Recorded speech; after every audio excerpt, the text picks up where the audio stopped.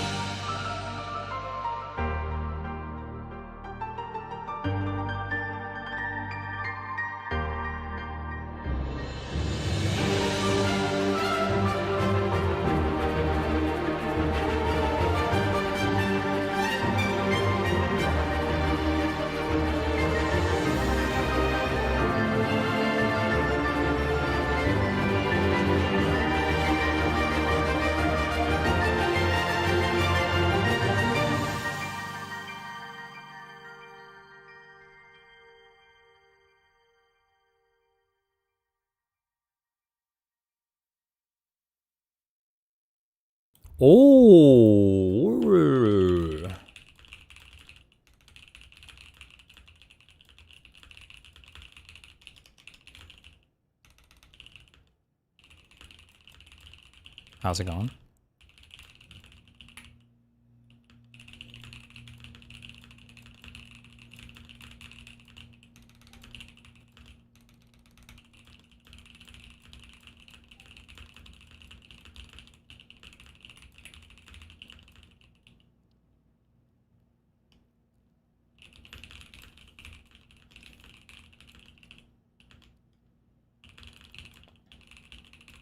One second, I'm writing my essay for college. I'm almost done. It's 200 words.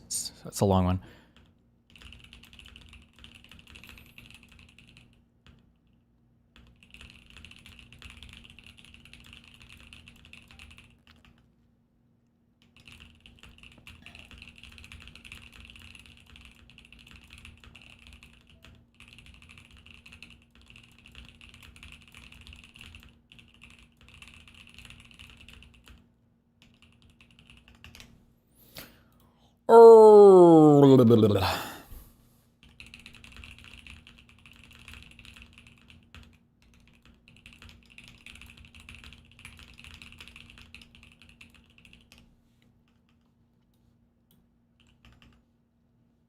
Okay.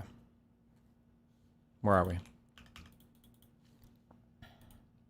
Well, hi. Do you think this is a real picture of the moon?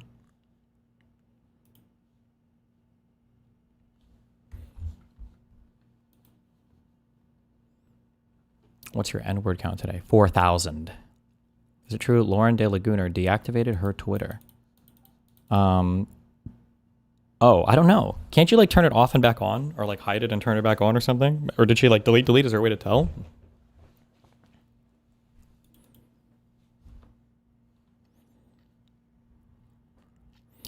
Do a typing speed and accuracy test right now, pussy. Typing test.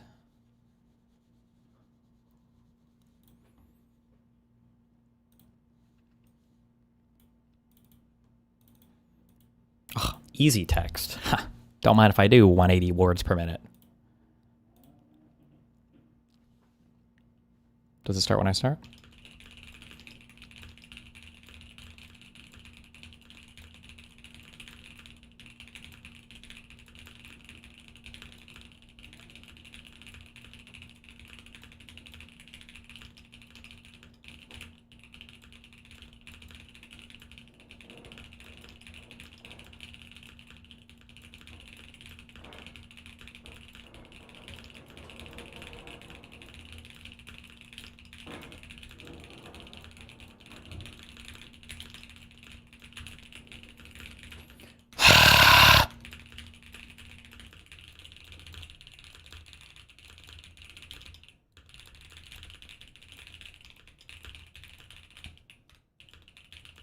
Ah!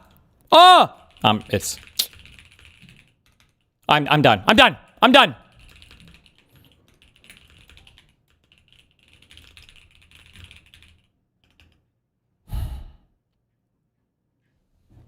Don't make me do... Oh, no. It's going to make me give him the email and everything. Oh, whatever.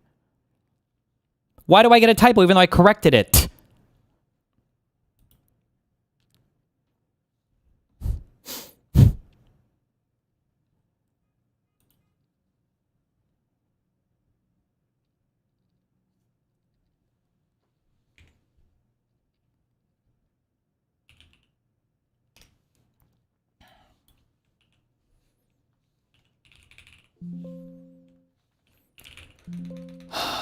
Bloop, bloop, bloop, bloop, bloop.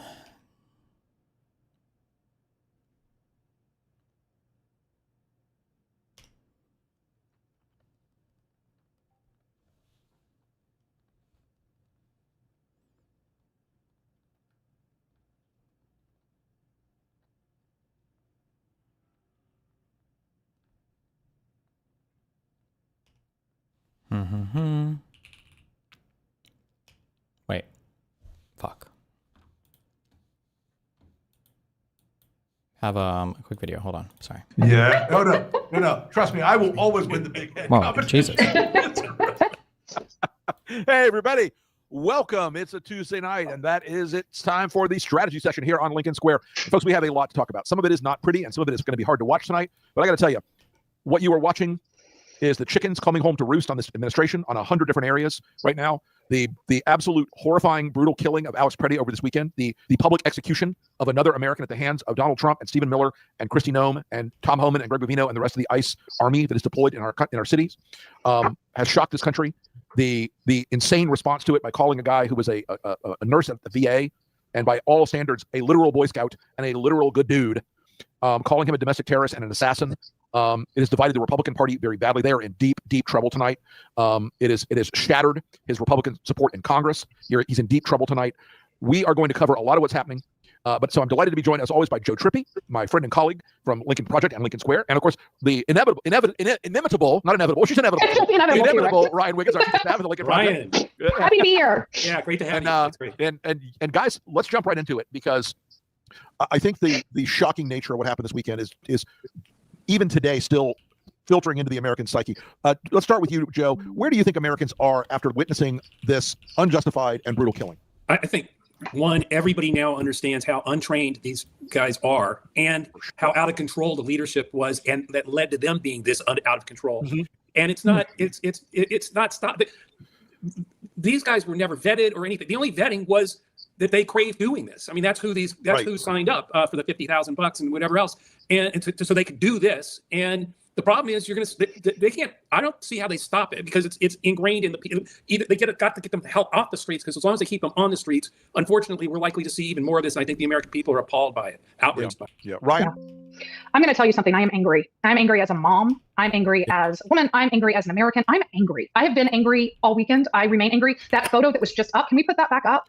Yeah. I mean, this is unbelievable. This was taken from a video. This photo was taken from a video.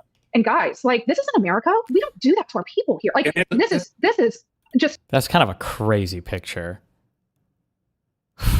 Unconscionable. And I will tell you, I mean, we all know, Rick and I both live in like the heart of MAGA country, you know, in the Florida Panhandle. And I'm going to tell you, I mean, yesterday I was having conversations with friends of mine about this. And like, when you've lost Kyle Rittenhouse and you've lost Greg Abbott, and I mean, and let me Abbott be real against us clear now? about this, okay? What they're doing right now is they're positioning. Okay, this is not these concessions that you're seeing from the White House of, oh, we're gonna de-escalate in Minneapolis, and we're gonna take Bovino out and put Holman in. Guys, that is. The arm the guy last night said was reaching back has a phone in it. Clearly here, I'm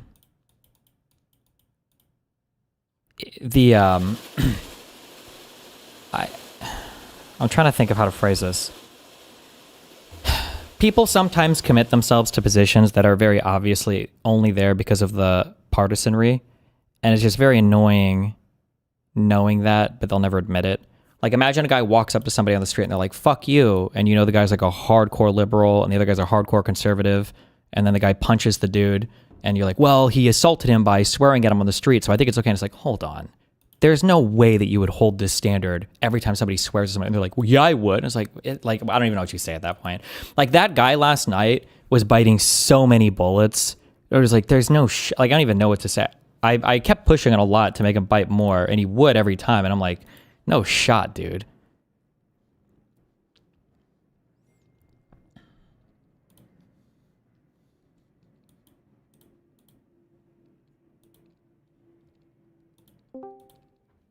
What?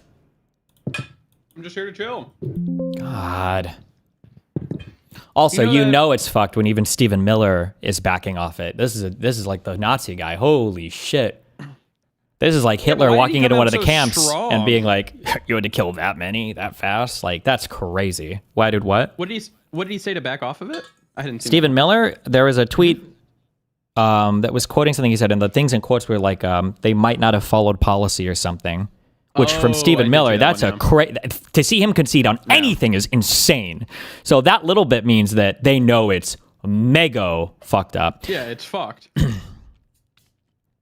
To be honest, maybe I'm crazy, but it seems like Trump did not respond as poorly to these incidents as I was afraid he might have. No, Trump made a crazy truth right off the bat, but then Trump didn't say anything after because they knew it was fucked. I think it was the same with the Renee Good thing. I don't think Trump made his initial crazy truths because Trump is addicted to social media, and then after that, I don't think he said much. They sent out Vance to. He was talking today about he was like, oh, Renee's Good's parents or MAGA or whatever. You know, I'm sad that she died. Blah blah blah. I was like that. Wait, for who? Renee Good. No, wait. Who said this? You said Trump said this?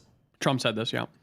Oh, well, yeah, but I mean, they always say like, well, it's sad, but then they go on to blame the liberals after, right? Yeah. I don't think he went on to blame the libs, so. Mm-hmm.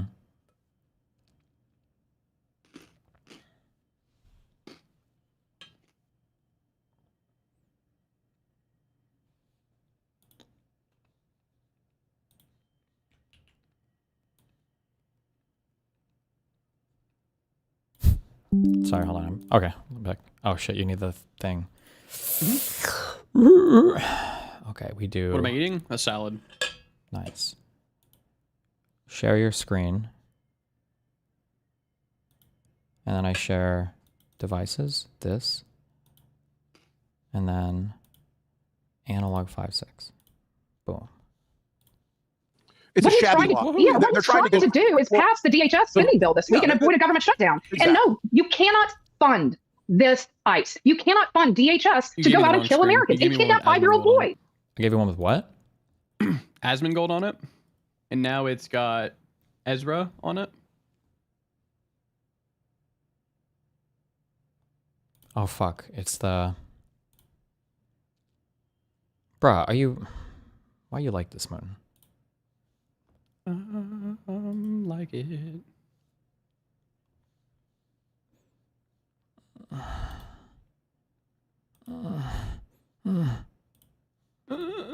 And I mean, there's a whole list of other people who've been killed who are of color. We're talking about the 2 white ones that were killed. This isn't America. This isn't what we do here. And it's been disgusting. And I'm ready to fight. I'm ready to burn stuff down, Rick. I'm mad. I know you when you get this way. I've seen this. But I mean, guys, and we'll go through this, folks, a little more. Ryan's point that Trump's de-escalation here is tactical and it's not real. He doesn't really mean it. I'm curious if you guys think that just eliminating Bovino is a sufficient marker for Congress right now to say, okay, all is forgiven. It's okay. We'll let you continue. We'll give you another $75 billion. I personally don't think that's going to work, but I want to get your thoughts on it. No, January 6th, it lasted 24 hours, maybe. You know, they're not. Yeah, no, they're not going to. They're going to take this as, oh, what a relief. Yeah, he's going to tone it down. Donald's finally listening. Yeah, it'll be this same bullshit that we've heard the whole time. Yeah. And this is why we need to hold their feet to the fire. I mean, the Democrats have come out and said, look, we're not wanting to pass a funding package for DHS. And I appreciate the sentiment there, but Donald Trump also knows that this is the party of strongly worded statements. And I am hoping, and it scares me. It scares me that they will cave, thinking, well, we got enough. We got something. We got some guard. Well, we got Bovino gone. Homan, I mean, I saw a joke today that was great. It was, turning out Bovino for Homan is like shitting your pants and changing your shirt. And I think that's exactly what we're dealing with here. I mean, he's the same guy. He does the same thing. He's working for the same administration. What in the world is going to be different other than maybe about 3 feet? They may serve Noma, but same thing. It'll all be it's just smoke. It's theater. Yeah. I think one of the things that people have been most shocked about here, and rightly so, is what we saw in this particular killing, was a guy who was holding a cell phone and who was trying to assist a woman who had been jumped by ICE. And the moment struck me really hard because it's an inversion of the MAGA fake masculinity thing. They're always like, we're the protectors of those little women who can't save themselves. Right. And this is a guy who's really like walking the walk of being a protector, being the helper. Right. And being a man. Being a man. And the fact that he was legally carrying a firearm for which, and you don't need it everywhere, but you do in Minnesota. He had a permit to carry his firearm, a concealed carry permit, and an ownership permit, which is required there. He was doing it all correctly, and yet they still shot him. And now we've seen this meltdown on the right over, does the Second Amendment still actually mean anything to the MAGA voters? I mean, you talk about something that could not have surprised me more, and I'm pretty hard to surprise, is the sudden MAGA thing. Oh, no, he should have been carrying a gun. That's illegal. What the hell? Well, it also, he was disarmed and then shot. I mean, right. Terrorist or an assassin. Well, I haven't heard that, but certainly shouldn't have been carrying a gun. But hey, look. Certainly shouldn't have been carrying a gun. I have never, and again, as Ryan said, when you lost Kyle Rittenhouse on this issue, you're really in the weeds. You're really in the deepest part of the problem set. Yeah, but you lost Trump because Trump likes carrying guns. He said. Yeah, Trump claims to carry guns and like to carry. And let's play that. Or we show that. I feel much better being armed, but he shouldn't have had a gun. I mean, it's just the upside down. It's just crazy. Yeah, it really is. And it's so. I mean, I made this list the other day that Trump had so far gone after the first, the fourth, the fifth, the sixth, the 10th, and the 14th Amendments. I did not have adding the Second Amendment as a target of the Trump administration on my bingo card for this week's apocalypse. But I will be shocked if they don't try to force Minnesotans to quarter troops from ICE in their homes to violate the Third Amendment. Yeah, I was going to say. I was tracking for yesterday too, Rick. It's like, what is the Third Amendment again? So that why did they skip over the because they're not helping soldiers? Let's roll that. Let's roll that video of the pepper spraying, Sam. Let's do that again. I want to show one more. These are people who are out of control. That's the low boundary. So they just roll by people with pepper spray. People who are not threatening. People who are not threatening them. And guys, if they'll pepper spray you from the truck rolling by, if they'll shoot you in the back 8 times because you tried to save a woman that they were kicking the shit out of, if they'll shoot you because your wife sassed them while she was turning her car around in the street. I wrote a piece this week about this, and I really it's one of those things I don't want to be right, but I believe we will eventually get an ICE mass casualty event where something will happen and they will open fire on civilians and they'll kill more than 1 or 2. They'll go from killing us retail to killing us wholesale. Do you think there's any recognition among the administration how out of control this organization is at this point? The administration's out of control, Rick. Well, I mean, whether they know it or not. I mean, you have podcasters running major agencies. It is out of control. And I mean, whether or not they realize it, they should. America realizes it. They're getting the same feedback that we're getting. So I think they know. I think that's the point, right? Like we talked about this last year when he was running, or 2 years ago when he was running for office again. That's the point. He wants to shut down the country. He wants the Insurrection Act. He wants martial law. He wants to shut down the elections this year. Period. The cruelty is the point. This whole thing. I wonder as we look at this, we've seen his numbers collapsing on immigration, and I want to give you guys my opinion on this, and then get yours. we are now at a point where Trump is way upside down on immigration. We also saw our old colleague Mike Madrid today tweeting out that Trump has now lost something like 29 points with Hispanics. I'm starting to feel like this election, if they lose their key driver that kept Republicans glued together, which was immigration, I'm starting to feel like this election's feeling a little more wavy, a little more consequential. Maybe it's not just 10 or 15 seats in the House, because if this is where they're at, the panic I'm hearing about out of the Capitol today, we're hearing Republicans in the safest possible seats bailing out. Vern Buchanan in Florida today, he could have stayed in that seat till he died. Yep. I think the question is, are Democrats going to be ambitious enough to go for seats that are outside of their ordinary scope as well? Because I don't know without support. I don't know if candidates outside of what the DCCC supports have a shot. I just don't know the answer to that. I mean, did you hear that a Trump-appointed judge shut down a request for the admin to destroy evidence in the Pretti shooting? Kind of sounds like they already covered it up and are trying to legalize it after. Maybe. I mean, that one guy was never held in contempt, right? Where are we at on that? Where are we at on the contempt thing? Well, with the loss of immigration, what? Did you say something? Not yet. As this cornerstone issue, where do you guys think this leaves the GOP for the fall? Look, the whole thing here, every time somebody... I feel like Americans have these heuristics or narratives just deeply ingrained in their collective psyche. Republicans are better on economy, security, and immigration. I would bet people have been saying this for the better part of 4 decades. How the fuck do Dems break this spell? You just have to be willing to speak out against it. But I say this all the time. These are the things I call truisms. People just say things and you just kind of accept them as true, right? Like Republicans are better for the economy, or Republicans are better when it comes to spending. But like, I don't think either of those are true. Actually, funnily enough, it's the inverse, right? I don't know in terms of spending. It depends on how much credit you want to give Bush for all the Iraq and Afghanistan spending. But it's funny because I think Trump even says... I've been now around long. I think of myself as a young guy, but I'm not so young anymore. And I've been around for a long time. And it just seems that the economy does better under the Democrats than the Republicans. Now, it shouldn't be that way. But if you go back, I mean, it just seems that the economy does better under the Democrats well, than it the certainly Republicans. did well under Clinton. Well, but I wouldn't suggest it was so great under Jimmy Carter. True, that's Do you true, remember that's the interest true. rates? No, I know. It's Jimmy Carter was not in the same thing, but certainly we had some very good economies under Democrats as well as Republicans. But we've had some pretty bad disaster under the Republicans. That was Trump's random take. I don't know how many years ago this was. It says 9 years ago, but obviously the video is older than that. But yeah. But yeah, these are just a lot of truisms. But I just fight against them. And when you fight against them, people will act incredulous, and then it kind of gets awkward. That was 2004. Okay. And then it kind of gets awkward because I think you lose even some of the audience, but there are things that are worth fighting on, because I think if people fight enough on them, people will change their mind. Like on the deficit thing, like we can fight over deficits if you want. I did this a lot with Tom Bilyeu was probably some of the most aggressive pushback I've given to a lot of the truisms. I'll do it on the Biden senile thing too. You think Biden was senile? Not just getting old and slow, but senile? Give me a single example besides the debate, which was him fucking up a debate for sure, and definitely getting slower for sure, but senile? Give me an example. Nobody has anything outside of that debate. They'll like allude to sometimes edited videos where it looks like Biden is looking at nothing, but it's like a vertical cut. Bring up the auto pen or something. Or yeah, well, they could do that, but there's literally no evidence for that. Like if you wanted to have a battle of senility, there's more evidence for Trump being senile than Biden. To be clear, I don't think either of them are actually dealing with senile related things. I think senility implies more than just ordinary aging, right? But people, this is just like a truism that you just have to give, and so many Democrats are like traumatized into giving it. But it's just so interesting to see the difference. Like whenever Biden speaks, like we all had that, we even get it, or I still get it even when Hunter speaks. I still have this like trauma where as soon as you hear people start talking, you get like your asshole clenches and you're like, oh God, he's about to stutter. But every time Trump speaks, it's like epic, hilarious memes, even when he fucks up everything and flubs all of his sentences. Bush, when I was watching him earlier, he was fucking having tons of flubs and shit too. Kind of. What do you mean by that?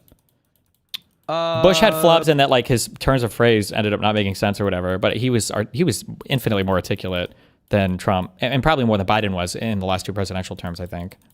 Yeah, I mean Trump when he goes up, Trump is literally an idiot when he goes up. Yeah, there. but he has so many protective mechanisms for guarding against sounding stupid. One is that he always sounds stupid, and then 2 is that he can always fill space with his, what would you call them? Colloquialisms? I don't know what you'd call them, but just like things that he says.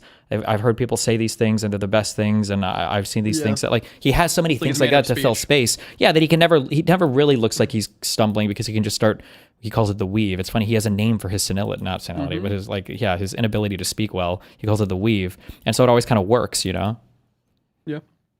somebody puts up this chart and puts those numbers up there, there's only one way you're that low in the third with Republicans still 80, 85, 90%. Right. You lost the independents. What he does, there's no way you're at those numbers unless independents are literally now circling 22 for approval. Yep. 20, low 20s. Now, Okay, somebody bots my YouTube right now. I don't know why, because they think it's epic or whatever. We don't have to have every other commenting about the viewer count. I don't know who's botting it right now, but whoever you are, thank you so much. Okay, Captain Mr. YouTube is watching, and every time he sees me over 100K viewers, he gives me another $10,000. Okay, but thank you. Yes, everybody, get it out of your system. Type 130K views. Oh my God, type it. Yep. Okay, and then get it out, and then not every other comment needs to be about the obviously bot view count. Okay, Jesus. it used to be a week or two ago, it was high 20s. Now it's the low 20s. The question is, so I don't know that it's going to go much lower, but the interesting thing is the intensity. The strongly disapprove is going up. I mean, so you know, some of those independents left going, I don't really like this now. I don't like this. And I don't think this clearly has shut that door down. I don't see how he gets that. It doesn't matter how he gets that fixed. I don't see that. Yeah. But we know. We do know that they go opens up more terrain. Yeah, it opens up more terrain. But the other thing that this does is Republicans are. Do you still prefer rewatch on Kick or is YouTube account? Kick is always better. We know.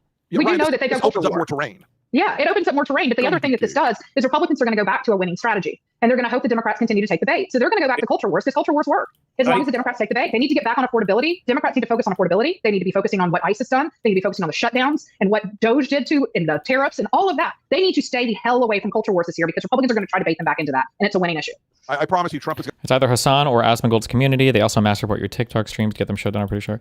I don't think it would be Hassan's. They would have done that already. It would either be Asmongold's or one of the smaller, weirder, snarky communities. Going to start talking about trans athletes again every speech. Yes. I think he will do that. I don't think. I have a little slight disagreement with right. I agree.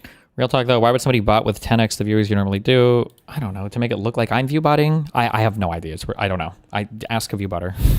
Guys, can we stop talking about the fucking view Why don't you talk about the view bots while I fuck your mom? Well, do that. I don't want to talk about it because you're obviously you fucking hate talking about it. I love talking about it actually. Fucking bringing You're it up. assuming.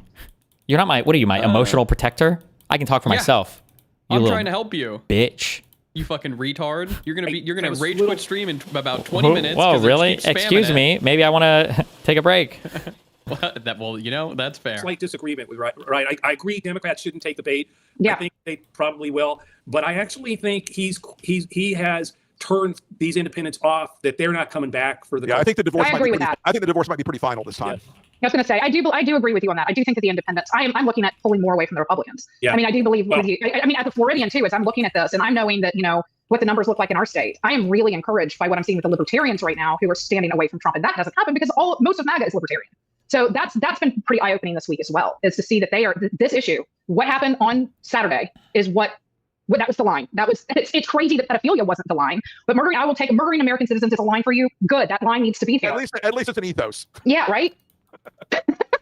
Yeah, well, you distract with ICE and distract Epstein. We're putting ICE into the cities, and guess what? You can't out distract it anymore. It's now every distraction just makes everybody get what's going on. You know, Joe, you just really hit. I think what a super important valence here is Trump's strategy for years has been to say, "Oh, well, I'm in trouble." Where is their new merch in the pipeline? I think we just launched a jacket thing. This thing, Wicked Lightweight Bomber Black. And plain Wicked Heavyweight hoodie. Good luck. I'm going to do something cuckoo, and people will stop paying attention to the fact that I'm in trouble and pay attention to the new thing that I'm in trouble for. I don't think there's a way to get out of the hole now for him, especially on Epstein. It's still going to haunt him.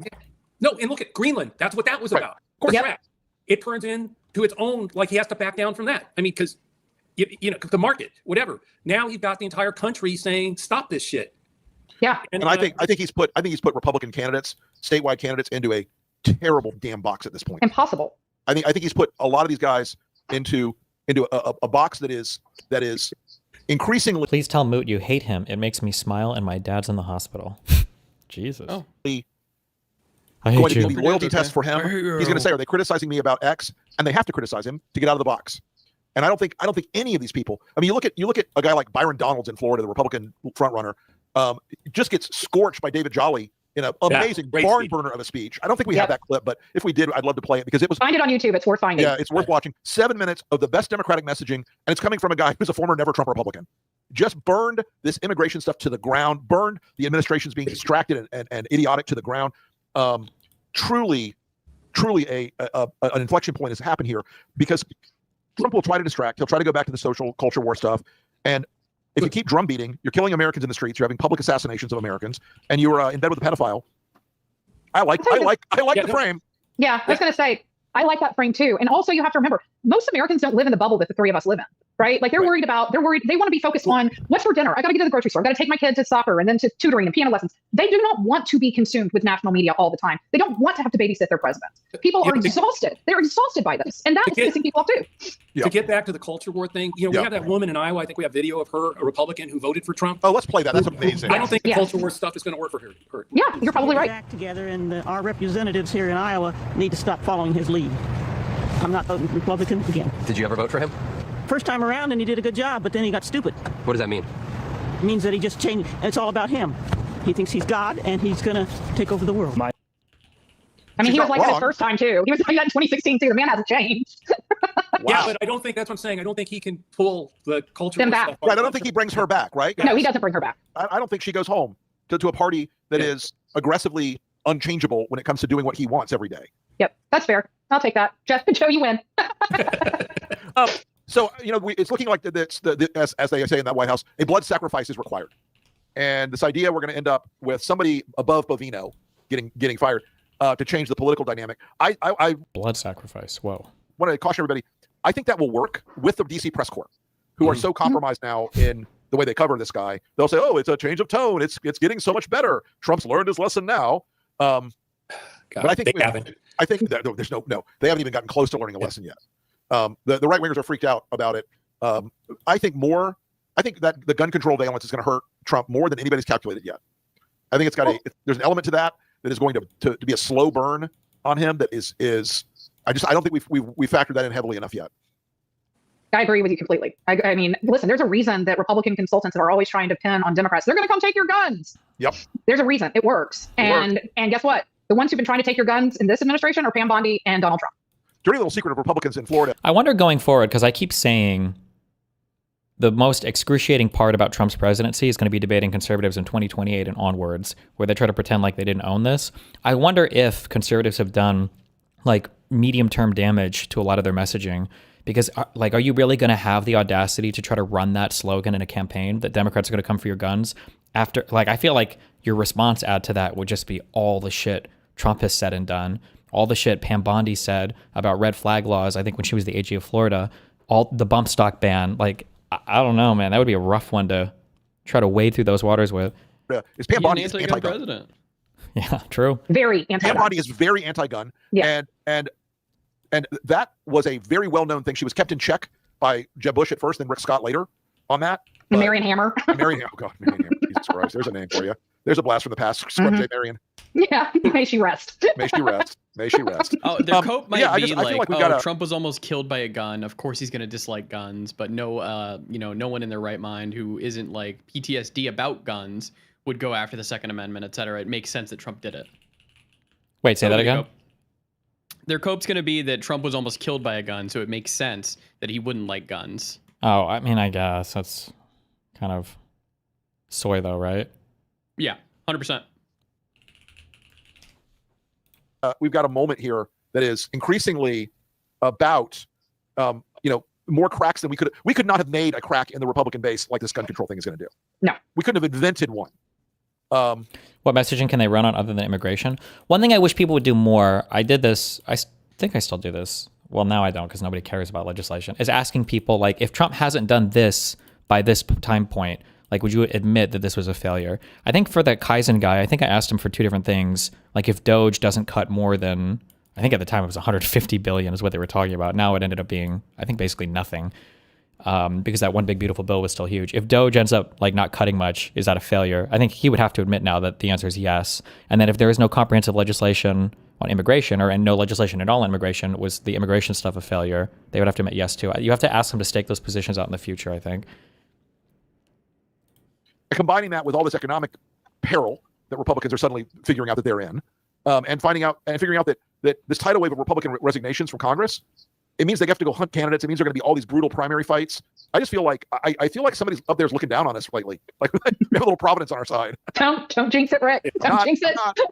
Well, I will I tell felt that you. way last year or 2 years ago. No, But it is like, but there is a part of this for me too that I look at. We've now got resignations in Florida for two seats that should have been very easy for the Republicans. District 2 in the north part of the state. And my opinion, it depends on the Democratic candidate. To be honest, if it's Newsom, I feel like it will be hard to talk about guns given California's track record. I mean, Newsom could thread that needle very easily and say it's a states' rights issue. So he could say, like, my policy for California as the governor of California is going to be different than my policy for the United States as the governor of the United States, as the president, right? He could say that, which would be true even. Or Democrats could just give up the whole assault rifle obsession thing, which would be based, but I don't know if they'll ever do that. I can't remember. 16. He's 16. That's right. And in both of these districts, suddenly, there are 8 candidates in District 2, Republicans tearing each other apart. And that Sarasota district, folks, that's Mike Flynn's district. That's MAGA Central. That is an area that has the craziest shit in Florida. And I say that advisedly with the knowledge that we're talking about Florida. It's that nuts. Yeah. So I just feel like the animals eating themselves scenario is getting closer to reality for us. Joe, Ryan, let's talk about the shutdown for a minute. We talked about it for a little bit. Chuck Schumer said that he won't vote for the CR for ICE, but he hasn't said. Dems have to have a new target if they give up on assault rifle. Focus on abortion. I think the abortion thing would be an amazing legislative accomplishment. If they could get some sort of abortion rights, like first trimester abortion rights enshrined in some type of legislation, that would be legendary. Are you going to react to the Andrew Wilson Jerry episode? I can't believe that's a real thing. I'll watch it today, yeah. I'm trying to find out if this... Do you know who Harry Cole is? Apparently it's a show on... I don't know if this is like on Real Fox or if it's on like one of those affiliate stations. Harry Cole. Harry Cole Saves the West. He's an editor-at-large of the U.S. edition of The Sun. Oh, boy. He was a UK political editor. I have a debate/conversation with him at 5, but I don't know if they want me to stream that or not. I feel like I don't even know if they know what streaming is. I emailed them, I asked. We'll see.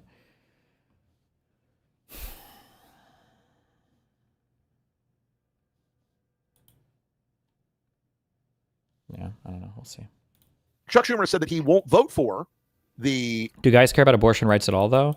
Some do. And then women are pretty energized by it, so...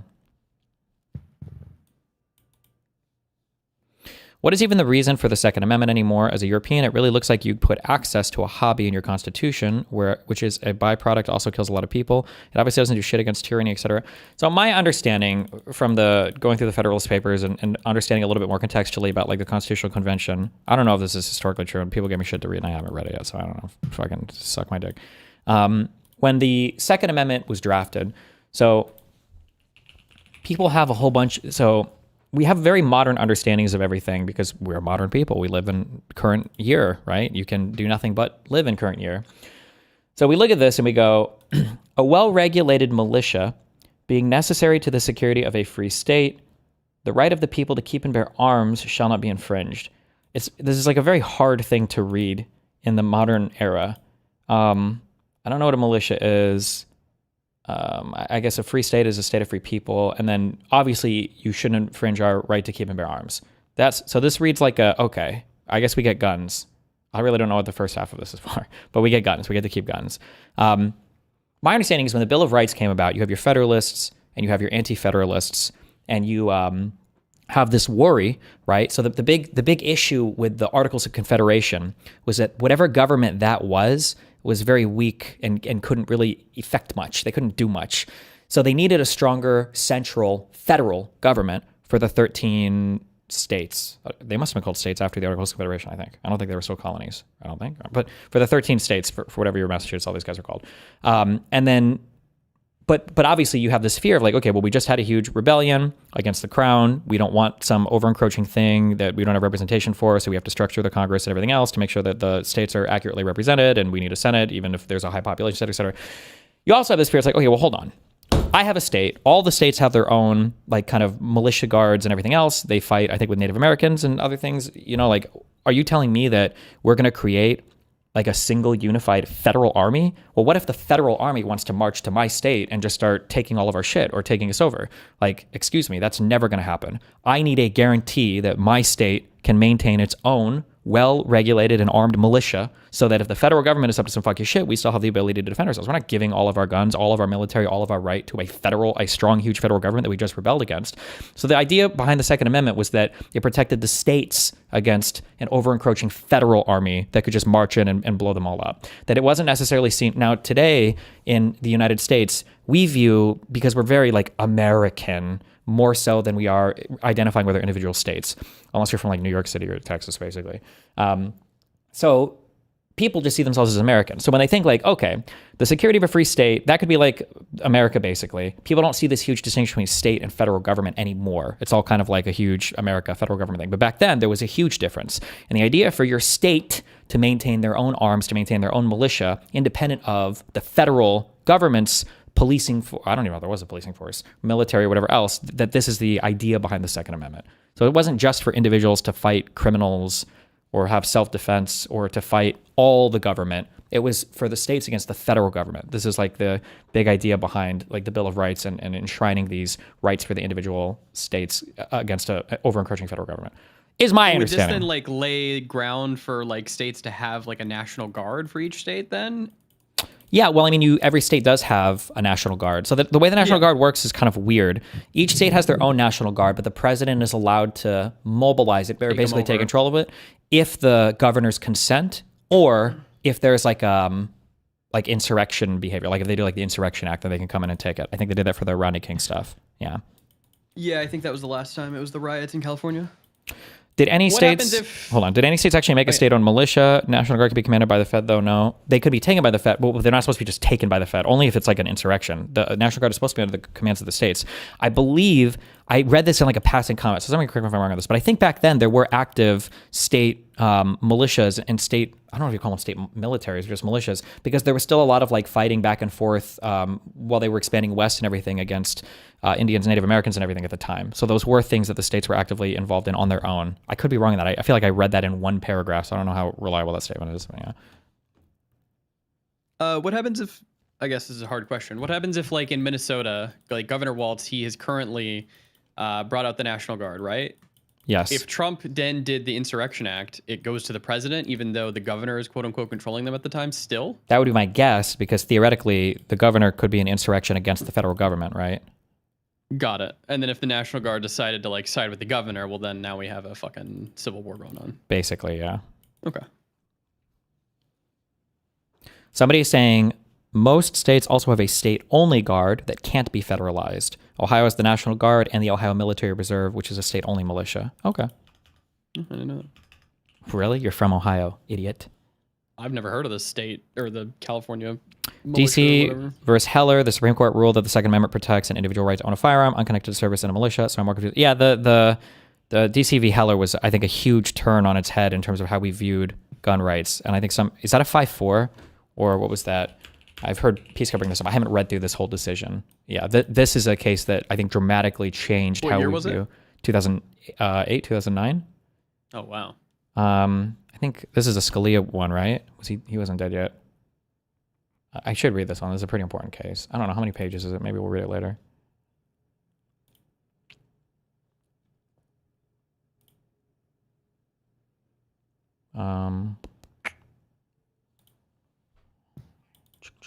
Fuck. Hold on. What? Like, why does the Supreme Court's page not come up as the first fucking DC versus Heller Supreme Court opinion? Would stronger or emboldened states' rights be a good thing or bad thing in today's political climate? On one hand, it would help these governors push back, but on the other hand, Abbott would have a militia of MAGA Texans to do Trump's bidding. I mean, it really depends. Again, the issue is that it's like, can you be healthier if you eat a healthier diet? Yes. Can you be healthier if you sleep better? Yes. Can you be healthier if you go outside and socialize more and get some sunlight? Yes. Like, these are all things you could use to make yourself healthier. And you should always kind of be looking at these things. But even though all of these things will make you healthier, if there was a person who had cancer that was like metastasizing in their body, and then, like, these things make you healthier, you might even survive a little bit longer, but it's not really addressing the root cause. So long as we have like these massive swaths of misinformation platforms that are just causing people to live in these totally separated realities, you cannot have any kind of functioning democratic system. You might be able to survive with an authoritarian regime because the authoritarian regime would just need one center thing making decisions, and it wouldn't have to rely on the consent of people who are in different realities, but it just won't function. So what do you do when you have a misinformation platform? You have to get rid of it aggressively. So like those have to be like shut down, or there have to be laws or something made that doesn't allow it to function persist. Like news. Yeah, we can't exist like this. Yeah. Don't we get into like UK laws at that point on free speech or no? I think UK laws are lame. I don't care about slurs or whatever. I'm just talking about like reality or like News relationship to reality. Okay. I think that here's like a thing you need. People should have the ability to turn on something and know that they're seeing something that's like generally factual. And that's not just like punditry or weird opinions or whatever else. Yeah, I think like the word like news should be a Jesus. real thing, and like for news organizations who are factual, not like Fox News who goes into court and then says they're an entertainment industry. Kind of, yeah. But the issue, I think this should be illegal. The issue is that people don't know the difference between news and punditry or opinions, right? So like I'm a political pundit. I don't do original reporting. I rely on other people to report, and then I give you my opinion on their reporting. I'm a pundit. On what it is, yeah. Now I try to be mostly factual and report things that are true, but like I'm not a reporter. So if I write a piece, definitionally, almost always it's going to be, it's an op-ed, yeah. But people view op-eds with the same weight as they do reporting. So they'll say things like CNN is fake news or the New York Times is fake news because I just read this article about this person said that trans kids should be allowed to use whatever bathroom. That's not reporting. That's not a comment on the factuality of their news. That's just an op-ed. Same thing with Fox News. People say Fox News is unreliable. Look at Tucker Carlson, look at Bill O'Reilly, look at Sean Hannity. Well, these guys aren't reporters. These guys are political pundits. They're just giving their opinion. Fox News reporting is generally okay. Not the greatest. It's generally okay. But it's not the same as the punditry, and people can't separate that out. I don't think companies should be allowed to have both. I think you should choose one or the other because Americans are too stupid. Like Fox News for like the facts, and then they would have like their daytime shows as something else on a different channel. Yeah, it'd be a different network, a different thing. It would just be called something completely different. Yeah. Yeah.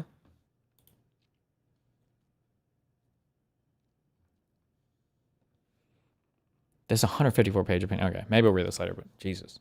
It is an important decision, though.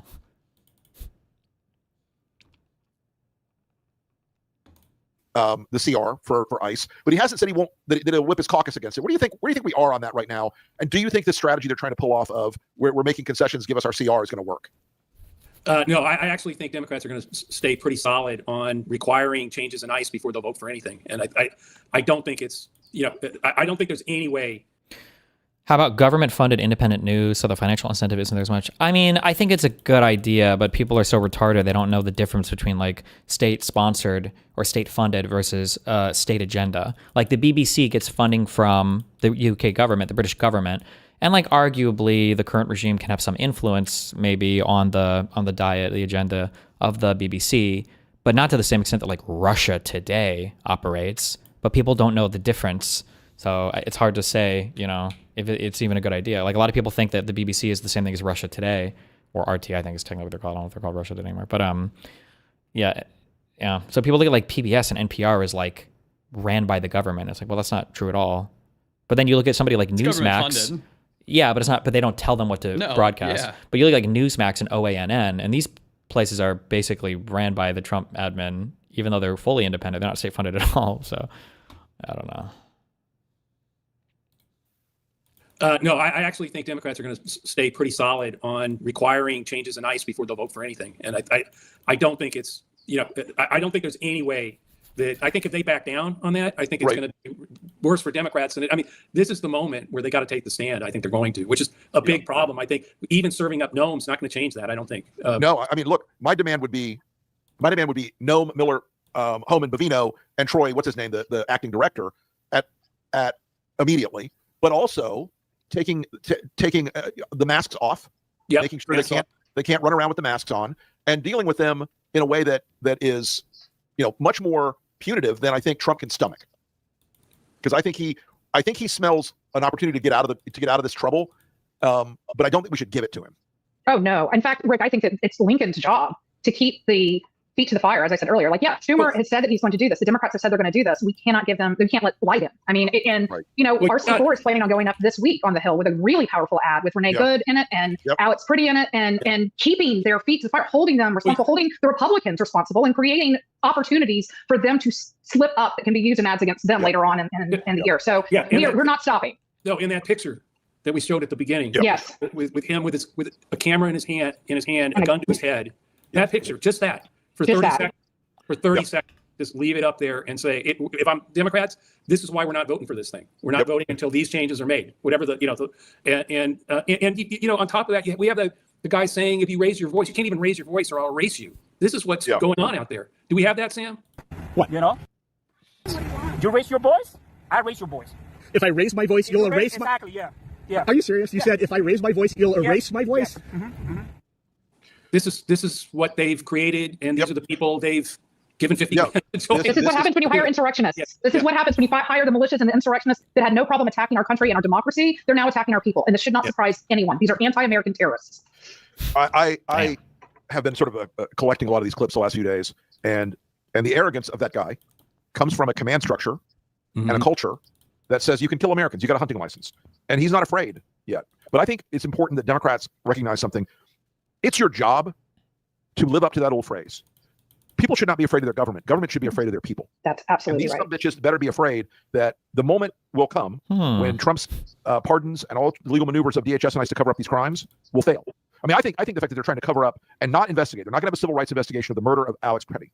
They're not going to do that. They won't do one for Renee Good. They're trying to keep these things internal so that the DHS agents are exonerated. I'm sorry, their names must be known. And their identities must be known, and they must be held to account. And this is something I'm encouraged. What do you think about people being annoyed that some images of the shooting are AI upscaled? I don't think people should do that. Apparently, with the footage. Yeah, apparently there are some people who are apparently that like the image that he just showed, I guess, is AI upscaled, and part of the upscaling apparently cut off part of the dude's head, and so people are like, oh, the whole thing is fake. So yeah, I don't know why. Yeah, but also somebody said the head is literally gone in the photo. I haven't seen the original to compare to, so I'm not judging it, because sometimes there are weird, like if you've ever seen the subreddit Confusing Perspective, there are photos that are just weird where a person's like leaned over a bit and it looks like they don't have a head or something else going on. So I'm not sure. Or somebody has like 3 arms. Yeah.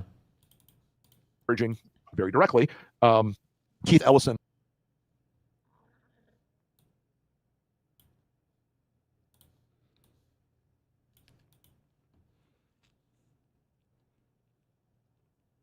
Oh, I see.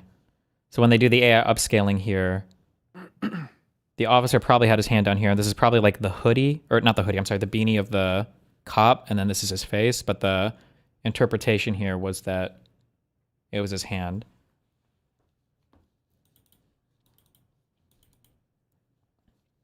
I don't know if you're interested in another video after this. I sent you one on the New York Times. They did a whole video analysis of like the shooting, and I think it's the best I've seen so far. I don't think I care. Yeah. It's like so fucked. Like the arguments that the people are pulling out now are just so ridiculous. So yeah, they're ridiculous. It oh, you showed me that one to the guy yesterday.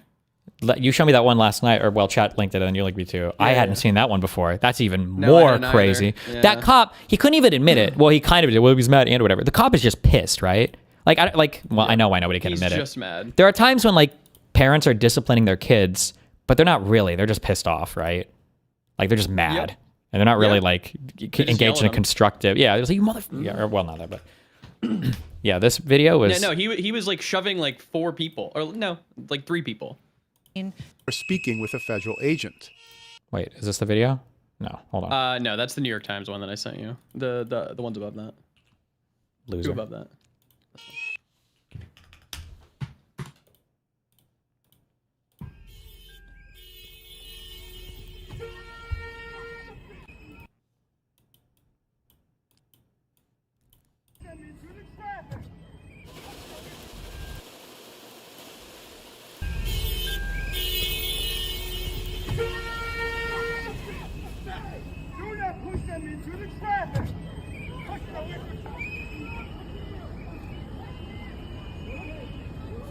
Whoa! The pepper spray to the face. Nuts. Like, I don't know. Like at this point, I don't know if this guy has any clue what the fuck is even going on? I don't know how true this is. I'm repeating it because I don't give a fuck. There was a guy in my chat, I think yesterday or the day before, who was a police officer, who said that he knows this brand of OC spray. And he said that this is for like, this is stuff that you would do for like a huge crowd of people. It's meant to be dispersed among a crowd of people. You generally don't spray this directly at somebody. I don't know if that's true or not, but. Was it DGG officer or somebody else? I think it was that guy. Why? Yeah, because I've talked to that guy. He's like a real cop in Georgia. Like, he knows his shit. Yeah, right. But like, my guess is this guy's shit is probably fucked up at this point. Like, he might have been trying to help the woman stand up, but he might just be, at this point, just like holding on to anything because he has no clue what's going on. And then... Well, his whole face is, apparently, I've never been pepper sprayed, but Dan and that guy were talking about it, and they're saying, like, dude, it's not just your eyes, it's like your whole face feels like you have acid on you, like you're on fire. Like... Yeah, I mean, you've eaten... Wait, does he pepper spray the... Hold on. No shot, does he? Hold on. The New York Times video goes Is he over pepper spraying this person too? The New York Times video goes over it. They said it wasn't pepper spraying there. It wasn't like working, but he was trying to. Yeah. Okay, maybe he was trying to and it wasn't working out. Jesus. Yeah. Like, the guy's just mad. He's just like crazy power tripping. Yeah, he's just mad as fuck and he just wants to beat the shit out of people. Which based, but like maybe not as a cop. Go get into like boxing or something. Go do something else, you know? But like, yeah, he's mad, but probably, I mean, and it's not a justification, but like these people are standing outside of their hotel rooms and like banging shit. He's probably low on sleep and they are absolutely just out there being insane. Like, they're being crazy. Yeah. Jesus.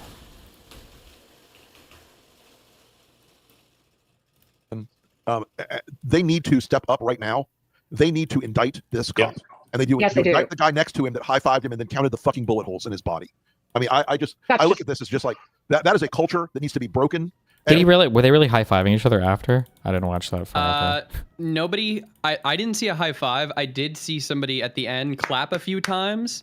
And like, it was like, we fucking got him, boys. Like, it's like a we got him clap, you know? Jeez. You know, there's a reason, folks, why the phrase abolish ICE a year and a half ago was political poison, and now it's mainstream opinion. There's a reason for it, because ICE is a group of lawless murderers. Yes. And, you know, the idea that they can kill you in the streets is political poison for Trump. 100%. 100%. 100%. You guys call your members of Congress. Please. Call your members of Congress. This is your takeaway. This is your homework. Go call your members of Congress. This is your to-do. Yeah. No more money for ICE.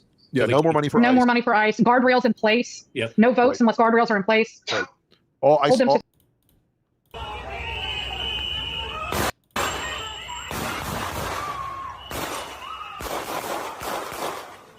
Jesus. Yeah, he's clapping even as the shooting is still going on. Yeah. Why? Clap, clap, clap. Damn. Yeah. These people need to be out of Minnesota.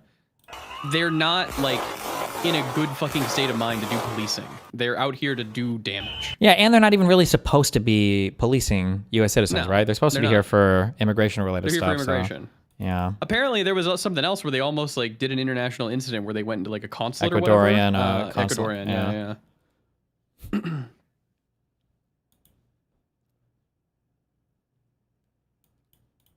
All ICE members have to be unmasked. They have to, at all times, have a ID badge with the unit they belong to, the division, the organization they belong to, and their name and badge number on their uniforms, front and back at all times.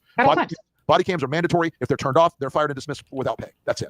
And it's also important to understand that there's no such thing as absolute immunity. They broke state laws. Yeah, JD Vance made that up, guys. Yeah, there is no such thing. There is no such thing. These are state laws. They cannot even be pardoned for them. These are state laws they broke. And there's no statute of limitations on murder. Wait, what did he get wrong? He said... If they're turned off, they're fired and dismissed without pay. That's it. And it's also important to understand that there's no such thing as absolute immunity. They broke state laws. Yeah, JD Vance made that up, guys. Oh, JD Vance. I thought he said Walls. Yeah, I don't know where that came from. Yeah, there is no such thing. There is no such thing. These are state laws. They cannot even be pardoned for them. These are state laws they broke. And there's no statute of limitations on murder.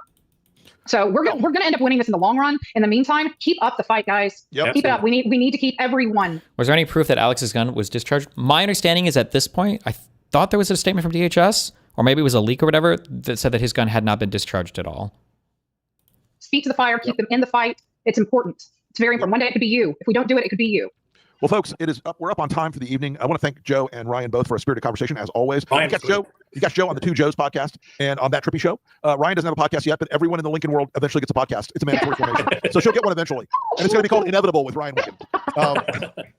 But yeah, folks, again, there's a big picture thing I want you to all think about, because everybody's been very down with all these things. ICE is being broken, and Trump's will is being broken. It's not by the governor. It's not by the mayor. They're both doing a good job. It's being broken by people willing to go out and stand in the street and stand up for their neighbors and stand up for the law and the Constitution and their community and their country. They're braver than any punk ICE agent with a face mask and a gun. And so are you. And so are all of you. So are all of you. You are all braver than that. Be out there. Do what you've got to do. Help us get in this fight, because we are going to take this to them. I'm never letting these sumbitches forget this. I'm never letting Stephen Miller off the hook. I'm never letting Kristi Noem off the hook. I'm never letting any Republican who voted for Kristi Noem in the Senate off the hook. We are close to a big victory on ICE.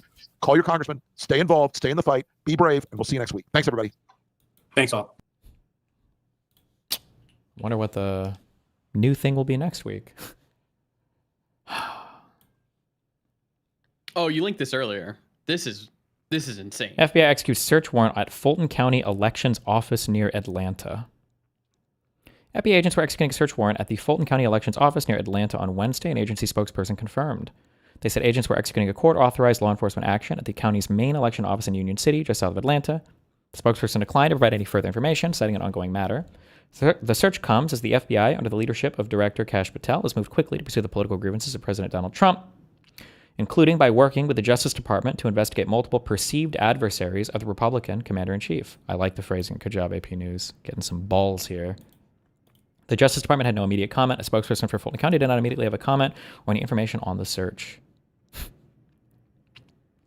Fulton County was the one where they blatantly and explicitly and deliberately lied about the black boxes, the pipe bursting, like everything here was an intentional lie told by Trump's cronies. You can watch them when they do the presentation to the state assembly or legislature or whatever, or the election board, somebody where they fast forward in the video where you can see like boxes being put under the table to act like they don't know how they were brought back out. Like this was all an intentional fucking lie. Was this the place that he called and he was like, I need 11,000 votes, or was that the governor guy? This is the same state, yes. Same state. He didn't call this place. It was a state governor, yeah. And then the election guy, I think.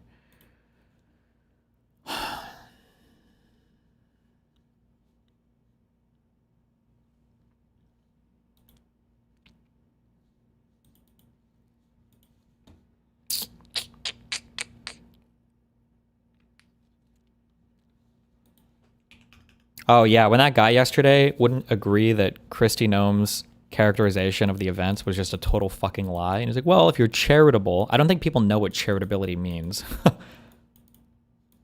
Jesus. That, I'm glad that near, like, I guess the midway point, you were, during the questions, you were like having a little bit more, I would say, like teeth. Or I guess I just started pushing to get him to bite bullets on things because it was just so ridiculous. Exactly. Which that was awesome. The guy was being ridiculous. Like, yeah. The idea that the guy was reaching for a fucking weapon is fantastical. And even in the New York Times video or whatever, they show that both of the guy's hands are pinned up front, and he has a phone in his hand and he has glasses in his hand. There was no time that he even, I don't even think he made furtive movements towards the back of his. Well, yeah, but there's also like the way that you talk about it. Like I said, like there's, as soon as your hand is above your like head at this point, like every movement is a movement towards your waist. Like when you're crawling on the ground, like half the ways that your arm can move is a movement down. Definitionally is going to be down toward. So it's just like so stupid, you know. I don't know. And then the idea, it's like, well, he could have a second gun, couldn't he? It's like, well, okay. I mean, could his phone be there to trigger a bomb? I mean, like, how far down the fucking rabbit hole are we going to go to execute this guy? Yeah. So stupid. But he had two mags. Wouldn't it make sense if he had two guns? Oh yeah, the second gun, the two gun theory.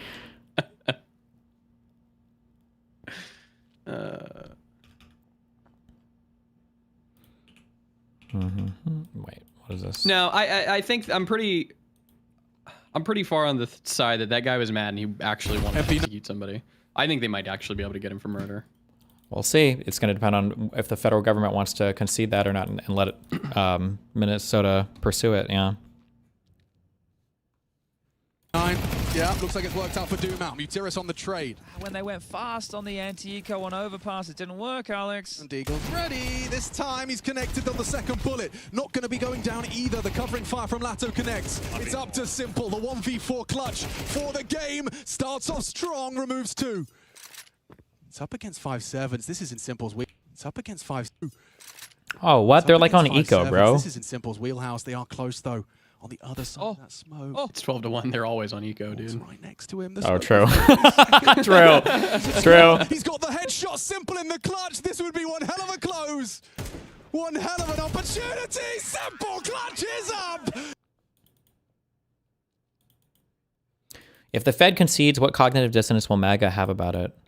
What do you mean if they concede? Oh, like the federal government. I think you meant the Federal Reserve. I don't know. They'll say they would just it'll be say, like when oh, Vosh. the investigation went. Yeah. Yeah, it'll be like when they when Vosh says like, "Oh, I was wrong about this." It'll be like, "Oh, look at how good faith the government is." See, when they're wrong, they're willing to admit it. You know. Because of Iceland.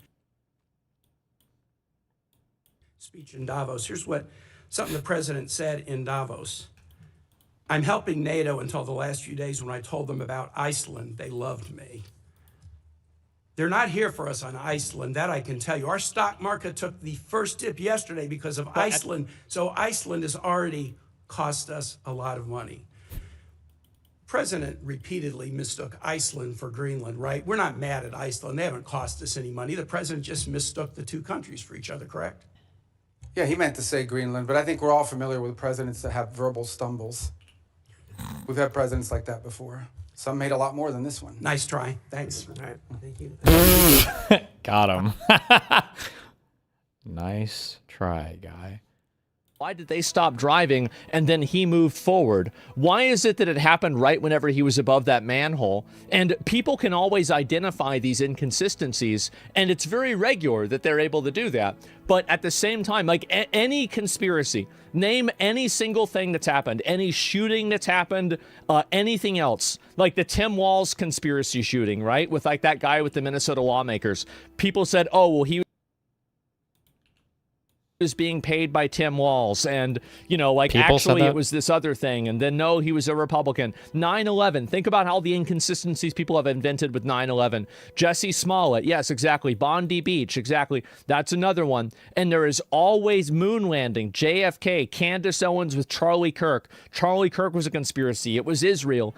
Every single event, there are inconsistencies. Do you guys not see that? Do people not understand this? There are inconsistencies everywhere. Everywhere there are inconsistencies. Does that mean everything's fake? I don't know, maybe. But like, let's not pretend. See, this is an example of like Asmongold has a good heuristic. He has a good thought process, but he's just too lazy to do the research. And it's funny because his audience is not going along with him on this. I don't know. The timing is too convenient. The moon is fake. Nope, I'm actually 100% positive this was staged. Not one doubt. Smollett turned out to be false, though.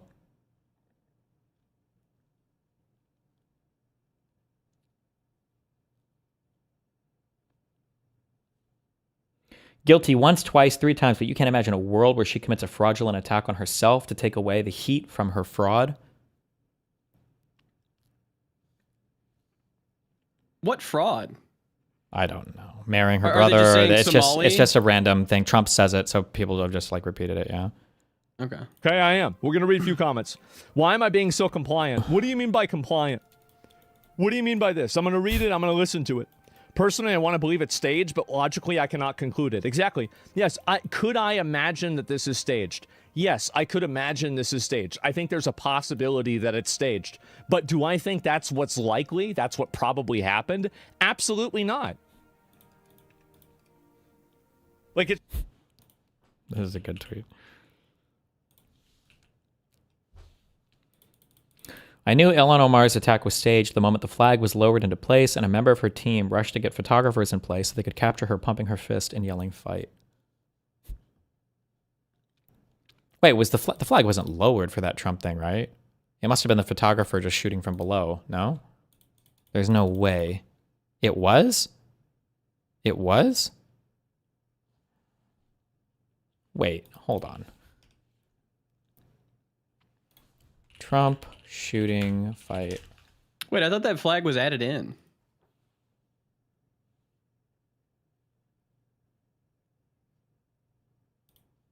The president's been shot. Oh no.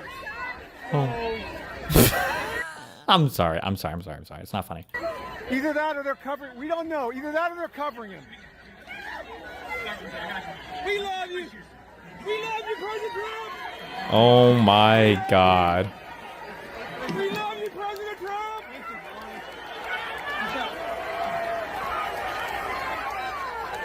We love you. Yes.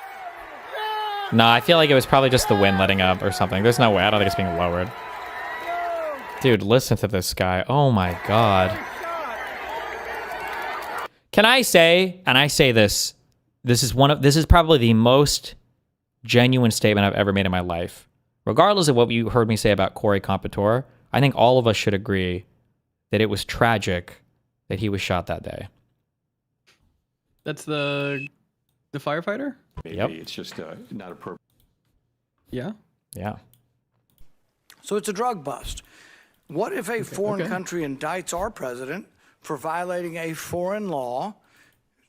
Should we extradite our president, or should we be okay if they come in and get him by force? Look, I think ultimately we're always going to act in our national interest. And so if somebody comes after our national interest, like the case you've described, which obviously does not exist at this time, but the case you've described, the U.S. always has the right to act in its national interest and to protect itself. So really I don't know about this equivalency. Well, does this justify them doing it? Yeah, We're always going to do what's best for the United States and America. We're always going to protect our system. But the point isn't, and you're exactly right, we will act in our national interest and we should. So I'm not disagreeing with you at all. What I'm saying is, though, that our arguments are empty then. The drug bust isn't really an argument. It's a ruse. The war argument, not a war, is a ruse. It's not a real argument.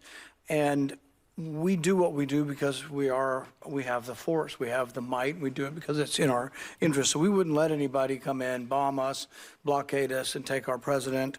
We've had arguments about. Why do you hate Rand Paul? He's like his dad. He virtue signals a libertarian opinion, but only when it doesn't matter. He's with the Republicans on every other vote. He just votes against them when he can just circle jerk his little libertarian bullshit. Legitimate, illegitimate presidents, bad elections, rigged elections. So there's all kinds of same arguments that we've had in our country that they've had in Venezuela. Moot has a brain teaser. Abby and Ben are meeting their friend Emily's new dog for the first time and ask the dog's name. Emily shows them a piece of paper with these 10 words on it and tells them that the dog's name is one of the words. Emily whispers the first letter of the name to Abby and whispers the last letter of the name to Ben. Abby says to Ben, "I know that you don't know the name of Emily's dog." Ben smiles and answers, "I didn't until you said that, but now I do." Abby replies, "Now I do too. What's the name of Emily's dog?" Abby and Ben are meeting their friend Emily's new dog for the first time and ask the dog's name. Emily shows them a piece of paper with these 10 words on it and tells them that the dog's name is one of the words. Emily whispers the first letter of the name to Abby. The first letter of the name to Abby. And whispers the last letter of the name to Ben. And the last letter of the name to Ben. Abby says to Ben, "I know." Then Abby says to Ben, so she knows the first letter. And then she says to Ben, "I know that you don't know the name of Emily's dog." I know. Okay, Abby says to Ben, "I know that you don't know the name of the dog." That means that the last letter was told to Ben, so he must have been told either P or L or T or G. Wait. Hold on. It's T, P, G, and L.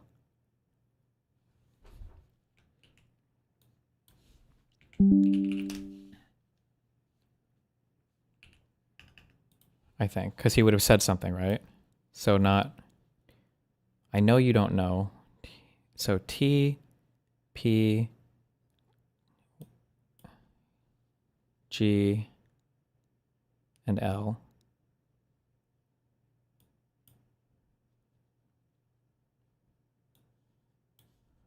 that you don't know the name of Emily's dog. Ben smiles and answers, I didn't until you said that, but now I do. I didn't until you said that, but now I do. And she was told the first letter. So is it hog? What's the answer? I don't know. You want the answer? Wait. Abby replies, now I do too. What's the name of Emily's dog? Because she has the first letter. How do we... Where's the answer? Abby and Ben. Abby... Does I he can tell you post the answer? if you want. He does. Yeah, I can give you the other video too. Well... He goes through the brain teaser again. I thought you'd figure it out. Fuck you. Hold on. Oh, okay. Well, in that case, hold on. Fuck you. All right, hold on. Okay.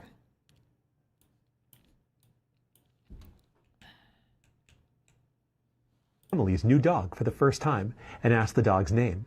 Emily shows them a piece of paper with these 10 words on it. Yes. And tells them that the dog's name is one of the words. Yes. Emily whispers the first letter of the name to Abby. Yes. And whispers the last letter of the name to Ben. Okay. She whispers the first letter of the name to Abby and the last letter of the name to Ben. I imagine all of these are perfect logicians, and they would say the name if they know. He goes in here and no one's trolling. So it can't possibly be. Okay. So is there any unique first letter? No. So if they said B, H, C, or P, that wouldn't tell you. Is there a unique last letter? T is not, P is not, Y is, so it can't be Bay. I don't believe. G is not, N is, so it can't be this. L is not, P is not, T is not, G is not. Okay. So it can't be either of those two. Abby says to Ben. And then Abby says to Ben, I know that you don't know the name of Emily's dog. Well, they should both know that the other person doesn't know. So what new piece of information does Abby gain? Hold on. Abby says to Ben, I know that you don't know the name of Emily's dog. I know that you don't know the name of Emily's dog. Ben smiles and answers. He didn't know that until Abby communicated that piece of information to him. So Ben has the last letter and Abby has the first letter, correct?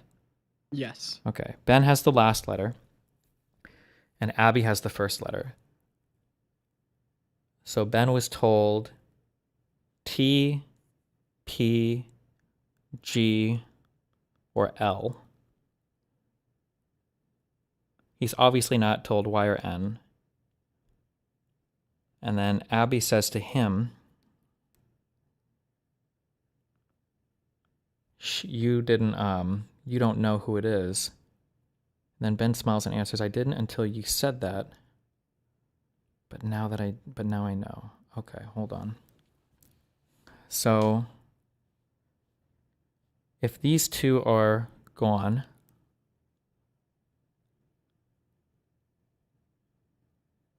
they're perfect logicians. Yes. So knowing that they have the last letter. Oh, hold on. If they both have, okay, he's given the last letter. Oh shit. Maybe I got it. Okay. Perfect logicians. So Abby knows that he's given the last letter and that she has the first letter. Mm-hmm. Meaning we can eliminate these two. Hog was my guess before. However, Ben should know that the answer is hog because he would have been given. Why am I saying that? Wait, hold on. Why did I choose hog before? Why am I connecting it? Wait, hold on. Let me run it. Stop. I didn't until you said that, but now I do. Shut the fuck up. Okay. Abby replies, now I do too. We get it. Okay. What's the name of Emily's dog? Okay, one more time. Hold on. Abby and Ben are meeting their friend Emily's new dog for the first time and ask the dog's name. Emily shows them a piece of paper with these 10 words on it and tells them that the dog's name is one of the words. Emily whispers the first letter of the name to Abby and whispers the last letter of the name to Ben. Okay. We eliminate these two because they have unique last letters. Okay. Abby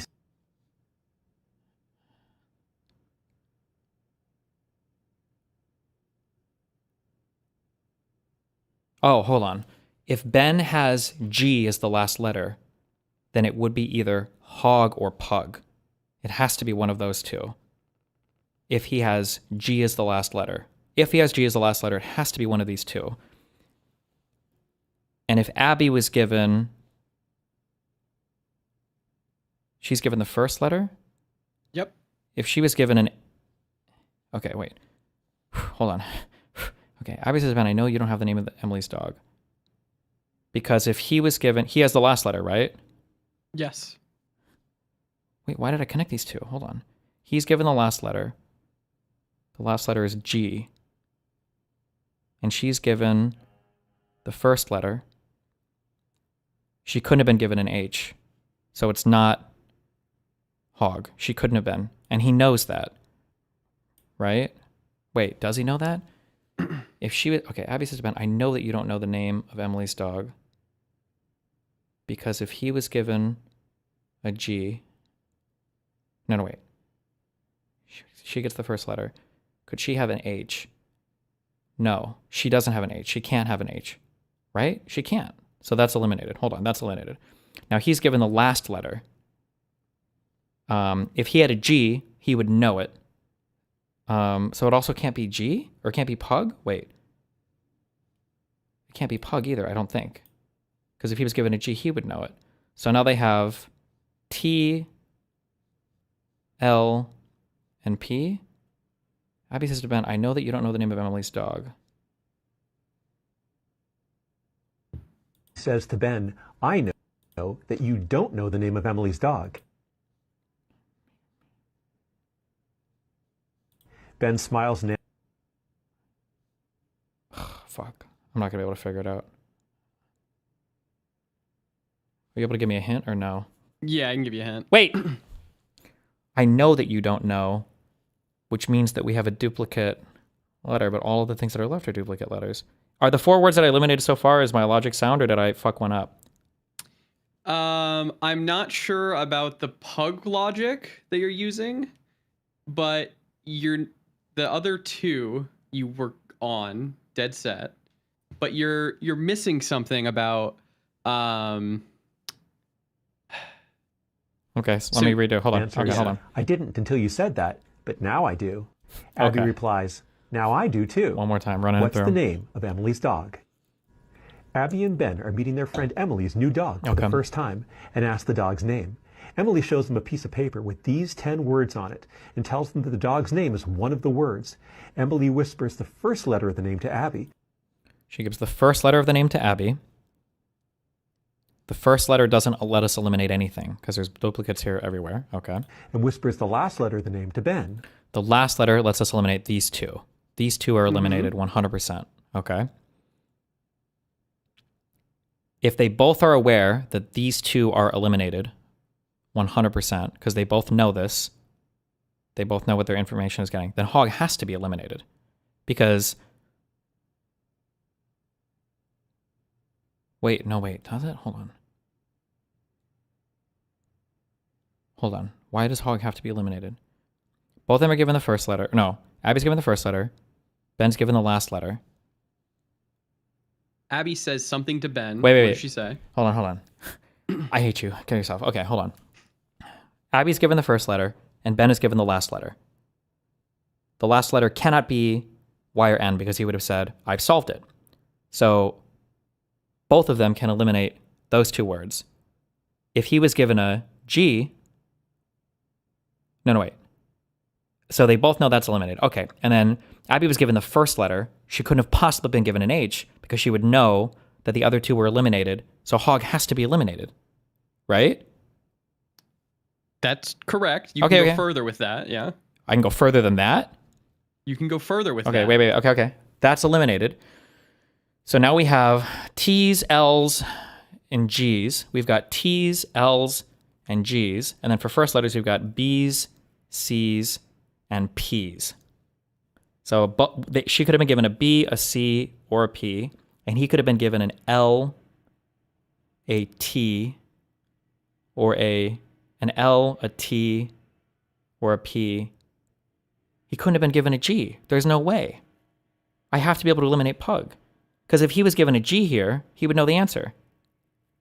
Okay, you can eliminate that. I can. Fuck you. Okay. So he's holding either a T, an L, or a P. And she's holding a B, a C, or a P. She has one of these. Okay. And then, hold on. Abby said. So Abby's looking over at Ben, and Ben has, if Ben was holding a T, he can't know the answer. If he was holding a P, I don't think he can know the answer. And if he was holding an L, I don't think he can know the answer. Abby says to Ben, I know. Do any of these let him know the answer? Somehow her statement is allowing an elimination to happen. How? Okay, Abby says to Ben, I know that you don't know the name of Emily's dog. I feel like logically I must be able to eliminate one more word, and I'm missing it before Abby says anything to Ben. Abby says to Ben, I know that you don't know the name of Emily's dog. Abby has a B, a C, or a P. Hold on. She has a B, a C, or a P.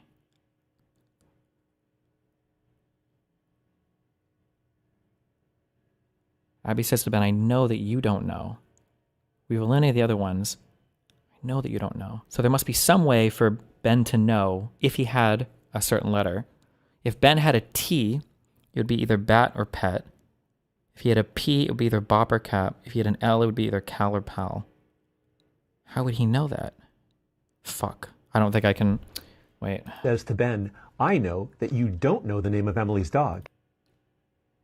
So he's got something that he needs one more piece of information for. Meaning if there were certain letters here, he should be able to solve it. Wait. Hold on. B, H, P, no. Something to do with the eliminated words? Fuck me. Ben smiles and answers, I didn't until you said that. Fuck me.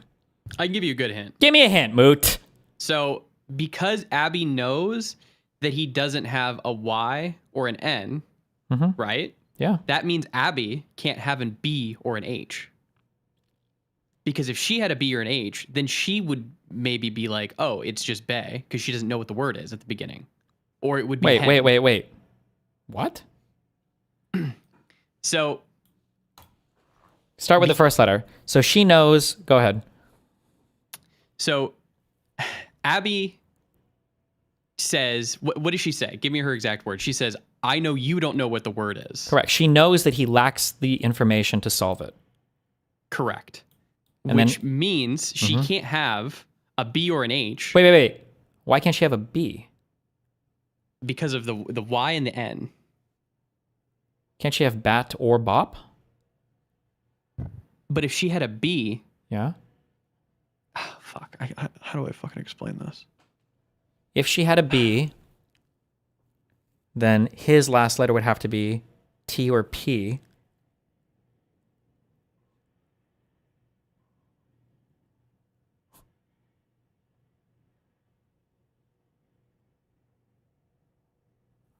Are you sure you're using... I'm using perfect logic. I just don't remember how to fucking explain this. I did it on my stream earlier. But the video does it at the very beginning too, so you can rewatch the video. But now I do. I linked you the fucking Abby solution, replies, and I can get now you I do Hold too. on. What's the name of Emily's dog? Abby and Ben are meeting their friend Emily's new dog for the first time. Let's listen to this fucking loser. And Ben are meeting their friend Emily's new dog for the first time and ask the dog's name. Emily shows them a piece of paper with these 10 words on it and tells them that the dog's name is one of the words. Emily whispers the first letter of the name to Abby and whispers the last letter of the name to Ben. Abby says to Ben, I know that you don't know the name of Emily's dog. Ben smiles and answers, I didn't until you said that, but I do now. Why does Ben smile? What a creepy fuck. Abby replies, now I do too. Abby and Ben are truthful, logical, and they trust each other. What's the name of Emily's dog? This network describes all possible dog names on Emily's list. Each one of the line segments represents a name. For instance, the line from B on the top to T on the bottom represents bat. Abby says to Ben that she knows that Ben doesn't know the name of the dog. That means that she knows that Ben can't have an N or a Y. Okay. Because in each of those two cases, there's only one name on the list ending in one of those two letters. That's easy. For Abby to know that Ben doesn't have an N or a Y, Abby can't have a B or an H. Okay, I understand the H we got there. Where does the B come from? The only two letters on top connected to the N or Y on the bottom. B or an H are the only two letters on top connected to an N or a Y on the bottom. They're the only two letters on top.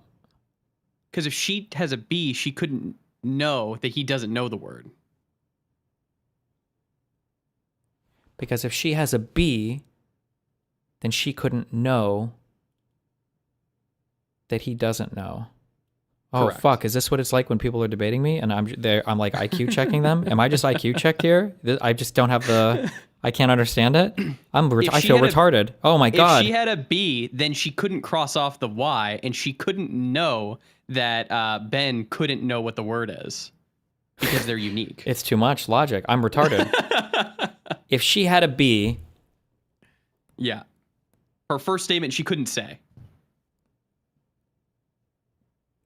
Okay, but if she had a C... She could say it. Why? Because there's no Y and there's no N at the end, which are disqualifying letters that would let Ben know exactly what it is. Hold on. So let's remove the dots at B and H on top and N and Y on the bottom. Oh God, that's just the step I'm not... Hold on. I can't rewind this. This guy. Is he going to explain this more in the video, or does he just go on from there? Fuck. He goes on as well from as there. all line segments No, okay, connected to those dots. Ben says that he now knows the dog's name. No. That means that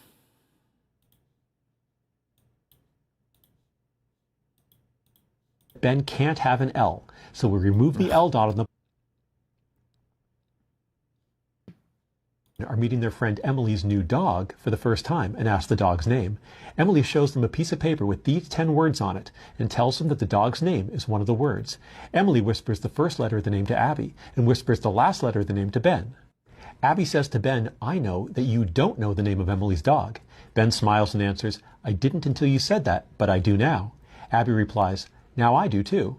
Abby and Ben are truthful, logical, and they trust each other. What's the name of Emily's dog? This network describes all possible dog names on Emily's list. Each one of the line segments represents a name. For instance, the line from B on the top to T on the bottom represents Bat. Abby says to Ben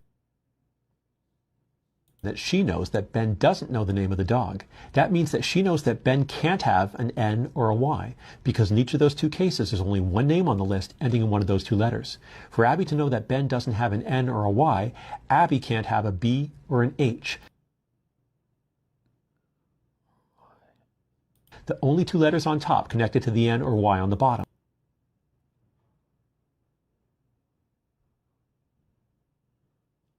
A B or an H, because they're the only letters on the top connected to... That's the thing I'm not getting. So let's remove the dots at B and H on top and... If Ben had a Y... Yes. He would know what the dog is. Correct. And the game would be over. Correct. Yes. So then Abby knows, because the game isn't over. Okay. He doesn't have a Y. That he doesn't have a Y or an N. Correct. We know that. Abby can only conclude that he doesn't have a Y or an N because the game is continuing on. Yeah, I know that. Yeah, so easy. now she knows... Or now he knows, because she said that she doesn't have a B or an H. Because if she had a B or an H, then the game would be ongoing. I understand for H. I just don't understand for B, because for B there's still two options left. Because let's say she has a B, right? You've eliminated the Bay word. Couldn't he have a T or a P? But for her, it's this part, I think. But for her to know that he doesn't have the Y, she can't have the B. Steve, you don't have to get rid of every option. Remember, think about the process of what it is. I don't even know if I got it right. I might have it wrong. But remember, the first person doesn't know. And then by the first person saying that they don't know, the second person, who also didn't know originally, now knows. That's it. It doesn't mean you have to cross out every single option.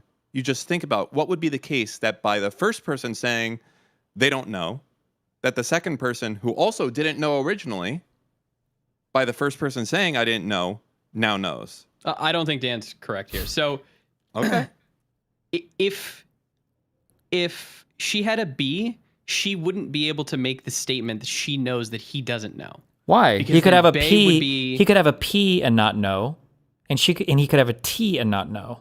No. I think it's because Y is a completely unique letter. If he has a P, then she can't make that statement because he can't know possibly what it is then. Why? If he has a P, yeah, then couldn't she have a C or a B? But if he has a P, Yep. then he thinks it's either cap or bop, and he Correct. can't know what it is. Right? Correct. Yeah, but And so by then how do we her- eliminate bop and bat? You eliminate it because of her statement about like, I know that you don't know what it is, which then clues him in on that. Well, now I do because he doesn't have the Y or the N. And then once the Of Y course. and the N are gone, you eliminate. Well, no, wait. hog. She doesn't. They don't even need to communicate for Y and N to be eliminated. Assuming they're both perfectly logical, as soon as the last letter is whispered to him, these two are eliminated. They don't need to communicate for that. And then also, hog is eliminated because I think... No, I think they have to communicate for her to know. No, they don't. She would know immediately. He would just say it. Oh, that's the answer. She knows that he's not given that letter. So those two are eliminated So immediately. And then what hog... happens after hog is eliminated? Hog is eliminated because then there's only one H word left, so she would know immediately. And then he would also have hog eliminated. They would know.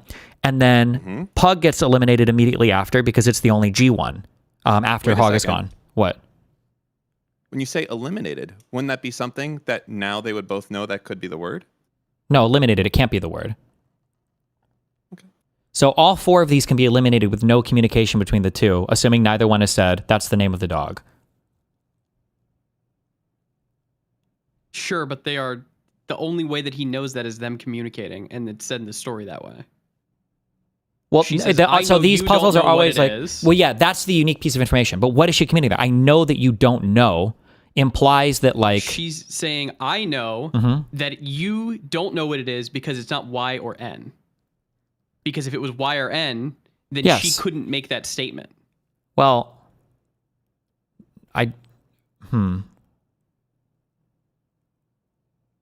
Because if she has a B, then in her mind, well, it could be Y or N.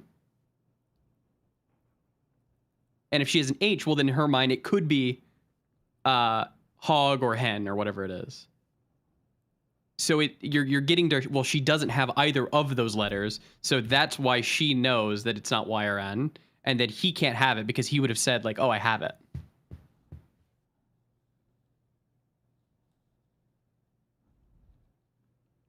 assume Abby got the letter B. She says, I know you don't know the name.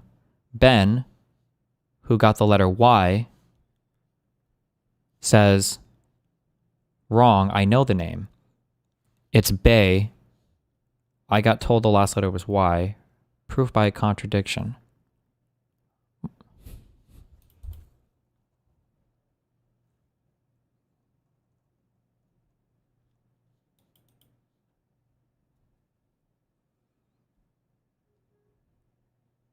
Wait. Do each of them know what the other was told? They must. They have to. No, they don't. Wait, they don't. No, I'm sorry. Not like the letter they were told, but that they were told the first or last letter of the word. Yes, they know that. They know that. That's I what, believe that's they know what I that. mean. Yeah. Okay. Destiny, if it's B, Abby can't rule out the possibility of it being Bay. So she can't say, you don't know. Hold on. We're dragging in chatters. Hold on.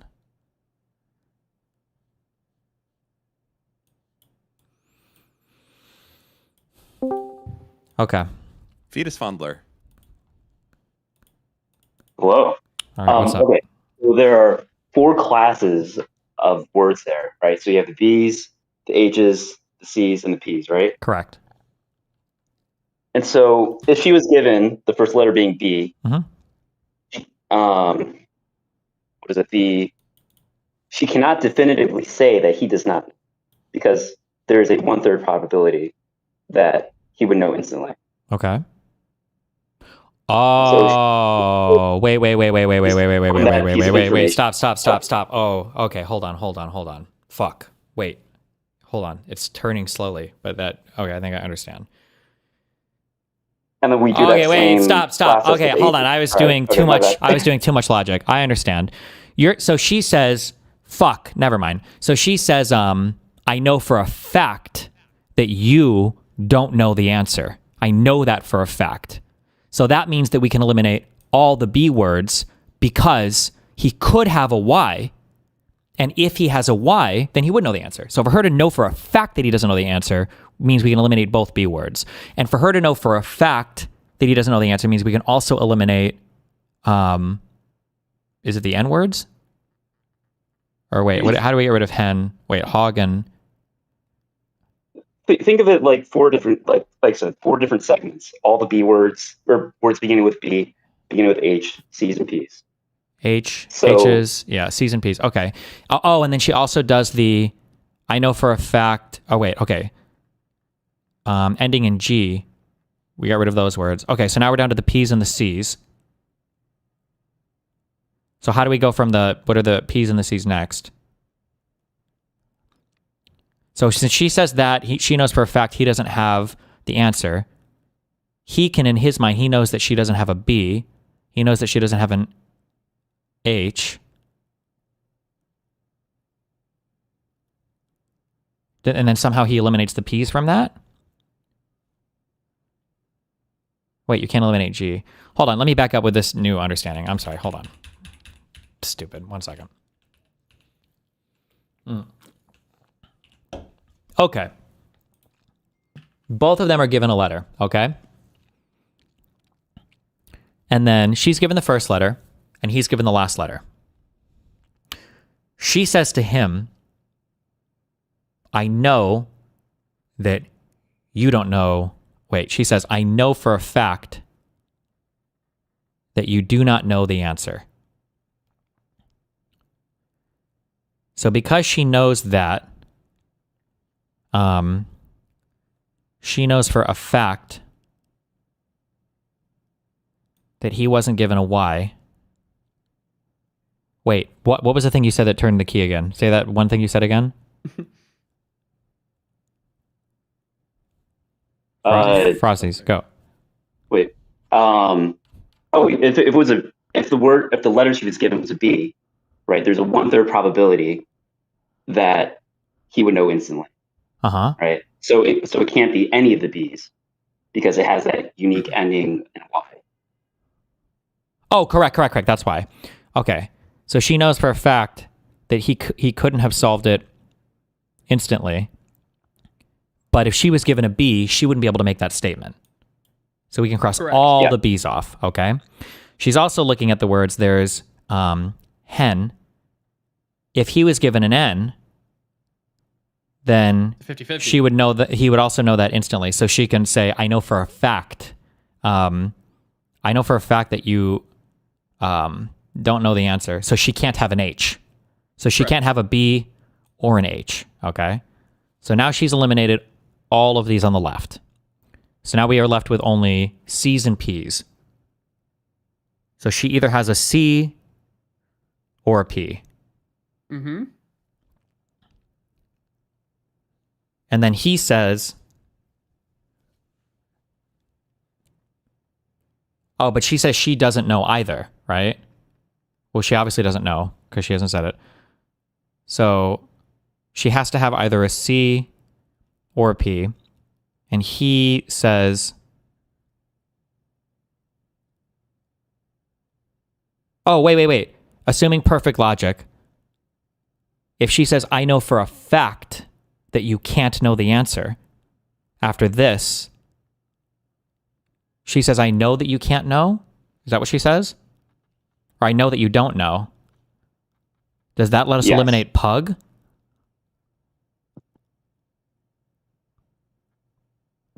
I gotta listen to it again 1 second. Hold on, let me watch it again 1 Meanwhile, second. the bottom. Abby and Ben are meeting their friend Emily's new dog for the first time and ask the dog's name. Emily shows them a piece of paper with these 10 words on it and tells them that the dog's name is one of the words. Emily whispers the first letter of the name to Abby and whispers the last letter of the name to Ben. Abby says to Ben, I know that you don't know the name of Emily's dog. Ben I know that you don't know the name of Emily's dog.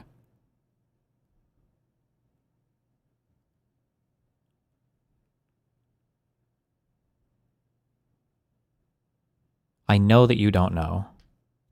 Is that how we eliminate all of these? So then he's saying, okay, well, if you know that I can't possibly know,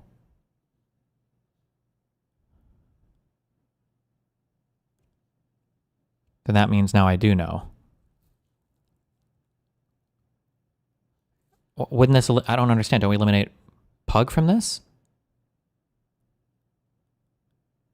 And why would we eliminate pug? Well, because if you have a G, I'm then not watching stream. if you have a G, then you would know. No? Yeah, exactly. So the first statement from, what is it, Emily or whatever, eliminates effectively the left half. So Yes. we're only on the second half now. Correct. Right? So when she makes that statement to the guy, now he knows that we're only on the right half. Now he knows So what? if Say he that had a again. Wait, G- wait. Say that last part. Now he knows what? Now he knows that it has to be the right half of those names. Correct. Yes. So if he had a G, He would know. he would know. So we can eliminate pug, right? Oh, wait. Oh, wait. Hold on. I'm sorry. I understand, I think. Wait. He can eliminate. Wait, people are saying, no, you can't eliminate pug. Cal, we have Cal, Cap, Pal, Pet, and Pug.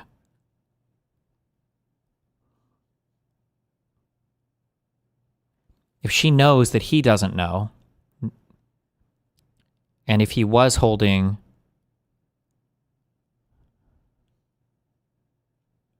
Okay, fuck. I need one more key to be turned. I turned the key on the first one.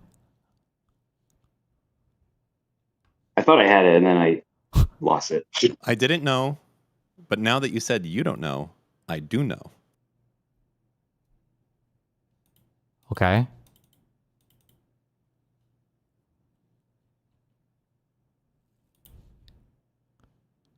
Somehow the answer... Okay. Or go ahead. Okay, so we're on the rightmost half. I'm still kind of working through this because I had it written down. So if he's on the rightmost half, and he knows now, that means it can't be an L, right? Because we have the first and the third option that would still make it ambiguous for him, right? So we can eliminate those two. Well, if I know that you That's don't, not if I know that you don't know, wouldn't it mean it has to be one of those two? Because he doesn't know if it's one of those two. Would he know for sure between those two? How would he know? Okay, so Emily's statement, all that does, it eliminates the first five on the left. Yes, I understand. And so if he had an L, that wouldn't be enough information for him to definitively say, I know.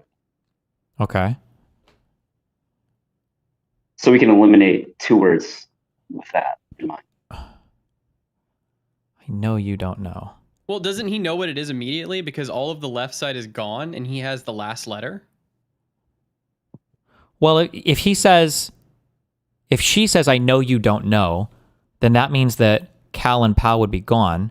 But now he would say, thanks for telling me that. Now I do know. Oh, wait, hold on. Did I unlock it for you? No, I don't think so. I think I had a false unlock. If she says, I know that you don't know, then that means that would eliminate Cap, Pet, and Pug. No? And that would leave only Cal and Pal? No. Because if she says, I know that you don't know. Well, she says it at the start because of the Y in the end.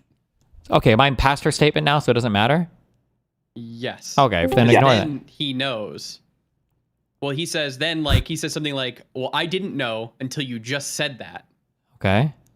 Whole left side's gone. Yep. he knows the last letter. Yep, he does. Which means it can't be Cal or Pal, right? Why? Because then it would be a 50-50. If he knew if it was an L, then it's a 50-50. Because, well, then he could, it's impossible for him to know. Knowing that, it has to be P, because once we cross off Pal and Cal, it follows the same logic as before, where you just cross the fucking rest off. Well, not quite. Oh, fuck, no, it doesn't. Can I just direct your attention to something, Steve? Go. The first and last letter are never the same. It's always, they definitely have two different letters. So factor that in when you're looking at the remaining options on the right side. Their letters have to be different. So if he has one thing, if he has a letter, he knows she doesn't have that letter. Why? Wait, literally none of the letters are the same. Because none of them are none of them are the same for any of these words. So if he has a letter, he knows that letter is not going to be showing up as the first letter. If he has this last letter. Wait, I don't think it has anything to do with this though. No. It's definitely it's the literal answer to the question. Look at the five remaining words you have on the right side, and think if he has that letter, and he knows that she doesn't. She also cannot have that same letter. Does it give you the answer? Look at the first one. If he has that L, does knowing that she can't have an L do him any good? No, of course not. Look at the second. Okay, hold on. Let me listen through. I'm going to listen through this guy explain it a little, see if he unlocks any keys. Let's see. One sec. Smiles and answers, I didn't until you said that, but I do now. Abby replies, now I do too. Abby and Ben are truthful. What? Oh, yeah. Okay, so. Wait. I'm just going to listen to the. Let me listen to the IJ guy explain it real quick. Okay, hold on. All right. Okay. Logical, and they trust each other. What's the name of Emily's dog? This network describes all possible dog names on Emily's list. Each one of the line segments represents a name. For instance, the line from B on the top to T on the bottom represents bat. Abby says to Ben that she knows that Ben doesn't know the name of the dog. That means that she knows that Ben can't have an N or a Y, because in each of those two cases there's only one name on the list ending in one of those two letters. For Abby to know that Ben doesn't have an N or a Y, Abby can't have a B or an H, the only two letters on top connected to the N or Y on the bottom. Got that. Okay. So let's remove the dots at B and H on top. We're done with those N and words. Y on the bottom. Okay. As well as all line segments connected to those dots. Okay. Ben says that he now knows the dog's name. That means that Ben can't have an L. Yeah. Oh no, I had that part. Fuck you guys. Okay, so we can eliminate the L's. Meaning that he knows. Oh no, fuck! That's easy. Never mind. Wait, why was I missing that? Because if Ben says, I know, how is this so complicated? If Ben says, oh, well now I know, because he can eliminate the L's because she knows that he doesn't know, that means that it's either P, T, or G. But since he now knows the answer, then that means she knows. Because so we remove the L dot on the bottom, as well as the line segments connected to it. Because she knows the first letter. Wait, but how does that letter eliminate pet or pug? Wait, hold on, wait. Let me just let him continue on. Hold on. Abby answers that now she knows the name. That means she can't have a P. Oh, because she can't have a P.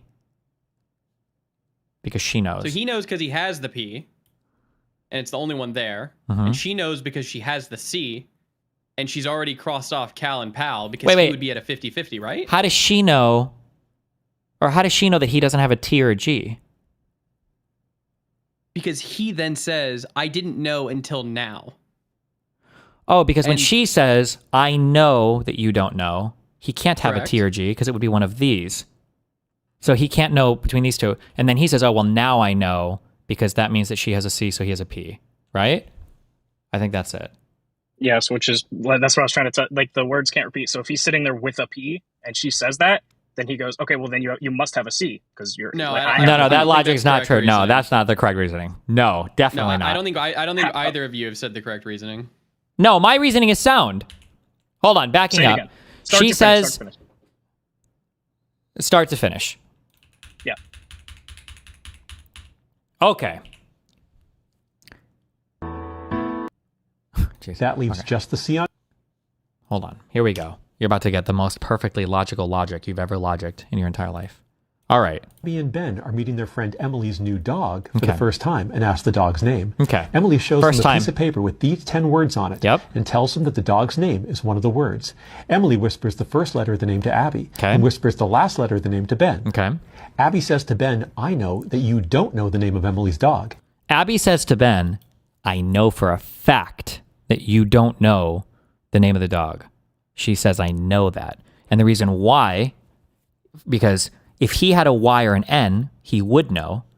So she couldn't have been given a B, because if she was given a B, he could have gotten a Y, and she can't make that statement. If she was given an H, he could have been given an N, she wouldn't be able to make that statement. So we eliminate all of these here. So obviously, I know for a fact, I know that you don't know the name of the dog. So he can turn around, and because she's conveyed that information to him, okay. And he says, Ben smiles and answers, I didn't until you said that. But I do now. Okay. And then he turns around and he says, I didn't until you said that. So she's eliminated all over here. And now he's holding, he has either an L, a P, a T, or a G. Now that she's eliminated all that, he said, I didn't really know the answer until you gave me that piece of information. Meaning now he has enough information to solve. If he has enough information to solve, it can't be Cal or Pal. You can eliminate these two. Yes? Correct. Correct. Yes, 100%. Okay. So he has enough information to solve now. So the answer is either Cap, Pet, or Pug. And now that he has solved it, she knows that if that was enough information Sure, but how for him has to he solve solved it, what? Oh, okay. You're getting there. Sorry. Well, he solves it because he has the last letter. It has to be one of these three. Yes, right? correct. Yes. And now that he solved it, she can solve it because she has the C. She can't have a P to make that statement. So the answer is Cap. Yes. Abby And replies, just one thing to now clarify. I do too. The information that she gets from the guy is that Cal and Pal are eliminated. And so if she's able to figure it out, that's why Cal. So Correct. Well, no. She gets that She can't. information. She can't figure it out until she knows He solved has the it. letter. Yes, correct. yeah, I just wanted to emphasize like the last point where she's like, oh, I didn't know until you told me that you know. Yeah, we got it. Okay. Abby and Ben are truthful, logical, and they trust each other. Holy What's shit. the name Okay. of Emily's Thank dog? you. I love you all. This network describes all possible That's a dog good names on Emily's list. Each one of the line segments represents... Fuck me. There's a similar puzzle to this. You guys should do it tomorrow. Don't look at the answer, though. There's a similar... Send it to me and I'll do it tomorrow. I'm not even going to be able to find it because I don't even know how it goes formally. But it's like there's 3 people on some stairs, and I think 2 of them hold up a number or something, and the person in the back, and all of them are perfect logicians, and they have to guess the number or something. And when all 3 of them, the person in the back looks and can see the first 2 numbers, the person in the middle can see the last number, and neither of the 2 in the back say anything, and then the person in the front guesses the correct answer. And they know it because of what the other person would know. It's like, I don't know if anybody has a link to that, but yeah. The name. All right, send that to For me in the instance, morning. I'm the going to line go from for like Beyond an the hour and then we can Fuck upgrade you. or whatever you Hurry want. the fuck up. Well, what time do you want to do it? 30 minutes. Okay. Bitch. You got into a problem by assuming the game has to end if one of them knows. That's not how they were making it. Yeah, that was my bad. In the beginning, I assumed that if one of them knew, they would say it instantly, and that's how they were eliminating. Because I think in that other logic game, I don't know if anybody has... I don't know if anybody has the one that I was referring to. In that game, nobody says anything, and just the front person just gives the answer because all of them are working through the logic in their head. There's no communicating back and forth. So I was fucking up. I came in here for something totally different. And also, I realized after you solved it why my logic was like didn't make sense because I wasn't accounting for her getting the answer, like from him saying that he knew what it was. Oh yeah, sure, yeah, okay, yeah. Yeah. Okay. I wanted to say this because yesterday you were talking about them like moving the shooter around. You know, like they moved the guy that shot Alex Pretti out of state so that the state wouldn't have jurisdiction to arrest him. And you liked when I told you about it before. You liked my hypothetical of or my like the notion that we could, get a little bit of revenge-ish, if you want to call it that, by using like the recall statute to recall like former military people that were Republicans. I've heard you repeat that since then, so I was like, oh, you must have liked that. There might be something here that I'm missing, but can you think of a reason why the same logic that we're using against Maduro wouldn't work against this ICE shooter guy? The logic being like, okay, yeah, we might not have had jurisdiction to make the arrest, but now that we have him here, the court has jurisdiction for the case. Is there a reason why Minnesota, like state police, couldn't just go say they moved him? No, I don't think there is. I don't think there's any logic there because there was a court case that I read for this, or at least I read the holding that was, it doesn't matter how an arrest is made or how somebody gets somewhere. I know this because when I saw this, I thought of the stupid fucking Dark Knight thing where Batman kidnaps the guy from Hong Kong or whatever, and then brings him back to but apparently it doesn't matter how they arrest him. If the guy is at the court and can be arraigned and then stand for trial, he will. It doesn't matter if the arrest was illegal or not or something like that. Jurisdiction to make an arrest and jurisdiction for the court to hear the case are completely separate from each other. So if Minnesota State Police just goes and essentially kidnaps him out of Florida, say, the court could hear the case and that he could go on trial that way. Yeah, although that's a scary world.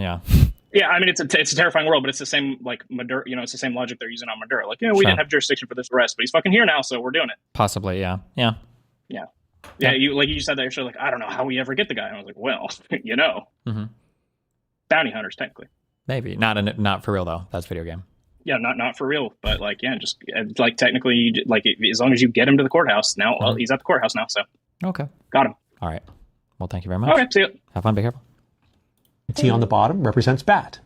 Abby says to Ben that she knows that Ben doesn't know the name of the dog. That means that she knows that, as well as all lines she knows the name. That means she can't have a P. That leaves just the C on top and just the P on the bottom. The dog's name must be Cap. No cap. Abby and Ben are... Jesus. No more.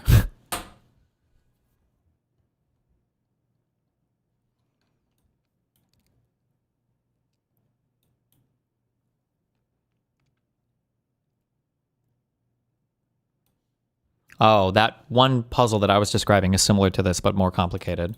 3 logicians walk into a bar. The bartender asks, do you all want a drink? The first logician says, I don't know. The second logician says, I don't know. And the third logician says, yes. The reason being, if either of them said no, then they would be able to answer definitively. If the first one says yes, he doesn't know how the next two will answer. If the second says yes, he doesn't know how the third will answer. And then if the third is going to say yes, then he knows the answer is yes for all 3 or whatever, right? Yeah. Jesus. LegalMindset leaks Tectone. Because I'm not a scumbag piece of shit that's going to go through something that will dox her like that. I will, not have that happen. So he should be banned from YouTube. Report fake lawyer now. I mean, that's crazy that he's just doxing 2 people that went through abuse and sexual assault. So this relates to LegalMindset, okay? So LegalMindset went live with the uncensored documents and was just putting her full name and I believe address out there.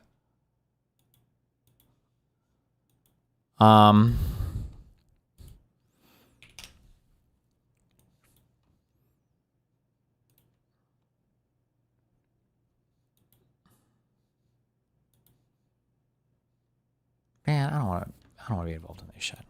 Don't do that. Not cool, guys. I don't know. Okay.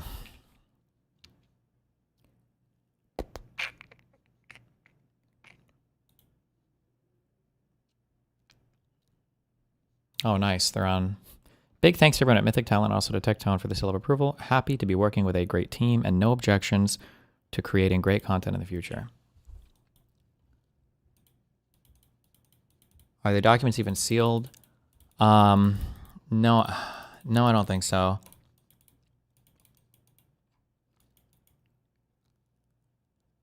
So the one thing I don't like, man, dude, when my I don't care. Dude, when my manifesto comes out, oh my God, there's just so much I don't like all this weird behind the scenes finagling that people fucking lie and hide about. It drives me crazy. LegalMindset does this a lot, where people give him information privately behind the scenes, and knowing where that information comes from might change your interpretation of events. So the fact that Gisticle was manipulating a person, who was so suicidal that he had to have her locked up and then was promising to be her Dr. K to have her on stream making accusations about me. I'm talking about Cherry, right? The fact that Gisticle was engaged in that, whether or not the things he's saying about me are true or untrue, I think that the public or people listening to that might consider it a bit differently, knowing the relationship to the sources of information. I don't like it when there is so much like weirdo stuff going on in the background where people are like whispering each other and handing off information to each other, and then the people are presenting it like they got it completely anonymously or they just stumbled upon this thing. I really, really, really don't like that thing. But now I feel like but then the thing that sucks is that if I'm open with everything and nobody else is open with anything, then it just seems like my side is being weird. Miskiff messaged me to cover these docs or whatever, and I was going over some of it on stream. And then after that stream, the person, Pinky, reached out to me, and they said that they weren't aware. They don't know how all of those documents were made public.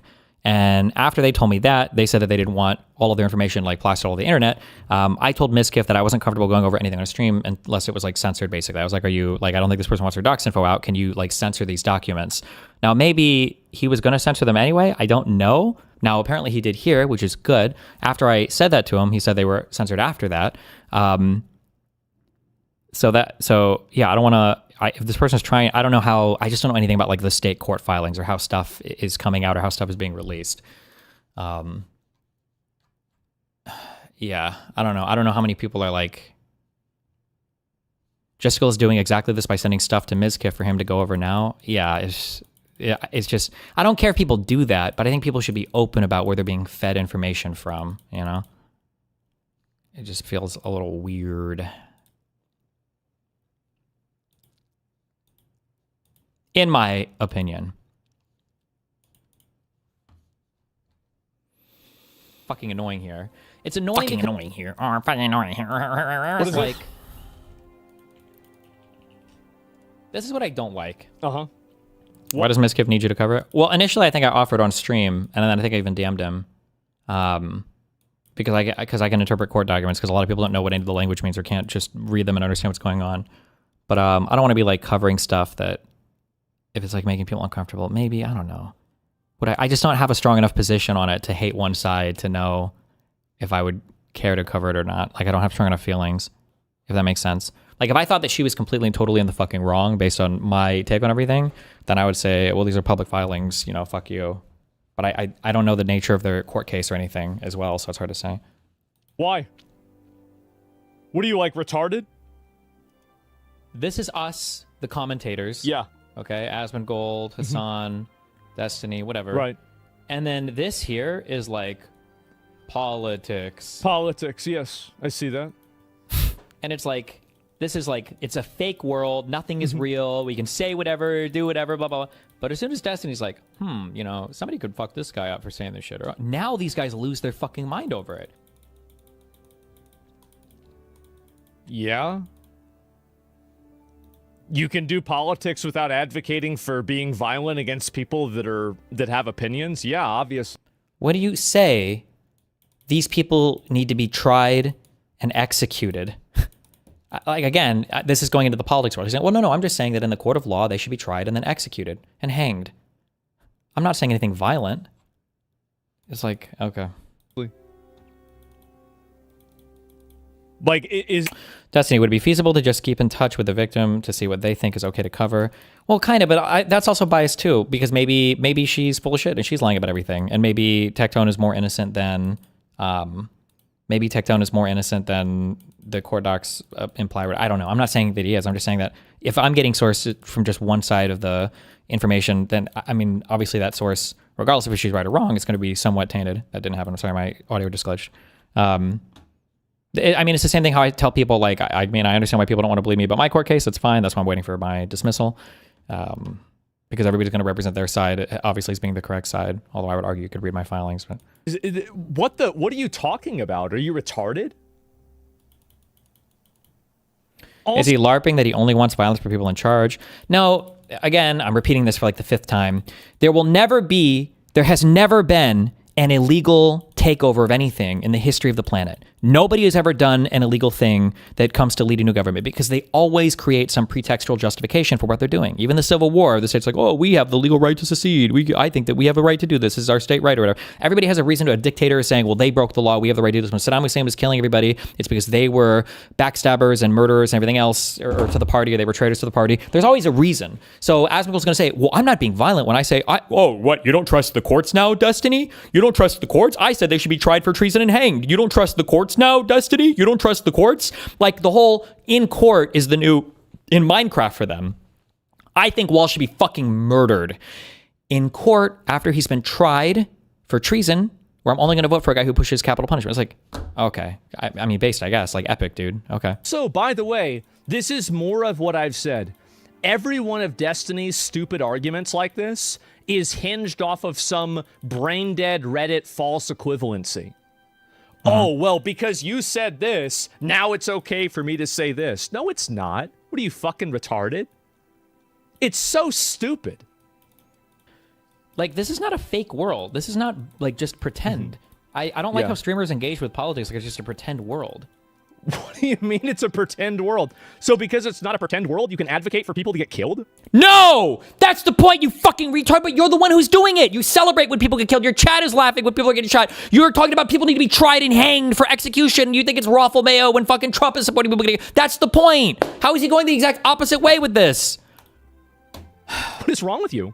Oh my God, true! I have a feeling that if I were to say, I think somebody should, like, execute Asmongold, I think he would lose his shit. I think he would get mad at... No way! No way. This is, oh my God. This guy is so Reddit-brained, it's actually embarrassing. It is genuinely embarrassing. He thinks that there's some kind of inconsistency that, wow, you know, Asmongold, what is this here? Protect the Streamer says when Tim Wall stands up against authoritarianism. Is this, I don't even know, I'm assuming he's talking about me saying that Tim Wall should get tried for treason. That's what I'm assuming, right? This is insane. You're tried for treason by somebody who's pushing, in the most brutal manner possible, capital punishment. Those are more or less your words. The brutal as possible and capital punishment. You want him to die. You're not looking for justice or for a fair court case. You're talking about voting for somebody that will murder somebody, for kill somebody, right?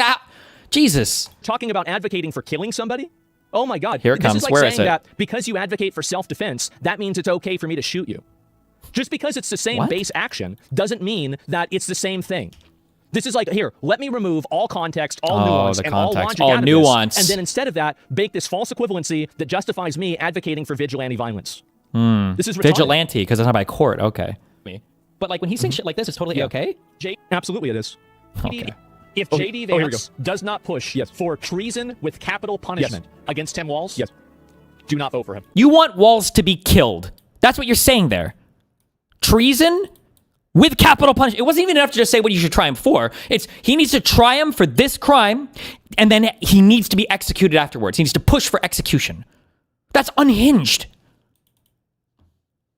Even people that were talking about Chauvin, I don't know if they were saying shit like that. He needs to be death penalty. He needs to be. It was more like he needs to be charged with murder. He needs to be convicted of murder. He murdered George Floyd. But he needs to be tried and murdered. He needs capital punishment to kill him. I don't even know if Georgia has fucking or Minnesota or whatever has capital punishment. I don't know. I don't know about Minnesota's. If Trump does not deliver that, do not vote for him the third time. Like, you're saying that this guy should be killed. Now you can. No, I'm saying you should be on trial for it. And herein lies the problem. I'm so much more sympathetic to like violent left-wing protests now. Herein lies the problem with those that wield the keys to power is they can always hide behind this pretextual bullshit world of, I'm just talking about what the legal system should do. Oh, the legal system, the one that the president of the United States is blatantly rejecting, the one that the one where the president of the United States is fabricating indictments against political opponents, where Stephen Miller, who is sitting on the president's shoulder, whispering into his ear, has constantly called every single person on the left an insurrectionist and treasonous. You want those people to charge his political opponents with treason and then execute them? Oh, that makes it so much better. That makes it so much better. Thank you. That's the difference, is that whenever you're advocating for vigilante justice and vigilante violence, there is no trial, there is no accountability. See, you don't need vigilante anything when you control the keys to the government.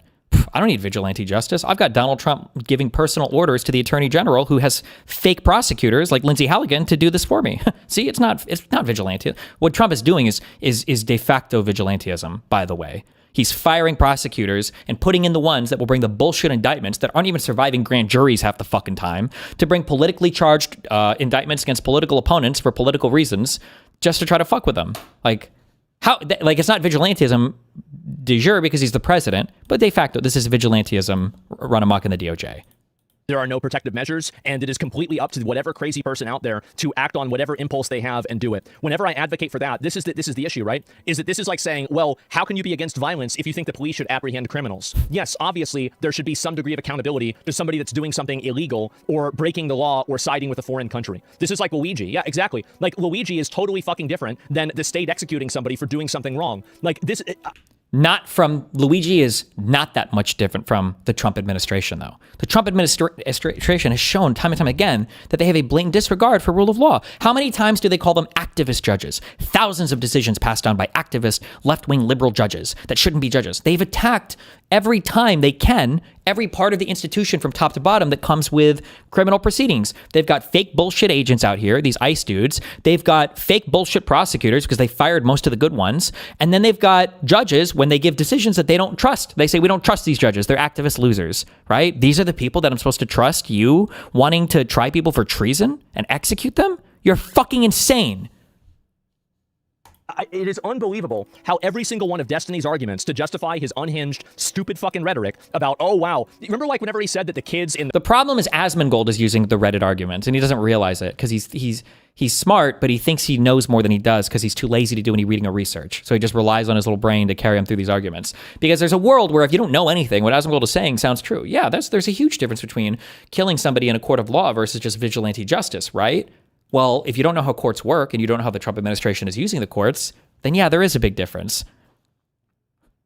But if you understand what is happening legally right now and why the DOJ as an institution has been hollowed out, then yeah, that hits hard if you're retarded. In the Texas flood, he was saying that, like, I don't know if he said they deserved it or he was making jokes about it, and then he was saying bad stuff about the guy that got killed at the Texas Trump or at the Trump rally. This is just a very, very common parallel that Destiny does, is that he listens to the dumbest person on the internet and he says, wait a minute, I can do you one better. That's what he does every single fucking time. This is so retarded. And again, this is a Reddit tier false equivalency, so he can justify advocating for violence and being an idiot. That's it. This is like saying, again, because you support self-defense, that means I should be able to shoot you.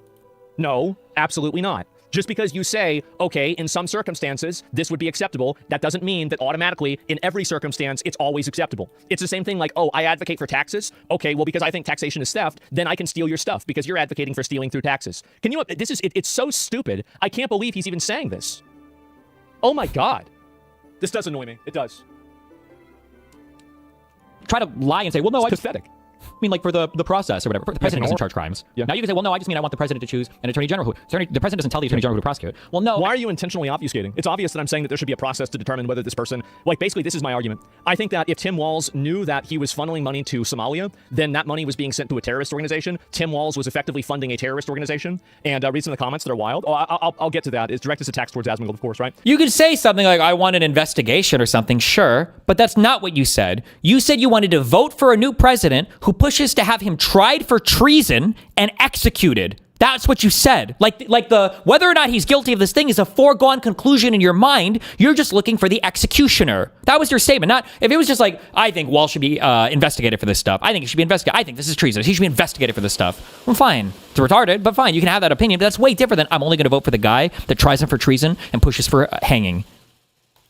Yeah, I think that's basically treason. Is that not treason? I mean, I think that's just categorically treason. It is. It's he doesn't even know the definition for what treason is. Was Iran-Contra treason? Then obviously he shouldn't have that happen. Duh, of course. But it should be investigated. Why is this such a problem? I would say the same thing about Trump. I would say the same thing about anybody else. Advocating for a political process that has extreme consequences is very different than advocating for vigilante justice. A political process. I'm sorry, was it a political process or was it a prosecutorial process? Was this court or was this politics? Which is it? It's all the same to you because you're a Redditor. You're retarded. You don't know anything about any of these systems. To you, it's all the same shit, which I understand if you're retarded. And vigilante political violence. This is crazy. I would just want a president. Destiny is pretending to not understand lawful enforcement of the government because he doesn't agree with it. Yeah, exactly. Pretending to not understand. True. Man, many such cases, huh? They would have the what does Asmongold say when the law doesn't agree with him? What's this? Ignore him. Like this entire idea that we have to ignore him. Like this entire idea that we have to, like, we have a very clear problem with the legal system. when one or two judges can effectively bring the entire judicial and executive branch to a grinding halt just by saying something is illegal, and then also a lot of these things get overturned. It's not like, you know, they're right about it in a lot of these cases. Now, sometimes they are, but usually I think they're not. And usually you know, they've had these things go to Supreme. Usually the judges are wrong. Okay. In court, it's been denied. Arrest the judge anyway. Yeah, I think that we really need to have a conversation about how judicial systems affect like a national law, because I feel like I remember reading how judicial systems affect like a national law, because I feel like I remember reading this, that a handful of the judges that are these like activist judges are responsible for like 95% or 80%. I don't know if it's that high, but like 80% of the actual blocks on like different things that Trump tried to do. So why do you think that is? Do you think that maybe there are certain jurisdictions that are more likely to hear certain cases, that there might be certain venues where the courts are just specialized in a certain type of law that are used to practicing these types of cases? Or do you think that all the judges across the entirety of the United States are just trying to funnel these cases to the most activist judges they can? So like if you have that many people that are doing that, then I feel like really there seems to be very clearly an agenda here, right? Because they disagree with me. Like this entire idea that we have to it's whatever. But no, dude, definitely not vigilantism there. Disposition that would choose an attorney general that would also go after this guy for treason, for but get the fuck out of here, you loser fuck. Oh, I don't know about that, man. I mean, like his own, and here we go. Let's talk about the actual thing that I said.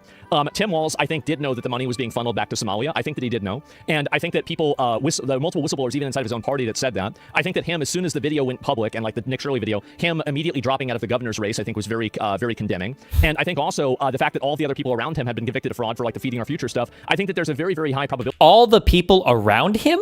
Were these Walz's personal friends and his government figures? All of them? How many? What was even the relationship? That Tim Walz knew this was happening and he facilitated it happening. I think that's a huge claim, by the way. That would be one of the biggest scandals in all of U.S. history that you have no evidence for. But okay, I think there's that. I think it's very possible, and I think that there are enough pieces of independent evidence there that an investigation should be done. I don't see why this is such a confusing and problematic. Then say that. Just say there should be an investigation done. That's fine. If you want to investigate, go for it. Thing to say. I really don't. I like how that's what he backed his whole statement up to. First statement, I will only support the guy who promises to try him for treason and pushes for capital punishment. To the statement now of, well, I think it should be investigated. It makes perfect sense to me. Unless the most extreme, dramatic, brutal, aggressive option is on the table, I'm staying home. Yep, I'm staying home, bro. I think this is a huge problem, that politicians are able to get away with stuff and people are able to get away with things. Like, in my opinion, whenever you defraud and you hurt millions of people, I think that your head should be on the chopping block. I do think so. But the difference between me and Destiny is I don't think that should be decided by some random retard on Twitter who decided to pick up a gun and go take things into their own hands. But it should be decided by who? Because you don't trust the judges. So who? I think this should be decided in a court of law, just like every single other legal... Oh, despite the fact that you've said over and over again that they're activist judges, that you don't trust them, that they're all just trying to block the Trump admin from doing what they want to do. Okay. Outcome is decided in a court of law. If you're scamming Medicare fraud and you're stealing billions of dollars, yeah, I think your head should maybe be on the chopping block. I absolutely think so. If you're a politician and you're taking bribes from foreign countries, yep, heads on the chopping block. Absolutely. And I think that we have so much bad behavior, just completely random and just flagrant law-breaking behavior from politicians who are literal fucking traitors to our country. And we are pacified by our pretty much our success. Like, the country has been so successful and we've made so much money that nobody even considers this.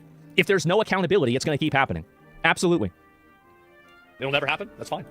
Then I guess he's not gonna win. He's not gonna get my vote. Yeah, I'll tell you that. Explain how I'm wrong. Yeah, you're not gonna get my vote. It's not happening. Yeah, I sleep. But like, that's just politics. That's just a meme. So that doesn't matter. Meanwhile, me advocating for somebody to pin their location and don't let them join liberal protests.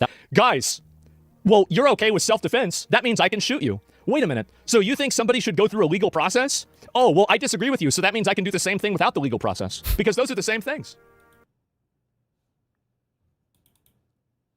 Okay.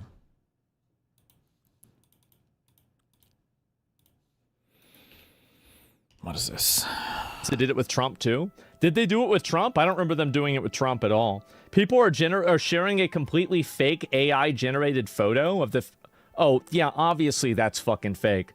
That's not even Alex Pretti. So people are spamming this everywhere. No way an AI generated version of a guy is on Times Square billboard. Wait, is he even talking about the right one? Is this AI generated or is this just a picture? I thought the claim here was that they darkened or lightened his skin to make him Jewish or something. This isn't. My God. Or make him not Jewish? I don't know. Wow. It's touched up.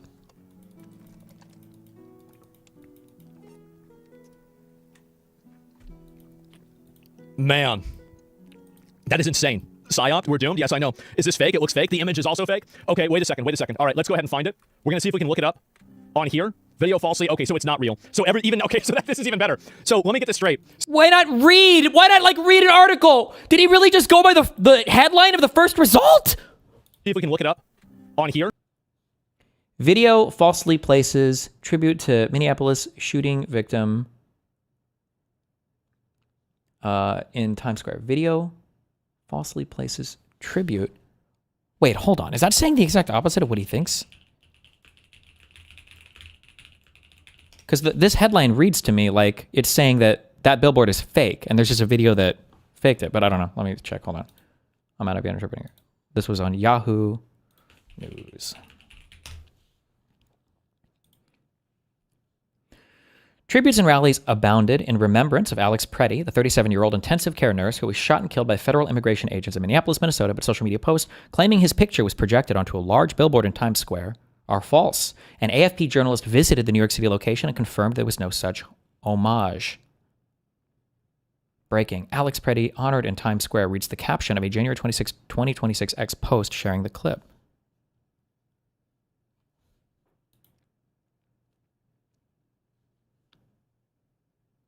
Wait, so is this not even in Times Square? The video appears to show Times Square with a massive image of Pretti imposed over one of the buildings. Well, actually, we would know this immediately because there'd be tons of people with pictures, right? I mean, I imagine somebody would have taken it. It's Times Square. There's fucking tens of thousands of people that walk through here.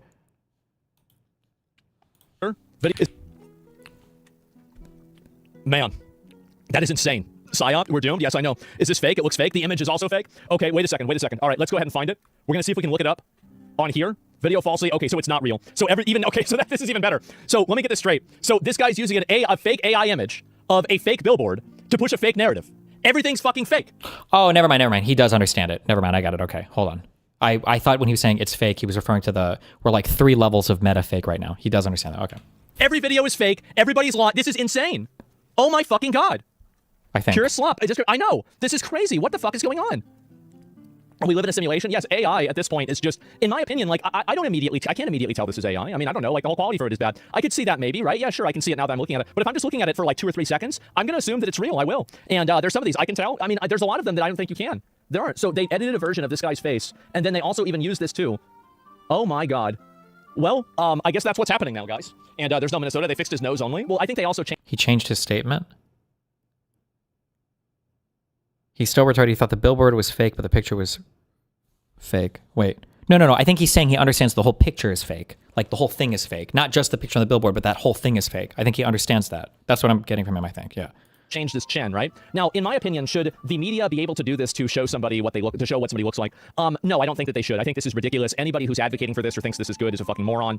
It's just crazy that somebody would be okay with this. It really is. But yeah, that's it. They made him black. Is this real? Is the picture face tuned at all? One of the things that I fucking hate about AI is like now AI becomes a stand-in for a bunch of other stuff that was kind of normal before.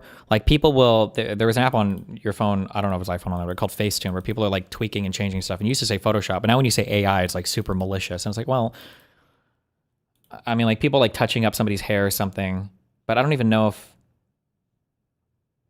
this is the same picture or not. Maybe it was 2 separate pictures. And I don't know who did the editing. I have no idea. I don't know. Black? I mean, I don't know if they made him black, right? And it's just nuts. They'll do it to you too. Oh, of course, right? They changed his entire skull. Yeah. They literally changed this guy's entire skull to make him more visually appealing so people would go and be...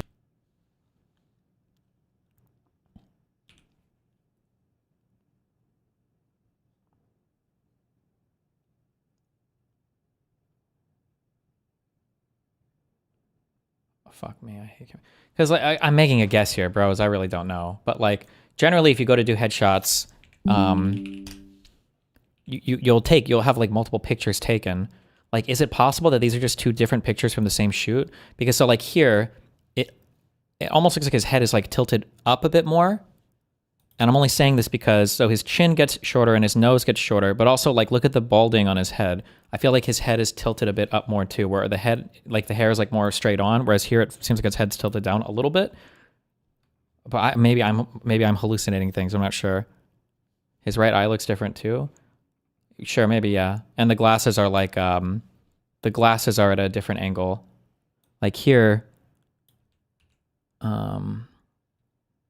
we can just go by his eyes, I guess. If I'm connecting the center of his eyes to each other, like this is the angle. Is it the same over here?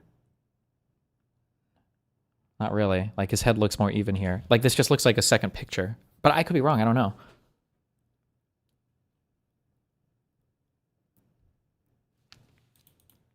His nose has been straightened. Was his whole head moved? Give me the before and after. Look at the distortion of the borders of the glasses. They are different pics. Maybe. They look like different. My guess would be because of the angled head, they look like slightly different pictures. But I could be wrong. Or no, not slightly, just different pictures. But maybe you can do all of this touch up in Photoshop or editing.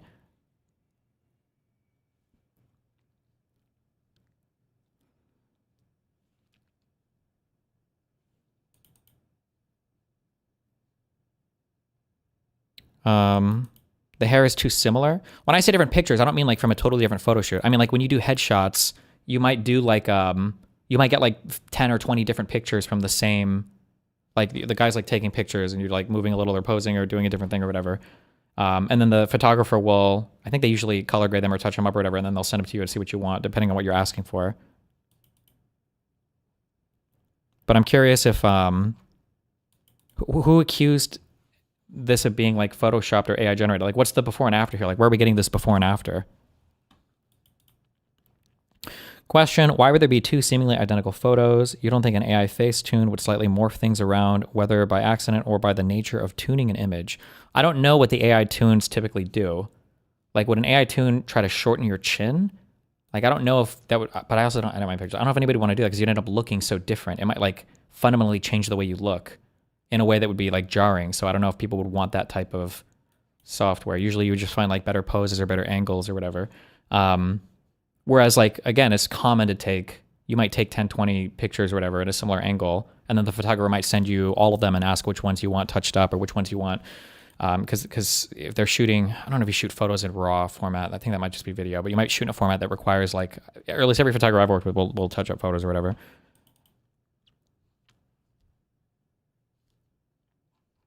Why concentrate on something so silly? Well, people are saying it was edited to make him look less Jewish.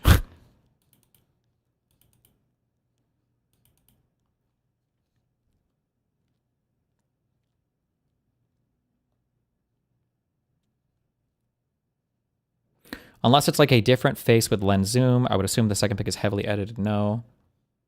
I'm just saying tilting your head could make things look different. I don't know if I have the facial features for it to look dramatically different. Also, my lens is a much shorter focal length camera, but like the difference between like a like if my chin, fucking official. Hold on. What? Like if I'm, hold on, fuck. You would have to do two. You have to like screenshot like this versus like this. But I don't know how big my nose is. Like if I'm looking at this here, like my nose is like above my facial hair. If I tilt a little bit, now it's like dipping into my facial hair. If I had a really long nose, if this was longer, more Jew-coded, then this would be even more dramatic. And this is just like a minor-ish head tilt.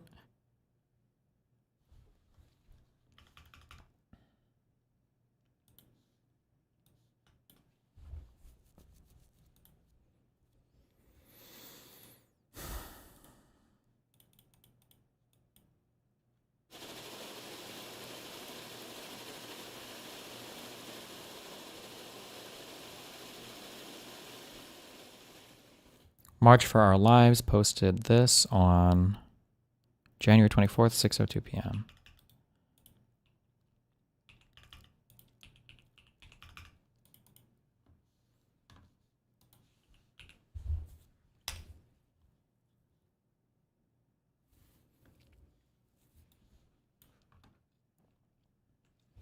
Alex Pretti was an ICU nurse devoted to keeping other people alive.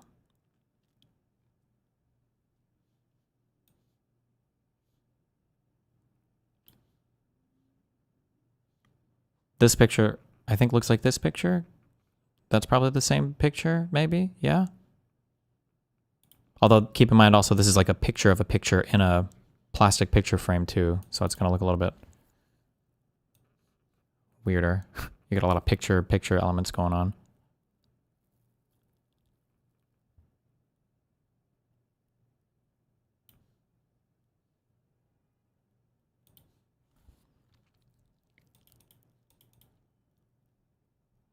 Why do you think this was a photo shoot? It looks like his work photo. Well, you might bring a photographer in to do photos for some fucking award or staging thing or whatever. I think you typically, or not, maybe not typically. You could also just have a guy that takes pictures with a fucking phone. I don't know. It depends on the business.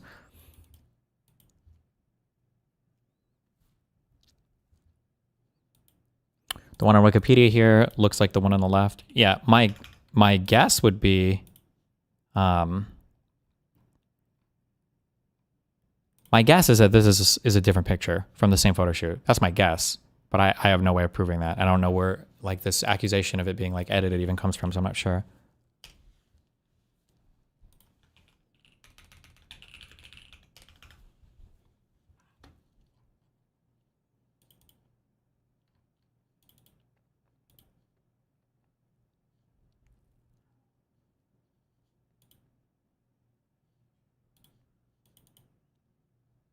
Which outlet's posted the image on the right? I don't know. This is information being like third hand from chat, so.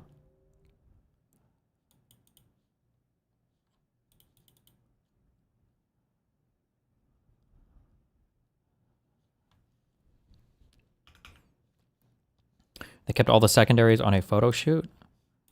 It depends on, it depends on what you're, hold on.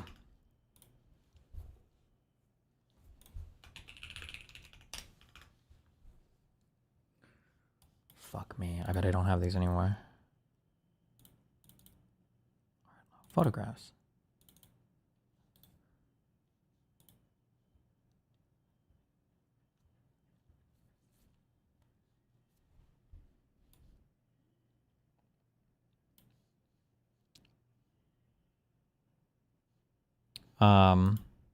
Jesus, hold on.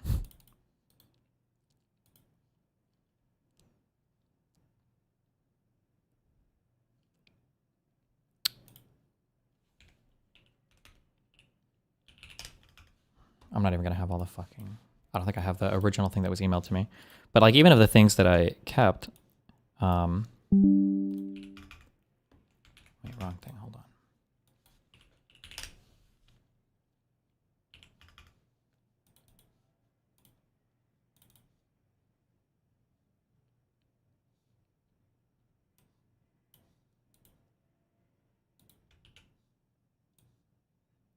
These are so old. I haven't done many photo shoots, but these are edited pictures. So of all the ones that I was sent, like the guy was like, I think on both of these are like, here, just pick like a few dozen and then edit these. So there were more even than this, but like all four of these pictures are, these are four different pictures on top. These are four different pictures on bottom. Some of these look quite similar, like these two are pretty similar. Obviously it's a similar pose. And these are just ones I kept. So there were maybe 20 or 30 pictures of each in these different angles. So this isn't that strange to me. So like if, and actually if you watch the media that I do for when people are promoting my events, sometimes I send them like a slightly different picture. That's where these come from. I'll usually just have like a ton from similar angles or from a similar position. So the idea like, you think that they would still have a slightly different picture from the same, it could be, I don't know. I just don't know how I have no idea what their process was for doing these pictures, or I don't know, maybe that there might be a situation which is really fucking weird. So like if I was at the casino and they were taking pictures, my guess is going to be a fucking dude with a phone. They take a picture, they snap it, and it goes on the wall somewhere like McDonald's or whatever.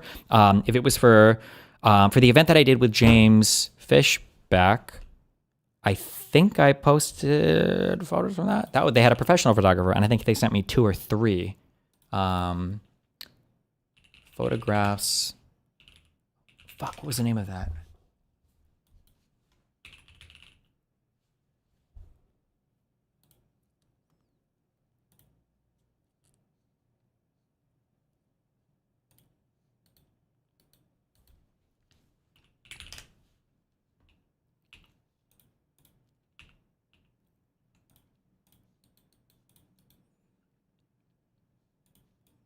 Why can't I? I don't know why I can't. Why can't I right click this? Who knows?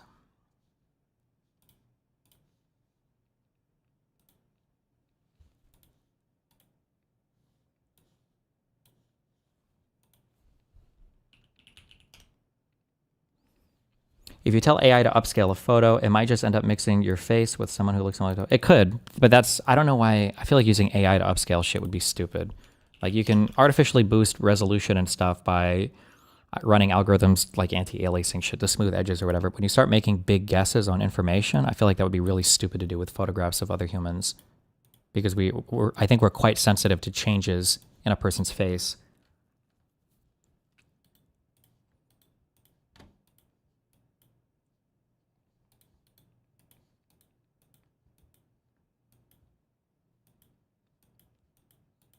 I think my head is the same here on both of these. I don't think I'm tilting or anything. Even on the Fishburne thing, like this photographer sent me multiple pictures for this, and this wasn't like a professional shoot or anything. It was just the guy who showed up at the debate to take pictures. But these are two different pictures, even though they look similar-ish. He probably shot them like almost one after the other. But I mean, these are different pictures.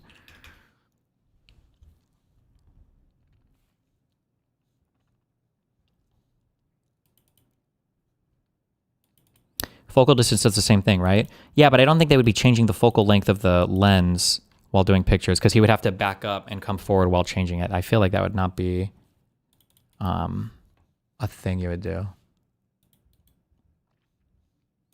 But I could be wrong. I'm not a professional photographer.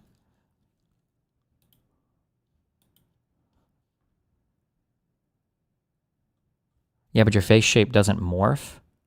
Well, the longer the focal length, the more your face will narrow, and then the wider the shorter the focal length, the wider your face will become.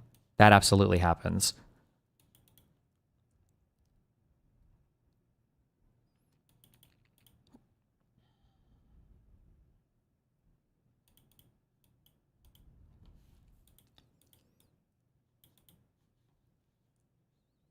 I work for the county.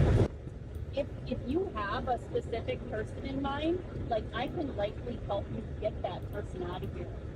These families they're scared to death, and most of them are just like, what's that?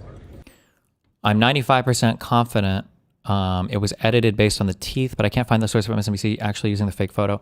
Yeah, that last one, the teeth look very perfect, especially compared to the other one. It wouldn't surprise me the last one was edited. But again, you could take like 15 or 20 pictures and you could do edits on a few that the person wants to like keep, because a photographer will charge you more for editing some pictures. They're not going to edit every single picture. But I don't know the source of these pictures. Sorry. If I knew more about like where these were coming from, I might be able to make a better guess on it, but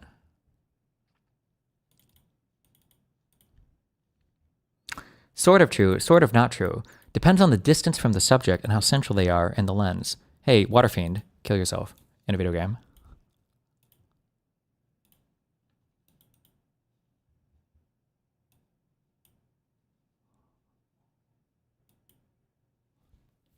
What? Where's my... Oh, fuck. Alex Pretti, an ICU nurse who cared for veterans. Donald Trump and his cabinet, his administration, are demanding once again that you not believe your eyes and ears. This time MSNBC decided Alex Pretty is too ugly to be a martyr, so they used AI to fix him. Nice base. Wait, so why do people care if a picture of him was edited? It's just the MAGA fucking lunacy. Every single thing has to be fake, or there's some conspiracy, or I thought I saw a tweet that said that they were trying to make him look less Jewish, but I don't. Again, I don't know who's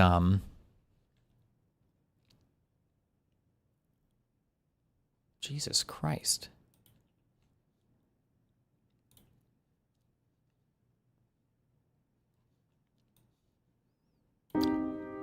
Also, that guy in chat who I said to kill himself is like technically correct. The focal length doesn't actually change at all a person's face. The only thing that actually matters is how close or far you are to the subject. The closer you are, I think the wider the face. The further back you are, the more narrow the face.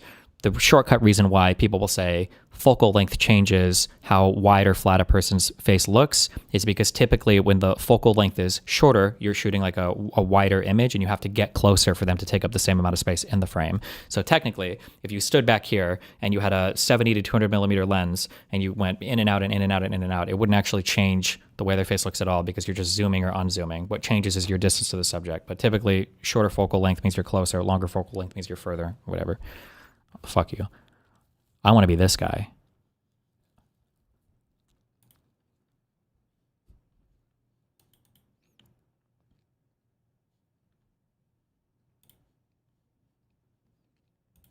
So like this image is technically true, but if you get like a photography anal guy, they'll fight you on this. Technically, it's not the focal length that's changing the shape of the face here.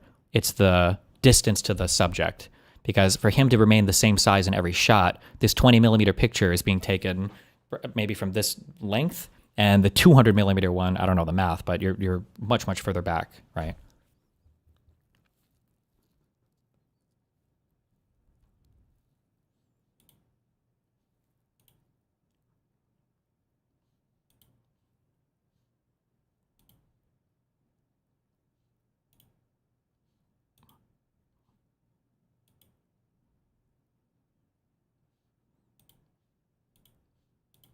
Okay. The video I linked shows you what you're talking about in practice. Would you rather be 20 millimeter or 200 millimeter? I think it's generally said it's like 75 to 100, I think is standard for headshots, is like the optimal fucking aesthetic thing bullshit, maybe? I don't know. Something I don't know. Like I don't know anything about photography.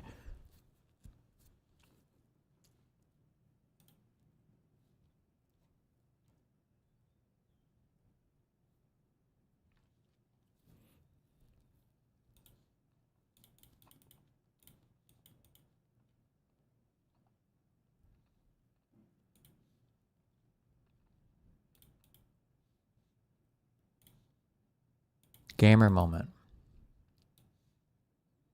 Hi, Oxec. How are you? Hello. Fine. What about you? Very good. It's a new year. Do you have any resolutions?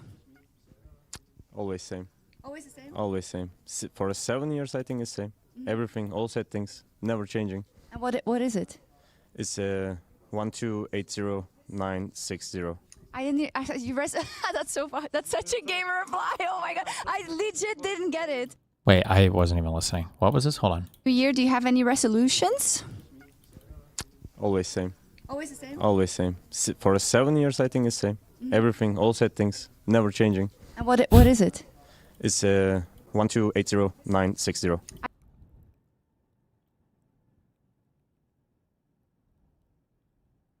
I'm retarded. I just don't know. His in-game resolution? Oh, do they still play 4x3 for pros? I didn't. That's so far. That's such a gamer. Oh, he's resolution. Oh my god. Okay.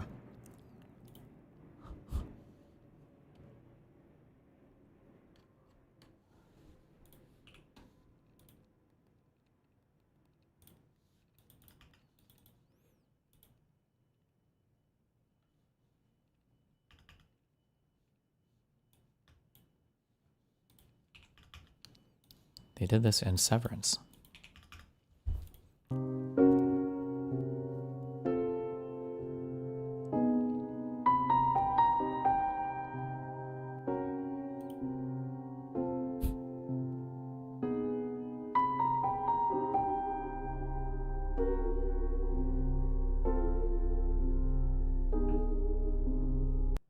Thanks. Have you seen the show? Nope.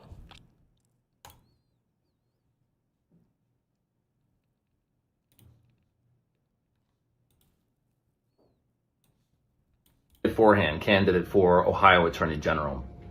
I want to tell you what I mean when I say that I am going to kill Donald Trump.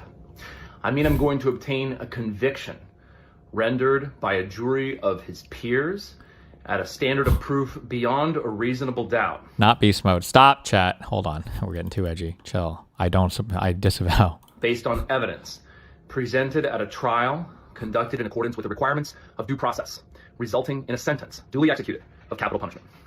That is what I mean when I say that I'm going to kill Donald Trump. Aspen would agree with the capital punishment part. True.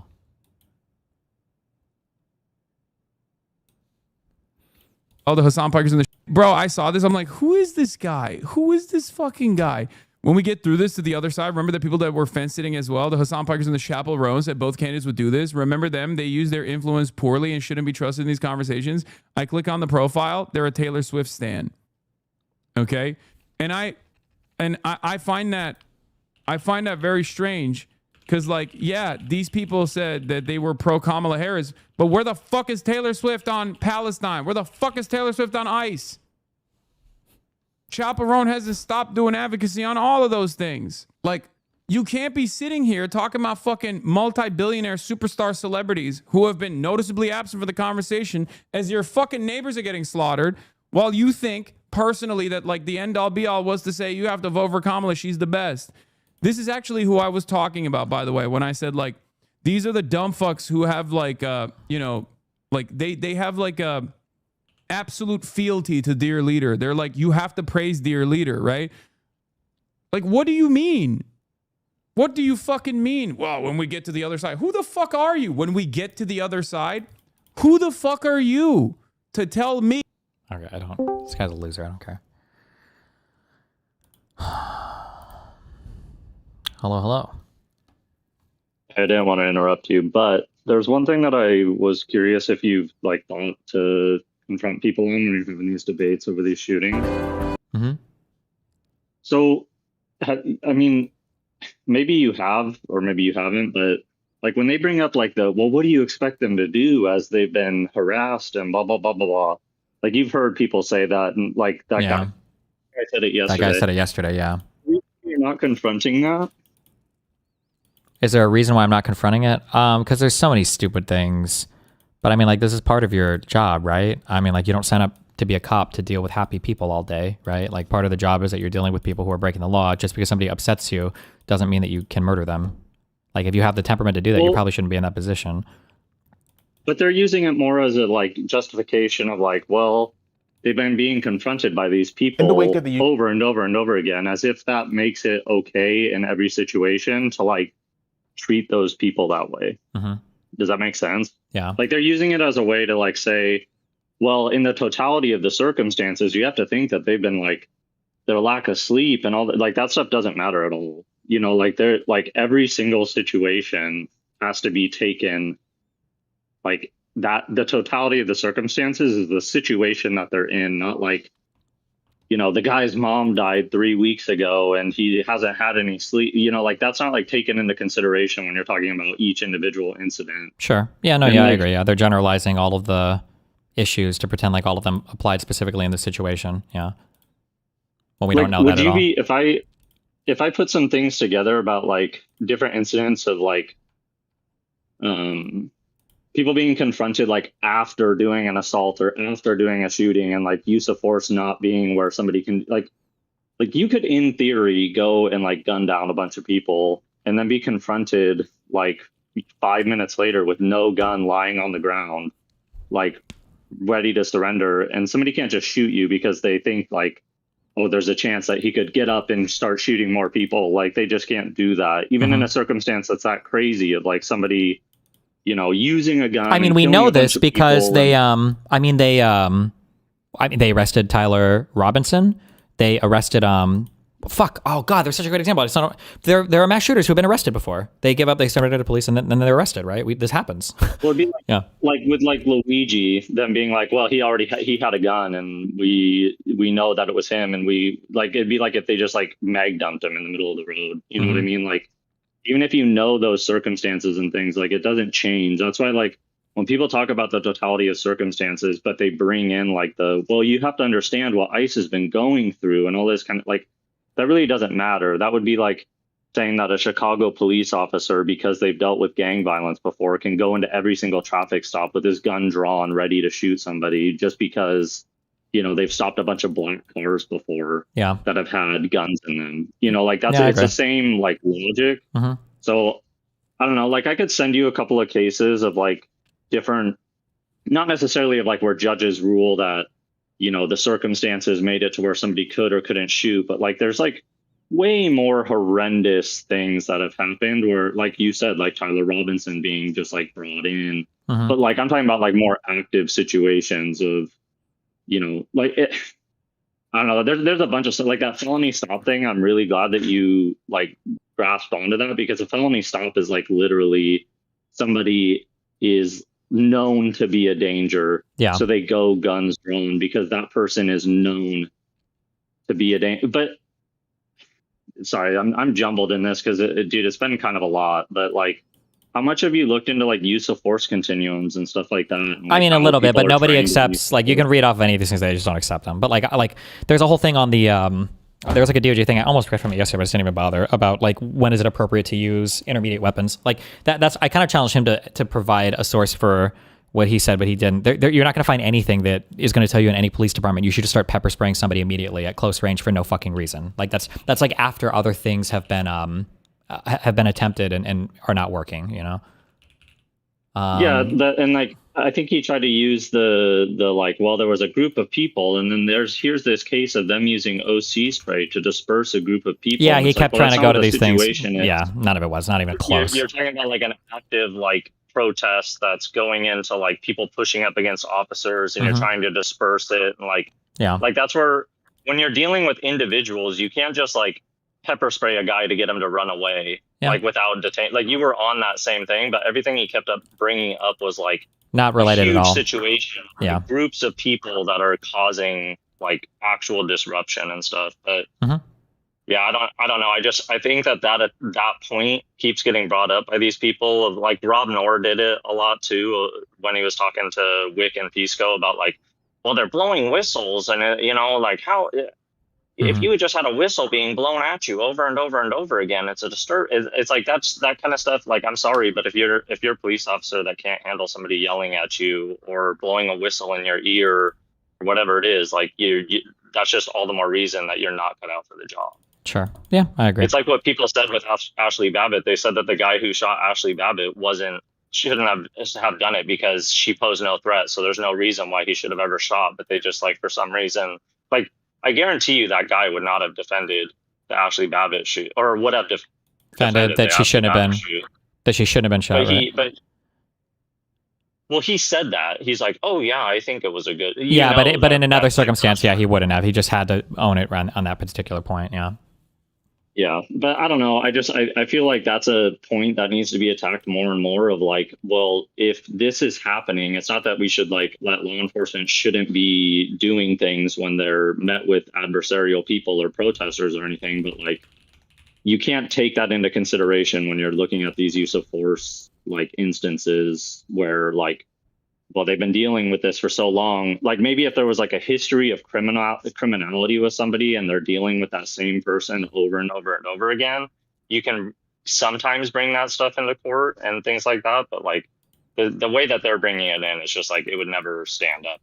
Sure. Like yeah, I agree. I don't know. I feel like it's something that should be attacked more, but I was just wondering if you were curious about that. All right. I'll keep it in mind. All right. See you, buddy. I was going to read this yesterday, but I decided not to, just because it was whatever we would have said would have been fucking retarded. But this is from the Federal Law Enforcement Training Center's website for some of this. Intermediate weapons, batons, electronic control devices, and oleoresin capsicum OC spray are often called intermediate weapons because they offer an intermediate level of force between a firearm and going hands-on. But objective reasonableness depends on the facts. Baton blows to the head, neck, or groin area may cause serious injuries. The electrical charge from a dart mode ECD causes neuromuscular incapacitation and is very likely to cause serious injuries by someone standing in a tree, climbing over a fence, or saturated with flammable liquids. Absent a strong governmental interest, as when the suspect poses a significant threat, intermediate weapons are excessive when any reasonable officer would know that they are likely to cause serious injuries. The nature of the intrusion. What does an intermediate weapon do? A baton can be held at port arms to gently push a protester back to the sidewalk. It can also be used to strike his attacking limbs. A baton is capable of causing deep bruising, blood clots, capable of precipitating a stroke, and even death. OC spray comes from the oily extract of the cayenne, pepper plant. Exposure to OC creates a deep burning sensation and difficulty breathing. Electronic control devices come in 2 modes, dart and drive stun. In the dart mode, the ECD propels a pair of probes or aluminum darts tipped with stainless steel barbs towards the suspect. When the darts strike the suspect, the ECD delivers an electrical charge through the wires and probes into the suspect's muscles. The electrical impulse momentarily overrides the central nervous system. The suspect falls, momentarily incapacitated, which provides an opportunity for the officer to move in with handcuffs. In the drive stun mode, the officer pushes 2 electric contacts located on the front of the ECD directly against the suspect. The drive stun mode delivers an electronic shock. The drive stun does not override the central nervous system like the dart mode, but it is painful and may cause a struggling suspect to release his grip on something. The governmental interest at stake. When are intermediate weapons objectively reasonable? An intermediate threat is the most important Graham factor. Intermediate weapons fall within the range of reasonableness if, after applying the facts to the Graham factors, the suspect poses an intermediate threat. Poses an immediate threat. Wait, how many times did I just say intermediate? When is immediate? Immediate threat. An immediate threat is the most important Graham factor. Okay, sorry. Immediate threat. The severity of crime at issue may help establish an immediate threat. Consider an armed robbery suspect who refuses an officer's order to lay on the ground. An intermediate weapon may be reasonable to make him.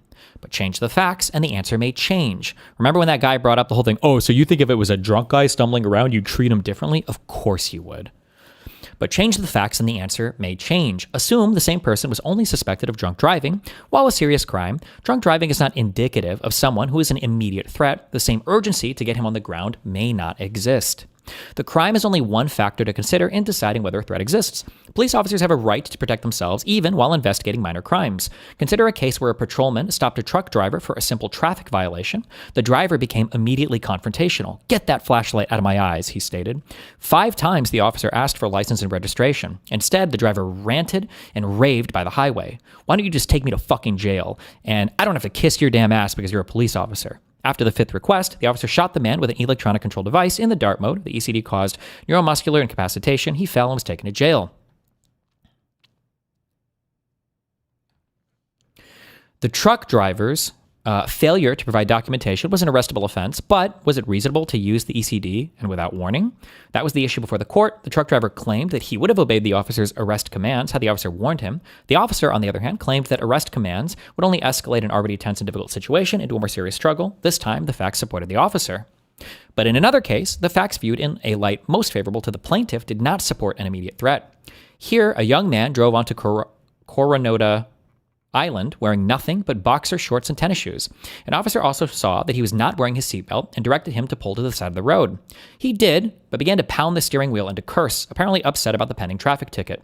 Then the young man got out of the car. The slightly clad young man must have looked strange. Adding to his bizarre behavior, he began to yell gibberish, expletives, though not at the officer's face, like the truck driver, and to hit his thighs. The officer was about 20 to 25 feet away from the young man when, without warning, the officer shot him with an ECD in the dart mode. He fell due to neuromuscular incapacitation and shattered his teeth on the pavement. The reviewing court believed that the only similarities between this case and the truck drivers were that the 2 men were stopped for a traffic violation, they were loud, and they were shot by an ECD. While the in-your-face behavior of the truck driver could cause a reasonable officer to believe that there was a threat, the behavior of the young man on Coronado could not. Typo. He was further away and just having a temper tantrum. Each use of force must be objectively reasonable. Not all of them were in a domestic violence case. The officers had probable cause not all of them were in a domestic violence case. The officers had probable cause to arrest the suspect who was acting erratically, holding a baseball bat and advancing on the officers. The first 3 deployment of an ECD were not excessive because the facts supported a threat. However, 7 more were excessive. Similarly, OC spray is reasonable against a combative suspect who poses an immediate threat. But once the suspect is under control, he should be decontaminated as soon as reasonably possible.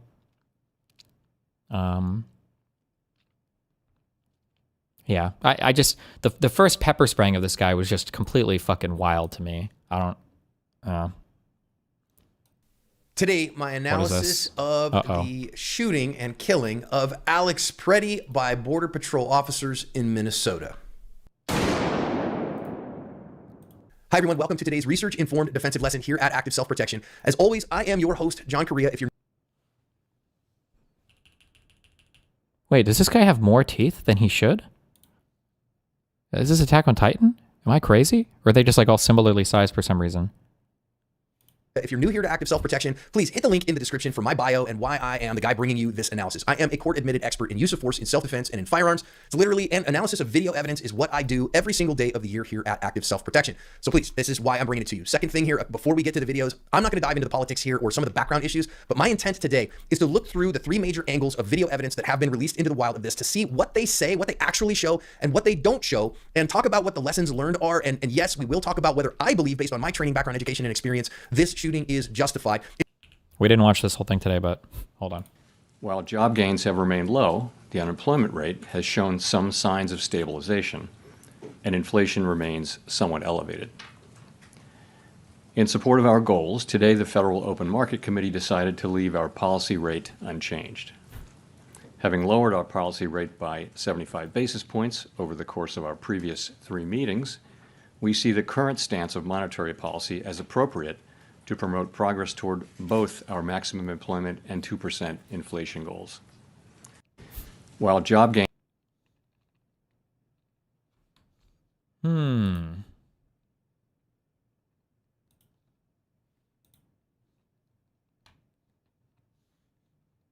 Uh-oh. If your mind is already made up about that and you know everything there is to know about that, this video will probably not change your mind, and it almost certainly will frustrate you at times because we're going to take a good, nuanced look, so you might want to pass this one by. But if you're interested in seeing how we take things apart, how we look at the entire context, and then how individual frames in that match and work inside the context, let's get it going.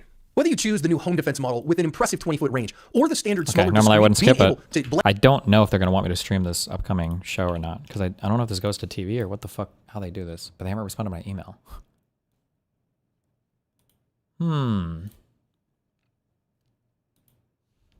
As someone with the hot sauce and break contact is an important tool in every self-defender's toolbox, so go hit the link in the description and pick some up. Thank them for sponsoring today's video. To set the tone here, Alex Pretti is at this protest because he said he wanted to observe and verify and make sure that the government was doing the things that it should be doing. It's totally his right to be at a protest. He is concealed carrying a SIG 320. I think it's the ARX model. So he's concealed carrying a firearm with 2 spare magazines. That's completely normal as well. We'll talk about that in the lessons. And then you're going to see him have to get involved. He is an ICU nurse who works for the Veterans Administration. Let's watch the first camera here and see how it goes. What the fuck is wrong with you?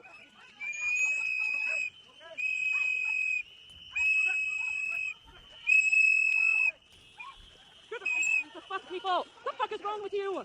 Honestly.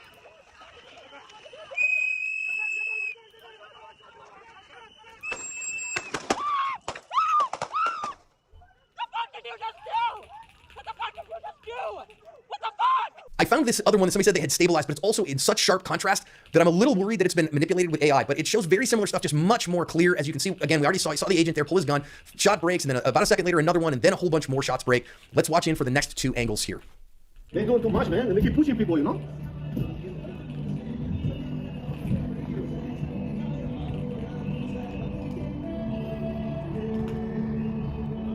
Oh shit!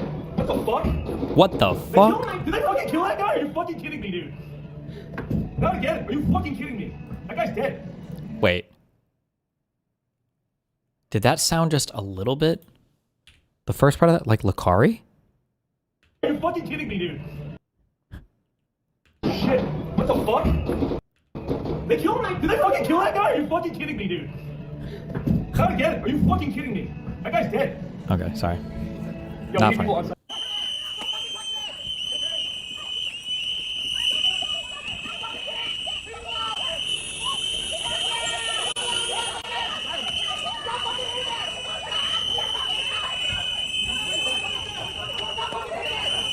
is wrong with you? Honestly.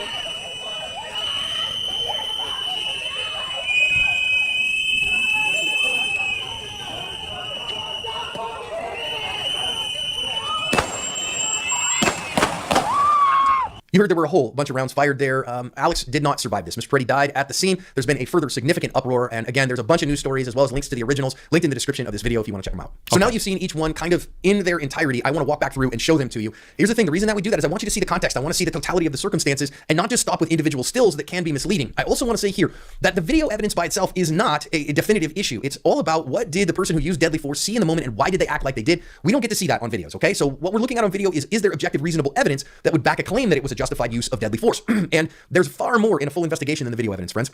And also, there are videos and angles and the way that things work that this is just, every video is simply an eyewitness that we have to look at and we have to cross-examine. But the beauty of a video is that it can be cross-examined again and again and again, and it will tell us the same things again and again and again. I think this one of these three tell us. Surely there's no coincidence that a lot of these shootings happen in Minnesota. What is the explanation behind this? Well, my understanding is the recent surge to Minnesota was inspired by that Nick Shirley video. No? Am I making that up? Somebody tell me if I'm right or wrong on that. Some important stuff, so let's get into it. First of all here, is it okay to be at a protest? Well, listen, I said in the Kyle Rittenhouse when I did the analysis of the shootings there in Kenosha that I thought it was imprudent to be there. And I stand by that advice. I think it's imprudent. But you know, some people believe it is my moral obligation, that it's an important enough thing, that I really need to be there, that I have to. So they feel very strongly about that. And it's certainly you're right. Just because something's imprudent to do doesn't mean it's illegal to do. And it wasn't illegal for him to be there. I've seen a bunch of other people say, well, he shouldn't have had a firearm at a protest. And I categorically reject that line of reasoning. It's entirely his right to exercise his Second Amendment right. He's not exercising it at anybody. He is not, you know, even you could say, well, he was open carrying a rifle or something like that he's trying to incite things. No, he's concealed carrying a firearm, which is a very normal thing that normal people do. I do it every day. And okay, he's carrying. By the way, if he was open carrying a rifle, he would still be alive, guaranteed. A couple of spare magazines. I've heard sometimes he's 1 or 2 spare magazines. I've seen varying reports. I'm the guy that will say, well, carrying a spare magazine is just not something that we see private citizens use in defensive gunfights, but I'm in the minority on that, guys. It is far more common for like the big time big dog trainers to tell people to carry at least 1 spare magazine. And notice, I would say every Border Patrol agent that was here at this one had probably 3 or more spare magazines on him. Also, by the way, when they say this guy had 2 magazines, I guarantee you he had his loaded firearm and then 1 extra. Because if it would have been 1 loaded and then 2 extra, they would have said 3 magazines. So he had his normal, ordinary firearm, and he had 1 extra magazine on him, guaranteed. Carry at least 1 spare magazine. And notice, I would say every Border Patrol agent that was here at this one had probably 3 or more spare magazines on him. So I would never tell a police officer not to carry a significant number of spares. And so those issues, I think, are just ridiculous. It's like telling somebody you can assemble, so you can do your right to assembly, but you can't worship while you're assembling. And these are constitutionally protected rights. So I have no problem with that. And I think that it is really bad to say he shouldn't be carrying a firearm if there's any police officers around. That's crap. I'm around cops all the time. I carry a gun all the time. And the cops that I know are like, yeah, that's fine, whatever, just don't point it at me. And I do think that one of the things that the video is going to show is I don't see any evidence that Pretti tried to point a gun at officers, tried to grab a gun. They found a gun on him while they were beating the crap out of him is what the reality is that we actually see here. And so to tip my hand a little bit, I think a jury's going to really struggle with this one. Now, that said, I do think that I've said this many times and I said it in the mid-roll. The realities of the use of deadly force, there's far more than gets caught on camera. And I'm going to show you in several spots, like what did the agent see here and why did he act the way he did? We don't know. And we don't have that information given to us on the videos. All we have is what the videos show and what we can investigate there and what we can show and see it. So let's talk about what we saw there. Let's try to talk about it like adults, keep the politics out of it. And I'm just going to call balls and strikes and tell you what I see. So you can see him here filming, right? Okay, fine. Now, should he be in the middle of the road? No, I don't like that he's in the middle of the road, but there is like a very narrow, this is why a totality of the circumstances is so important. There is like a very narrow world where the officer that made the shoot was maybe okay because all he heard was gun and he wasn't 100% sure what was going on. The guy that induced the whole fucking scenario though is just why, that's just insanity to me. And he should have had more control over the situation. He should have communicated better with other officers. He shouldn't have pepper sprayed the guy. This is what I don't like, and no one is really engaging with me in good faith on this, I don't feel like. From my perspective, at the moment he gets pepper sprayed, he is locked. He's going to be railroaded to death. You ever play D&D and you like step into a dungeon and there's nothing you can do, like there's magical blocks and everything, and it's like, oh, I'm supposed to die here. Like at the moment he gets pepper sprayed, the officer seems like he wants to arrest him or whatever. Like at this point, his shit is fucked. Like, it's going to take him a bit just to get his senses. But, like, the fact that he's still carrying means now he dies, 100%. I don't know what he does at this point. Like, he's just getting attacked and beat up, and I don't even know why he's grabbing this woman here. He might just be trying to hold on to something. I don't even know if he knows what he's... But, like, yeah, he's getting beat up. They see that he's got, like, the gun on him. Like, what is he? He's dead at this point, right? Like, that one guy yesterday was like, oh, well, he should have just gone limp and spread out. And it's like, is that really going to be your intuition when you've just been fucking had half a can of pepper spray unloaded down your fucking throat and you've got some dude beating your fucking head with a pepper spray can or whatever? Like, I don't know if anybody's intuition is going to be that. Like, this guy over here hits him twice. Like, you're fucked at that point. Like, I don't like that. You can't... For no good reason, you can't send people down like a death path. You know, if he was actually literally fighting with the officer, or if he'd like struck the officer, or was engaged in like active combat, or had made, even if he had made his intentions known earlier, like, you touch that woman again, I'll fucking kill you, you pig. I got a piece, I'm gonna fucking take you out, or whatever. Like, if he was like doing something like that, I'm a little bit more sympathetic. But like, also watching from the car, the cop is just mad. The cop is just upset. You can just tell he's pissed off. He's beating up on the woman, right? Cops love women. Women are the best things to beat on. If you're a pussy ass bitch and you're upset, women, kids, and dogs, and that's it. He just wants to push people around. He just wants to be a big dog. He pepper sprays the dude for no fucking reason. He tried to pepper spray the woman a second time, but he fucked his can up or whatever. Like, and okay, he's carrying a couple of spare magazines. I've heard sometimes.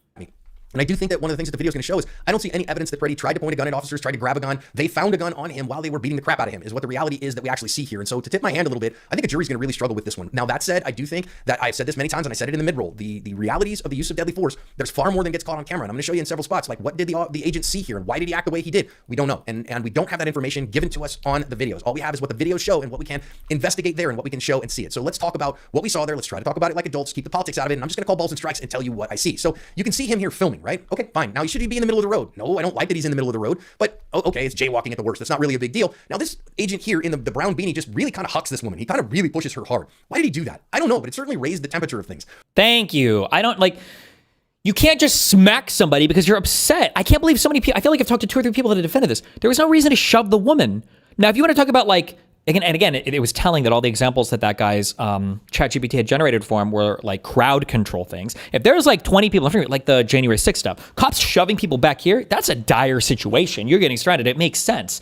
This woman is barely even in the road at this point. It looks like she's kind of walking back to the snowbank, and then she turns to talk to him, and this officer's mad as fuck. At the worst. That's he's mad. He looks like he's short, so he's probably got some short guy energy here. He's pissed off. He's just like, a big deal. Like, why? There was just no reason for this. You're not accomplishing anything. I don't even know if he's going to arrest her after. I think he just wants to, I think he's just pissed off. Now, this agent here in the brown beanie just really kind of hucks this woman. He kind of really pushes her hard. Why did he do that? I don't know, but it certainly raised the temperature of things. Was it smart? I can't see, I don't have a definitive answer as to what she did that he thought she might have earned something like that, but it certainly and absolutely raised the temperature and was a very seeming high use of force for somebody who was just filming, is what it looks like to me. And listen, officers, agents, if you're involved in this stuff, you got to recognize it is a very much a time of great emotional difficulty for a lot of people. So you got to be the adult who keeps your head in these situations. And I feel like he kind of didn't here. And it's not to be sexist, but it's also, it's a woman, and maybe an older woman. Like, bruh, how many videos have you seen online where like some guys are fighting or whatever, or even a girl's being a piece of shit, and maybe she even deserves in a video game. Oh, I didn't do that. I'm sorry. Don't sneak on me. But then all of a sudden a guy actually, you know, goes off and smacks the lady, and then all the other men are like, wait, hold on. We all know the example of this, right? How could she slap? How could she slap?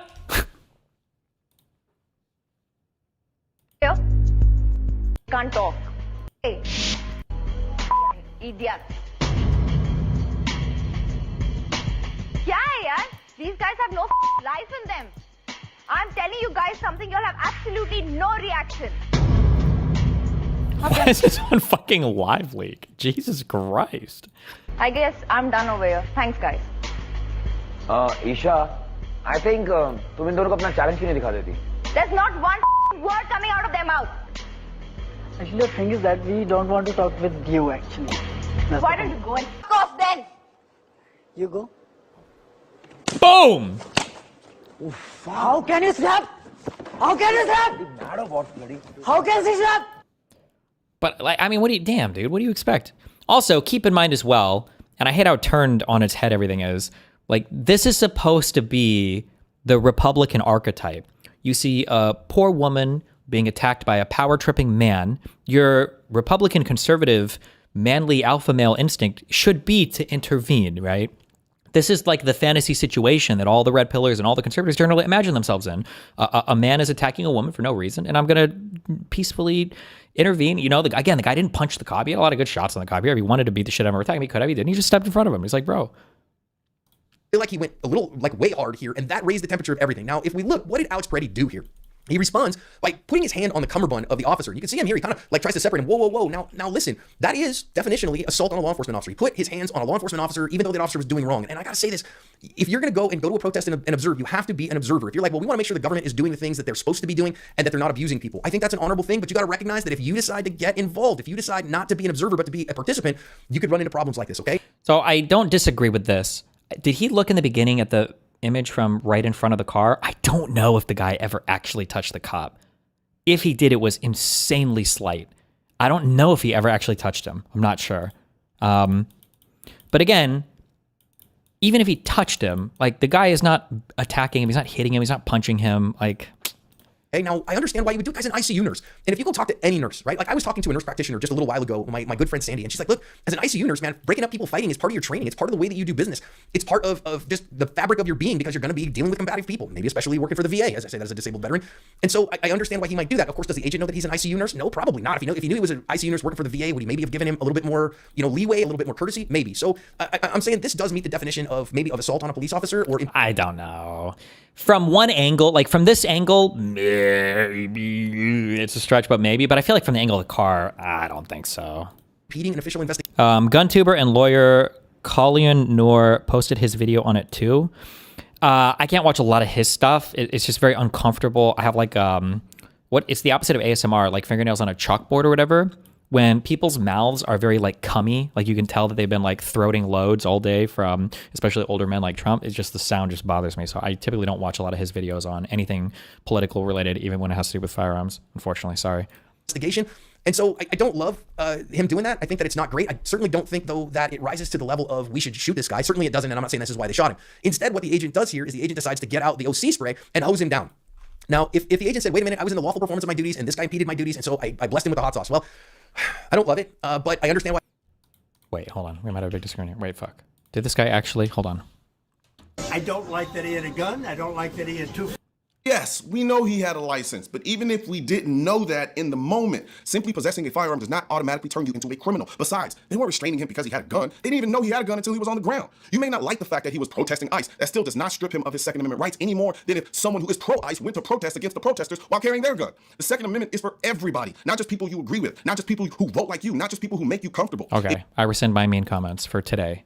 Generally, I don't like this guy, though, but I'll rescind my mean comments today for him. If your belief in the Second Amendment disappears the second the person carrying the gun isn't on your team, then do you actually believe in the Second Amendment? Now, let's talk about what actually happened on the video. From what I saw, it looked like he was filming two women who were actively agitating the officer, blowing whistles, getting in his face, escalating the situation. From my perspective, it looked like documentation, not participation. I don't know if he told them to stop. I don't know if he tried to de-escalate verbally. All I can tell you is what it looked like to me from the footage. And yes, those whistles were annoying as hell. They annoyed me just watching the video. But annoyance is not illegality. Blowing whistles is actually protected speech under the First Amendment. At the same time, I also saw the agent pushing one of the women to the ground. Was that legally justified? Was she under arrest? Was he enforcing something specific? I don't know. I'm not going to pretend I know just to make people feel better. Now, the dynamic clearly changed when the guy stepped between the agent and the woman after she went down. Do I think he was trying to be malicious? It looked to me like he was just trying to protect someone who had just fallen. Did that decision introduce risk, especially while he was armed? Yes, absolutely. And here's where the two-way reality kicks in. You have a right to protest. You have a right to carry a firearm, even at a protest. Protests can turn violent. You still have to get back to your car. You still have to go home. All that shit. You're not any more safer at a protest. If I were protesting something, chances are I'd be carrying too, because I can legally do that. But I'm not going to engage federal agents while they're working. And I'm definitely not stepping between the federal agent while he's actively pushing someone else. That agent doesn't know me or my intentions. So I'm not risking it. When I carry a gun, I have two personalities, Pussy and John Wick. I'm the most passive person in the world when I'm carrying a gun. But if someone is trying to kill me or someone I love, you get to meet John Wick. When you carry a gun, you are held to a higher standard. Not morally, practically. The same way federal agents are held to a higher standard because they are armed and empowered by the government. That's not favoritism. That is responsibility. Now let's get back to the incident itself. This shooting looks fucking bad and dripping in negligence.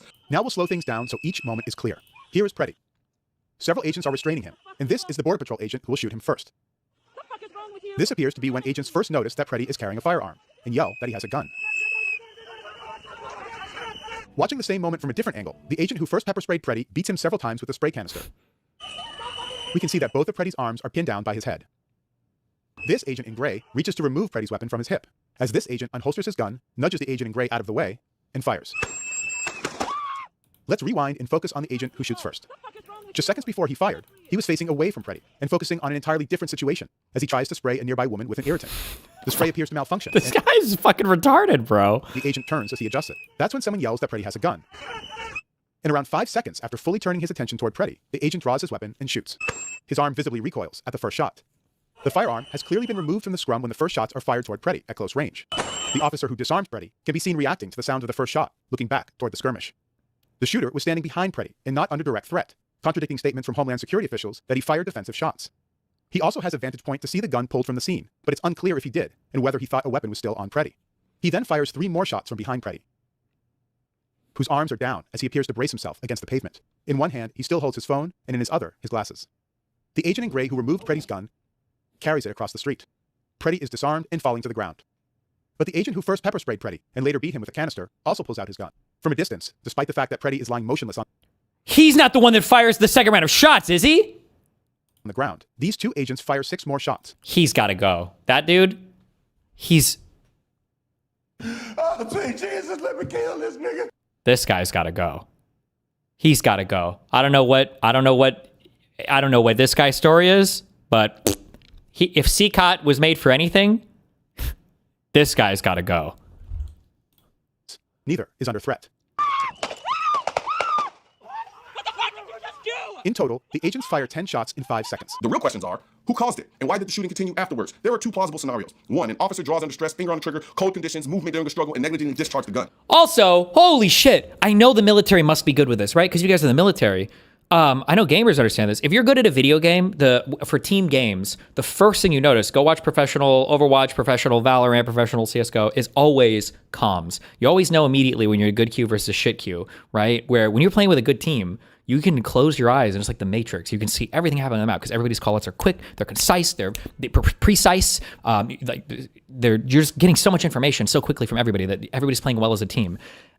Cops, I feel like cops have no comms at all. It feels like Silver Q, right? Where you ever play, or if you watch me and Moot play sometimes, we're like, he's over there! He's over there! And it's like, let me use my telepathic powers to know what the fuck you're talking about. He's right, he's shooting me, he's right there! It's like, where? I don't know what the fuck you're talking about. He's got a gun! He's got, who? Where? How, what are you talking about? I don't know. And then people just start shooting. Cop comms are terrible. I don't know if they don't have any training on it or any discipline, or if they don't do any team training or whatever, but I feel like comms are non-existent for police officers. It's unbelievable to me. 2, the officer disarms him, moves away with the firearm, and then negligently discharges it while trying to secure it. Those 2 scenarios lead to very different conclusions. If the first shot came from the officer moving away with the gun, it's still negligence. But maybe they can argue how other agents might believe that lethal force was being used against them, and they just... To be fair to cops, you only ever see them in situations where they had bad comms. And I understand I can't extrapolate from mine, but even when I was swatted, like I had 2 people shouting different things at me between turn around and then it was... keep your hands up, and then it was put your hands on the back of your head. And I heard all 3 of these basically said at the same time between 2 different officers, one of who changed like what he was saying. And it was like, fuck, don't let me, not like this. This is the most retarded fucking way. I swear to God, if I get killed outside my fucking apartment, okay? Jesus. But like, even at that, it's like, bro, come on. And keep in mind also, it's a high stress situation, okay? Especially if you've been to a range, like, how somebody point a gun at you is very fucking weird. That's not a good feeling, okay? You're not supposed to do that. You're breaking like 3 of the fucking rules of firearm ownership right here. It's just, cop comms are just terrible. I don't know. I don't know why or what, or if there's just no training or no thought given to it. I don't know if I've ever seen... No, I'm sure I have. That's not fair. I'm sure I've seen good cop comms sometimes, maybe. I've seen good cop behavior. It feels like cops very much operate individualistically. And you know what? Actually, maybe that's the thing. Maybe it's like in the military, you really are like, you deploy as units. You're not like, you're not Jason Bourne. You don't go out as like single agent assassins. Like you're always working in teams. Whereas cops largely operate solo or with a partner, and that's it, maybe. So the backup situations and the teamwork are like incredibly rare. Maybe. I don't know. Just reacted. Still negligent, but if the first shot came from the officer with his finger on the trigger and he knew it was a negligent discharge and then continued firing, at that point, we're no longer just talking about negligence. We're talking about something fundamentally different. And this is where the law matters, not vibes, not politics. Under Graham v. Connor and Tennessee v. Garner, deadly force is judged under the 4th Amendment's objective reasonableness standard. Officer by officer, second by second. A gun existing is not the same thing as a gun being a threat. A holstered firearm, once removed and controlled, changes the legal math immediately. Another officer yelling gun or even an accidental discharge does not automatically authorize everyone in the scene to open fire. That's not my opinion. That's just law. Until we know, 1, who fired the first shot, whether it was negligent, and what each officer... I don't think it was an ND. I think now nobody believes that. It was the cop that fired the first shot. But also, I didn't know that it was the same cop that pepper sprayed him that took his gun out and fired from... What a fucking piece of shit.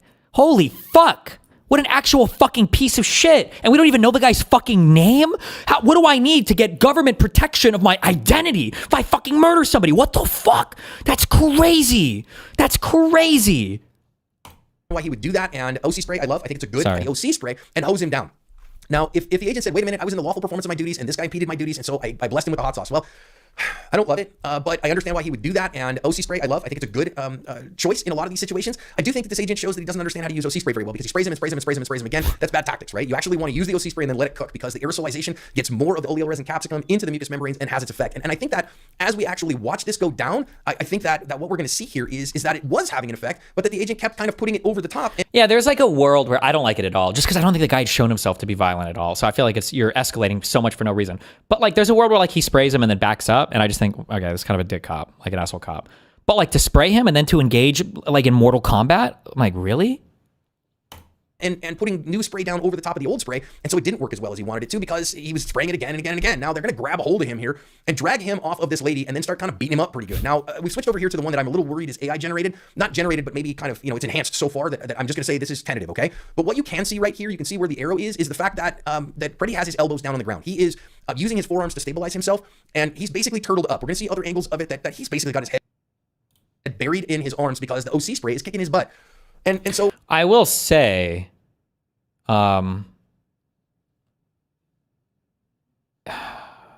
fuck, wait, was this Dan's app idea?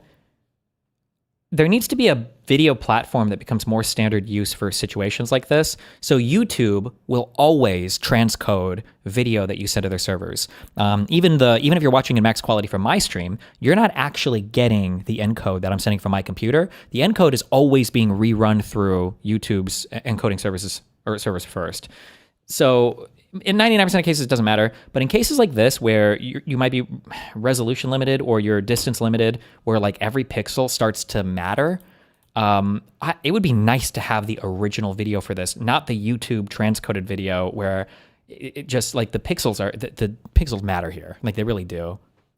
So will he be resisting? A little bit, yes, but that doesn't justify shooting him. Now, what could is if, again, he makes a imminent threat of death or great bodily injury to one of the agents, but I don't see that here. I just don't see that going down in anything that I see, because now watch what happens here. As the agent in the gray is trying, he's going to end up trying to kind of pick his foot up to get his hips on the ground. And I want to notice here that our agent in gray is trying to get his feet up, and our agent in the black beanie and the green shirt, he is our shooter. He is the guy who's going to end up shooting Alex Pretti. He's not paying attention to him right now. So he's not seeing what's going on. He's instead looking at the two women and trying to discern what they're doing. He's going to turn his attention back. Now, again, that doesn't justify. Yeah, I heard that apparently the women who actually made these recordings, I think I saw that yesterday, hadn't even been contacted by federal law enforcement yet. That's very concerning if that's the case. Things one way or the other. But what it says is that human attention is very finite, and he was paying attention to this thing a minute ago, now over here to this thing in another minute. I also want to note that you can still see that Pretti's hands are on the ground, that he is bracing himself off his elbows and his forearms, and the agent in gray is... FBI, have you been contacted by anyone from the federal government? FBI? No, I have Border not. Patrol, Homeland Security. I do have a legal team now who are fielding much of that, and I am no longer accessible in those ways. I talked to your attorney this morning. She said she had not received any outreach from the FBI or anybody from the federal government. I do not think they have my name yet. Obviously, they will. You've given testimony to state investigators. Yes. Somebody said, OC spray is literally the worst thing used as a cop. Every time I use it and went hands-on, it became a life or death struggle because the pain releases all of your adrenaline. Also, ICE is using bear spray because they think it burns more, but capsaicinoids, I can't pronounce this word, levels don't determine how much it burns, but how long it burns. Okay. You wear gloves. Got them. Do you have confidence in a federal investigation? No. No, I do not. I have faith in various representatives throughout our country who are trying to do the right thing and make sure that justice is served. I have faith in our local government in Minnesota. I think they are wanting to make sure to protect us and investigate it thoroughly, but they are trying to block that from happening. They wouldn't even let the investigative team come to the crime scene. Capsaicin. Their goal is to protect themselves and to spin stories. It's incredible to me, though, that 4 days after this shooting, you have not been contacted by anybody from the FBI or the federal government. What does that tell you?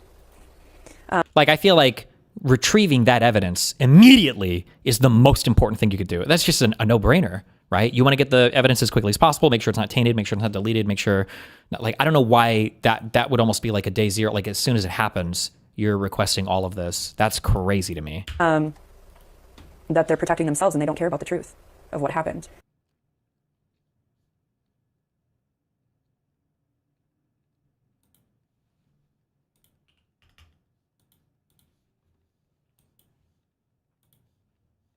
Fuck. Am I gonna be able to finish this video in time? He's trying to leverage his feet up to get his hips on the ground. And that's a tactic that they use, and I think it's an okay tactic.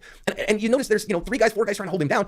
If they feel like he needs to be in custody, I don't have any problems with this to this point. I mean, I don't love it, but again, I don't think there's this huge egregious problems. But where there starts being problems here, and I don't think it's a big problem yet, is you see that they uncovered his firearm. So he's concealed carrying a firearm, and in concealed carrying that firearm, he hasn't tried to go for it. You can see that his arms are still on the ground, actually, in this one. You can see there with that second arrow that his forearms are still on the ground, but that the agent in gray has identified that his shirt has ridden up, and he's carrying a firearm, about 4 o'clock, so behind the hip, not smaller back, but a little bit, kind of behind the hip. And the agent has said, has realized there in gray, there's a gun involved here. Now, I don't hear him say gun or anything like that, but we are going to see him, now we already actually see him grabbing a hold of that gun. I don't have a problem with this. If you're going to arrest somebody, you identify that they have a firearm on their person. Securing that firearm is a good thing to do, right? This is how we should be doing things. And you notice here that our agent who shot, who is, again, black beanie in the middle with a green shirt on, he has something in his right hand right now. Would it be reasonable to assume that the video has been uploaded in full so the federal agents wouldn't care to reach out? No. You want the original video off the phone. It's just a better chain of custody. It's going to be a higher resolution, higher quality, which again is going to matter here. He's going to transfer that over to his left hand and draw his pistol in just a second when we move it forward. And the question is why? I don't see why he drew his firearm here. I can't tell you why he drew his firearm here. Didn't somebody scream gun, gun? Isn't that why? The angles show why he chose to draw his firearm here, but he did. The only person who can tell us that is the agent. And so that's going to depend on the investigation when he says, why did you draw your gun? And again, at this point, what we see actually is that the agent in gray is the one who is in control of his firearm. So could this be a huge case of a mistake that the agent who drew his gun saw the gun coming out of the holster and wrongly assumed that it was Pretti that drew it? I suppose that's within the realm of possibility, but is that a reasonable, is that a reasonable inference from the evidence? I don't know that it is. I struggle with that, and I think a jury is going to struggle with it. Now, as we move it forward just a little bit, I want to show you the frame that comes a half second before his first trigger press. Because right here is a half second before the trigger press, and this is an important frame. Because what we know is that in complex environments where people have to make decisions, they make a decision to fire 0.56 seconds plus or minus 0.08 from when the shot breaks, right? That's from Lewinsky et al. And their studies on time to start and stop shooting. 0.56 plus or minus 0.08 in a complex but not complicated environment. So with that in mind, this is the frame right here that's half second before the first shot breaks. That this comes right before, this is the vision that the agent gets that makes him make the decision to shoot. I don't see anything in here. Again, I still see Pretti face down on the ground. I don't see him reaching back towards his waistband. I don't see him with a gun in his hand, but he does have his cell phone in his hand. So does the agent mistake that for a gun? I can't tell you that. I don't like it though. He's never had a gun in his hand. He's never reached for the gun on his waist. And I just don't see any justification at that point for shooting him that is objective, that he always had the phone in his hand. So what did the agent see? I don't know. Now this next still frame is the agent has shot him, and now you see the second shot that breaks that comes just a little while later, about 0.7 seconds later. And you see here that the agent has made a second decision to shoot. And now we see Pretti on his knees with his back turned to the agent and get shot just cleanly and square in the back. Now, it's not about where you shoot somebody. It's about why. Why did he do that? I can't answer that for you. Only the agent can answer that for you. What made him make that second decision to shoot? I don't know. But I can say that as somebody who looks at these things all the time, this looks terrible in front of a jury. You've got an unarmed man who is being shot in the back while he's on his knees and surrounded by government agents while he is simply just trying to be a protester and be a regular human being. So is this okay? I don't like it, friends. I don't like anything about this. I think that it is not the kind of policing that we want. And I think a jury's going to really struggle with this, and rightly so, in my opinion. So this is going to be one that if I'm a prosecutor and I want to prosecute this, I'm showing this still again and again and again to the jury. Because what you see here, yeah, he does have his cell phone in his hand. You can see it in his right hand right there. He has his cell phone. He's had his cell phone in his hand the whole time. He's just held onto it because he's gripping it because he's hurting so bad. Is anything that he has done something that I would say is worthy of shooting somebody? I struggle to see it. I struggle to see justification to shoot Alex Pretti here. And I don't see anything that would look to me like an imminent threat of death or great bodily harm. This is the second one that I'm going to show and show significantly to the jury if I want to prosecute this, that it looks like, again, a firing line. Now, it looks to me like our original shooter is the only officer who fires, which if that's the case, that's good for all the other officers. They're making their own independent decisions to shoot. But again, I don't see any... Is there any argument that the guy who assaulted Ilhan Omar could have been justifiably shot and killed if using the same standard as the ICE shootings? I mean, I think so. I think most people would agree with that, though. I think charging a politician with anything in your hand is going to be, especially the federal politician, is pretty spooky. I don't know if there have been similar circumstances to that or not, but that's like, whew, you're playing with fire there. Any reason here that shots are continuing, and a whole bunch of them went off. And so even if I start saying the first one okay, the second one okay, I start struggling to see them as they continue to go on, given the totality of the circumstances. I don't like this, but again, there's a lot more at stake than just the video evidence, and I want to say that very clearly. The video evidence, I don't like this from a justification standpoint. There's a whole lot of investigation that's not involved in the video evidence. The video is just one part of the evidence, and you got to take that into account. You can see here him turtle up, and now watch our guy in the gray jacket is going to come over, and you're going to see him grab a hold of the gun in the holster. And I'm going to say before that, if you notice, our original pepper spray officer is beating him in the face with his Cannabis C spray. I hate this. I hate it from a lot of perspectives. Number one, you got a lot of dudes around there going for it. Use the guys that you got. Number two, you beat somebody with can of OC like that, you can turn a can of OC spray into an OC grenade in a hurry and end up OC spraying everybody, including yourself and all the agents around. Don't do that, right? Don't use a can of OC spray as a bludgeoning tool. That is really stupid. It is a very bad idea. Also, I think that you could cause great bodily harm with that. That could be considered aggressive, excessive force all by itself right there. Now here we see our guy in the gray who got the gun away. You can see the gun in his hand there. And I've seen a couple of reports that said that maybe that it was this guy who had a negligent discharge with this gun. And I've seen that repeated a couple times, but I don't see evidence for that. I don't see the gun cycle, and I don't see it report recoil. I don't see the muzzle flip that I would expect to see over a couple of frames. So I don't see the evidence for that, and I don't see any, I don't have that corroborated by official reports, okay? So I don't think he did. I think it's a good thing to get the gun out of there, and I think he did a good job of that. Let me get that gun out of there and secure it. That actually isn't bad. Now, I want to stop here, third angle, and recognize, again, that Mr. Pretti here got involved and put his hand, and you can see him right there, put his hand on the cummerbund of the Border Patrol agent. And that is, it's a bad idea. I don't think it should be a death sentence. I don't think that that should have escalated to this place that it did, but you got to recognize, if you're going, you're like, look, we're going to make sure that the Border Patrol does the things that it's supposed to do and that they're not violating people's rights. You got to go as an observer, friends. You got to just go and say, I'm going to record, but I'm not going to get involved, because to get involved means that I could very easily die. Now, for some people, hey man, it's worth dying for. Well, I get that. I would far prefer that Mr. Pretti here have kept recording, and then, hey, I want to take this to court. I think that this person did wrong, and I want to see him charged with assault for just pushing this woman on the ground with no justification to do so. That would have been the right choice here. I'm not blaming him though for that, and I still don't think, I don't think he should have had the hell beat out of him, and I certainly don't think he should have been shot for it. I don't think he was shot for that, and I want to make sure that we say that. Again, the OC spray, man, I don't love it. Because I think it's probably all a big misunderstanding here. And agents, listen, if you're in this, you need to go, hey, wait a minute. It's up to us as the agents of the government to chill out here, to be the adults in the room, to act with integrity. And we actually see some of that here. I'm going to show it to you in a minute. But I also want to recognize, you can see right here that Pretti has his face buried in the crook of his elbow, and he's got his hands on the ground. I want you to see that very clearly here. And that's what we see from the whole thing, is that they're trying to get him down, and he's just turtled up because he's in so much pain from the OC spray. That's what OC spray does. So the OC was effective. And I think if they'd just let the OC cook, they didn't have any problems with this guy. He never went for the gun. He never actually tried to hurt anybody. And so I just think that this is a vast overreaction. I also want to note right here, this is a little interesting thing. Notice the officer that's in the foreground here. There's another woman who's filming. Do you notice he didn't get all kinds of belligerent? Do you notice he's just like, man, back off, please. Please walk over there. Let's not get involved. She does that, and he's super professional. I just wanted to note, again, all these other guys who just go to work on Alex Pretti, that they had an example right in their midst of somebody who's not using excessive force, somebody who's not beating the crap out of each other or out of private citizens, somebody who is not doing things wrong. More of that, please. Follow that guy's example of de-escalating, of letting people exercise their rights while making sure everybody's safe would have been the right thing. Final thing here again, you can see that they did disarm him. So Mr. Pretti was carrying a firearm. That is not wrong. It's okay for him to carry a firearm. And it really frustrates me that people have said, well, he shouldn't have been carrying a gun in a protest. That is bullcrap, in my opinion. That is, he's exercising a constitutionally protected right, and it's his right to do so. It's his right to be at a protest and to document what's going on there if he feels like it's wrong. I think at the end of the day here, when I look at this, I don't see anything on video that I could tell was objective, reasonable evidence that justifies the use of deadly force. I want to be cautious with that, though, because the video evidence is only one part of things, and it's not the determinative part of things. There's far more in an investigation that will go down that says, was this actually a justified use of deadly force? There's interviews with all of the witnesses, with all of the agents involved, with particularly the agent who shot and why, and accounting for each shot and why he shot when he did will be the key to this investigation. I will say that what I see on video, I don't like. And depending upon how the rest of the investigation goes, this is one that as opposed to the shooting of Renee Good, that I said, I think that the video evidence shows objective, reasonable evidence why a trained ICE agent in that case would use deadly force to stop themselves. I don't see that here. I do not have evidence on video that showcases that. I want to be cautious with that once again and final to say that the video evidence is not everything, and so I'm not making a final determination there. This is an analysis of the videos only. Is that going to frustrate people? I get it. It's going to frustrate everybody because half the people are going to say, but John, we got to stand up to protesters doing bad things, and the other half is going to say these are jackbooted thugs that are killing people for no reason. The reality is there's some nuance here that we have to take into account. I don't see justification for the use of deadly force here, but I will still allow the process to play its way out. I understand that people are frustrated with their government, and I think protest of government is an ensconced right for a reason, and I honor that right. And I think that it's worth it as a society to discuss, is this how we want our government to operate? Is this the way that we want our federal law enforcement officers patrolling the streets? And that's worth discussing and considering and being strong about and having strong opinions about. But let's do so, friends, as best we can in a spirit that says, listen, we're the adults in the room, and rather than letting our guts drive us here, rather than letting our intuition drive us, let's be people who are good, sane, sober, moral, prudent people who take a reasoned path and look at all of the evidence and let that be our guide. My thoughts and prayers are with the family and friends of Alex Pretti. I think that this is a terrible tragedy that should not have happened. I don't see justification for it in the video evidence, so let's do better, friends. And at the end of things, do I think charges will be filed? I mean, that depends on the investigation. State charges won't because of the supremacy clause for sure. Will federal charges be filed? I'd be super surprised given the political climate, quite frankly. Will civil charges, will civil suits be filed? Unquestionably and unequivocally. We'll just have to see how those go. Everybody, let's be kind to one another, shall we? And let's do better, and let's pull our society back from the brink of civil war. I feel like it's a fair video. I don't know what this guy's political stances are normally, but... Okay. Well, I love you guys. I'll be back in like an hour and a half. I'm going to go do this show. I'm guessing they probably don't want me to live stream it, so. And then maybe we'll watch Andrew Wilson on the Joe Rogan Experience. Jesus Christ. What a world we're in. In the wake of the union. Be careful.